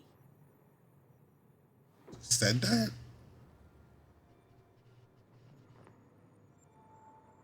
She threatened Tom with those exact same words, with the same gun on the same pier. The thing you said to Eddie the other day got thrown back at me.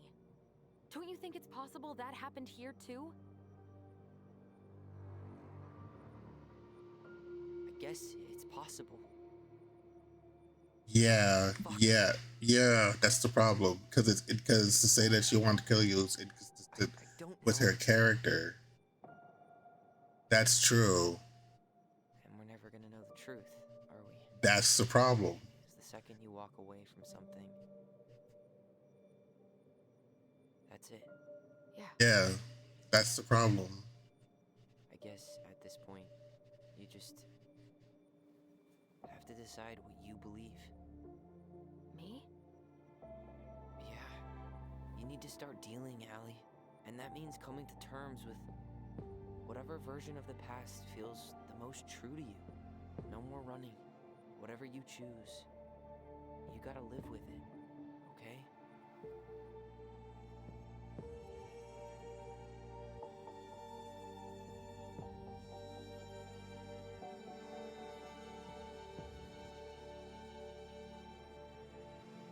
Yeah.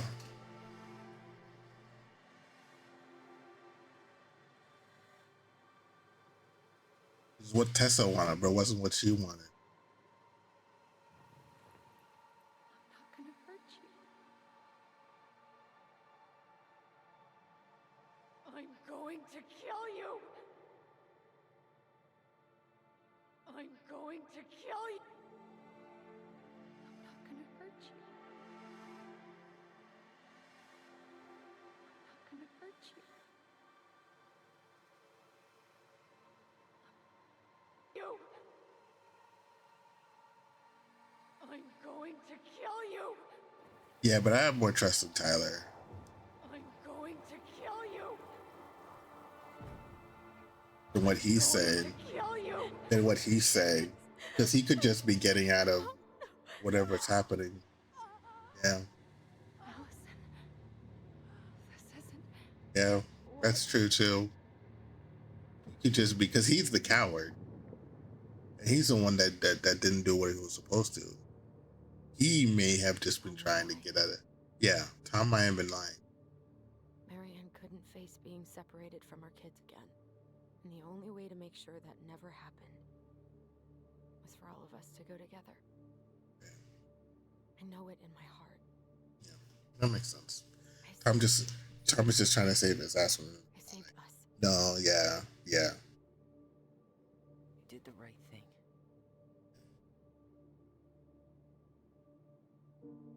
Yeah, that makes more sense. You wanna go back inside? Yeah. That's tough though. That was a tough decision to make. That was a tough decision to make. Holy crap. I need to think on it more.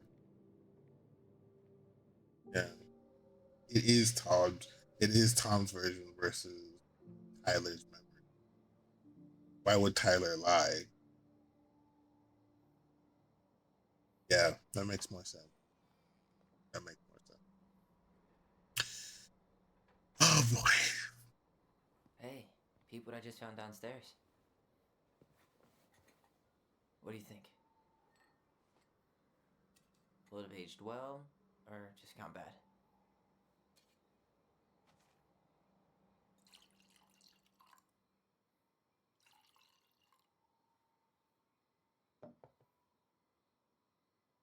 Cheers, I guess.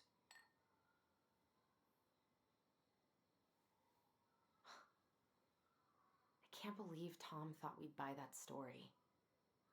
Yeah. And I almost did. Yeah, exactly. Yeah. I still can't believe Yeah. he and Marianne. What the hell did she see in him? She was probably just really, really lonely after she lost Leo. I could never get that lonely. You'd be surprised. You'd be surprised. Listen, with everything that's been going on, it got me thinking about our voice. Like, that maybe we should stop using it. What? I just don't trust it, and I think we'll be better off without it. This morning, I kept getting these horrible visions. Of you and Marianne and Eddie. Visions. Like our memories? Yeah, but different. It was all my worst thoughts brought to life. You were in my bedroom saying I abandoned you. Eddie called me a snake. I'm sorry. I should have been there for you. It's okay. Yes. I was the one who walked out. I can't let that happen again. I don't think it will. Something's been pushing us to find answers. And now we have them. Maybe I'm wrong. And if it stays bad, we can stop. But I really want to keep what makes us us.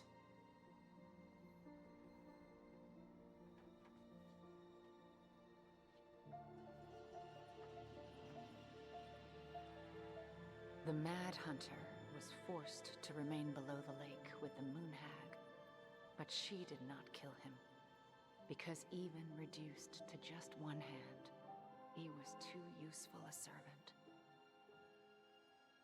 Lo, he plotted What do the you day think? he would emerge. Brothers and sisters? To once again hunt the wise princess and earn back his left hand. Always. And that is the story of how the crafty goblins rescued the wise princess from the Mad Hunter.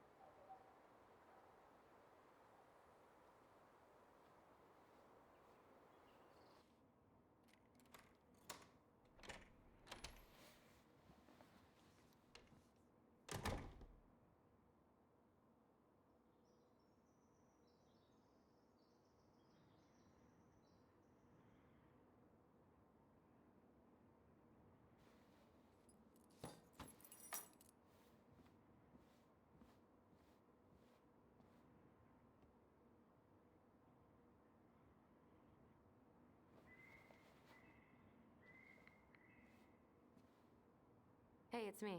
Hey, everything okay? Oh, everything's fine. I just came back from shopping and thought I'd call.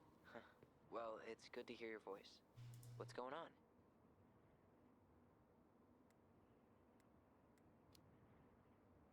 How's life in the big city? Juneau is cool. Cool? Okay, I'm a convert. Everyone at the JCE has been so welcoming, and I went to a march last week. Look at you, Mr. Socialite. She's job hunting? I could use a good kick in the pants. I've been trying to sit down and write a new story, but I keep putting it off. A new story for the Book of Goblins? Yeah, I guess a sort of sequel. That's awesome. They keep the I'd house? love to find out what happens to those two. Thanks. That's what I needed to hear. Did you get my text about Tom losing the election? Oh yeah. Can't say I'm surprised. Or sorry. Or anything. Fuck that guy. Ooh, speaking of telling Tom to fuck off, Tessa left him. Finally. God. I really hope she told him to stuff it. In the name of the Father. Bye-bye.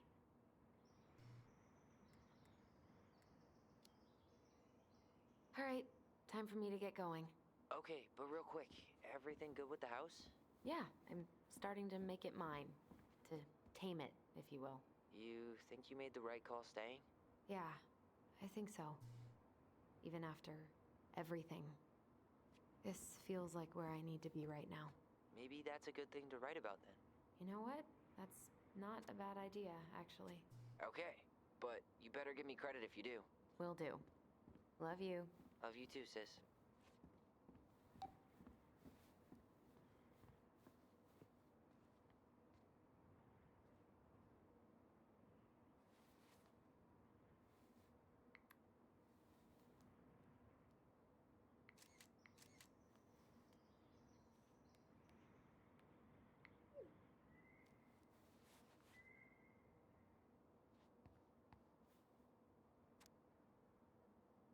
there's only one way I feel.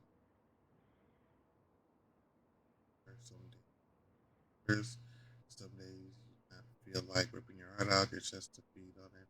You tend to feel something others just do 30 a.m. Someone's band tonight. I can you not know. You put your hands will just do your lungs.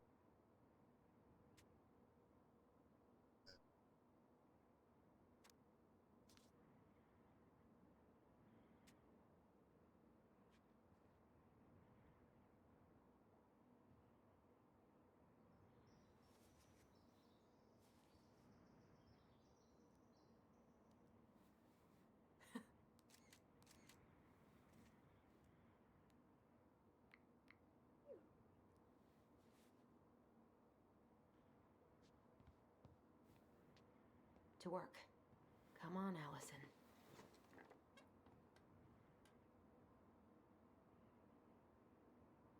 You got this, sis. Let's hope.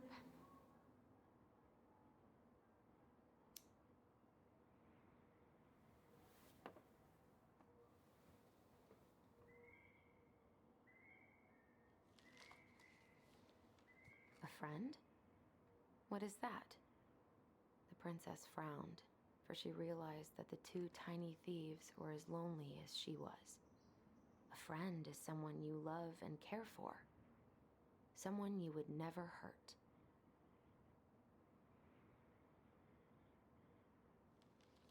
Yeah, right.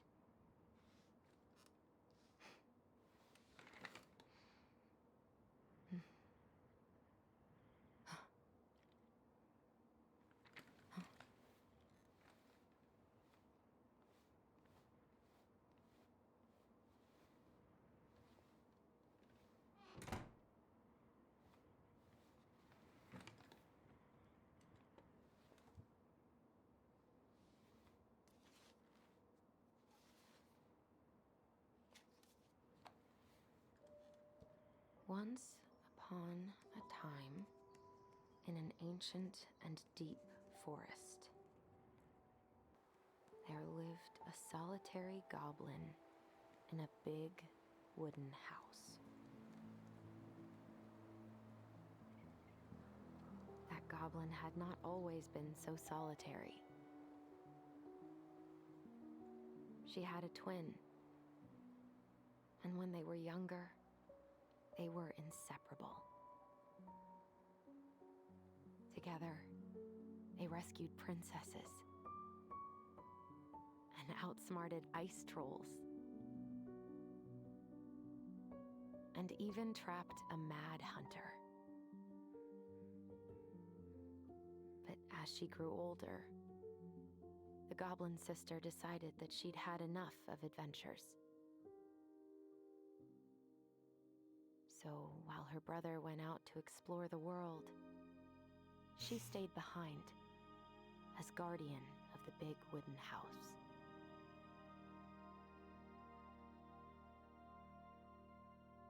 For it is not on all of us to adventure. Some must stay behind to tell the story and to hold shelter for those who may come back and those who never left.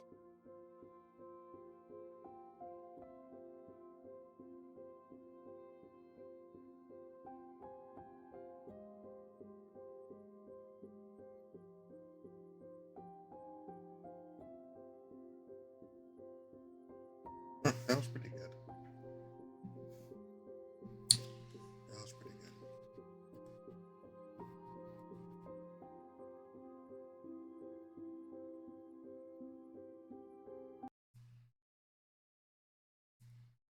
Oop, sorry. Oh, hold on. Actually, now think about it.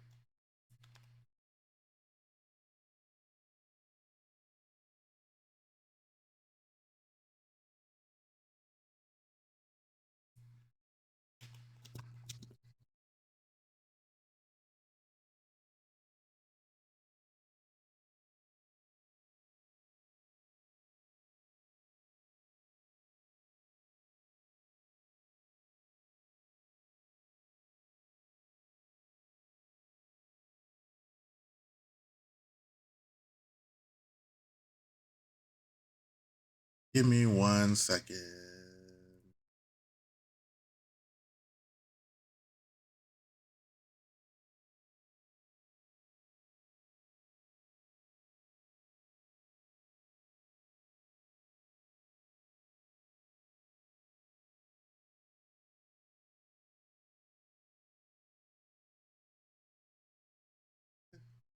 Uh,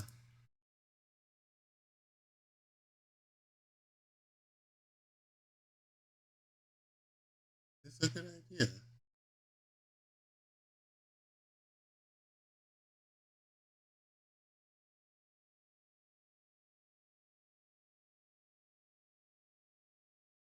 Yeah, I'm just gonna rate somebody else who's playing the same game, and we get to relive what I just relived. Ha ha ha. Hope you guys like the stream. If you like what you see, please follow and subscribe on YouTube and Twitch. Have a good night. Oh, never mind. Won't be rating after all.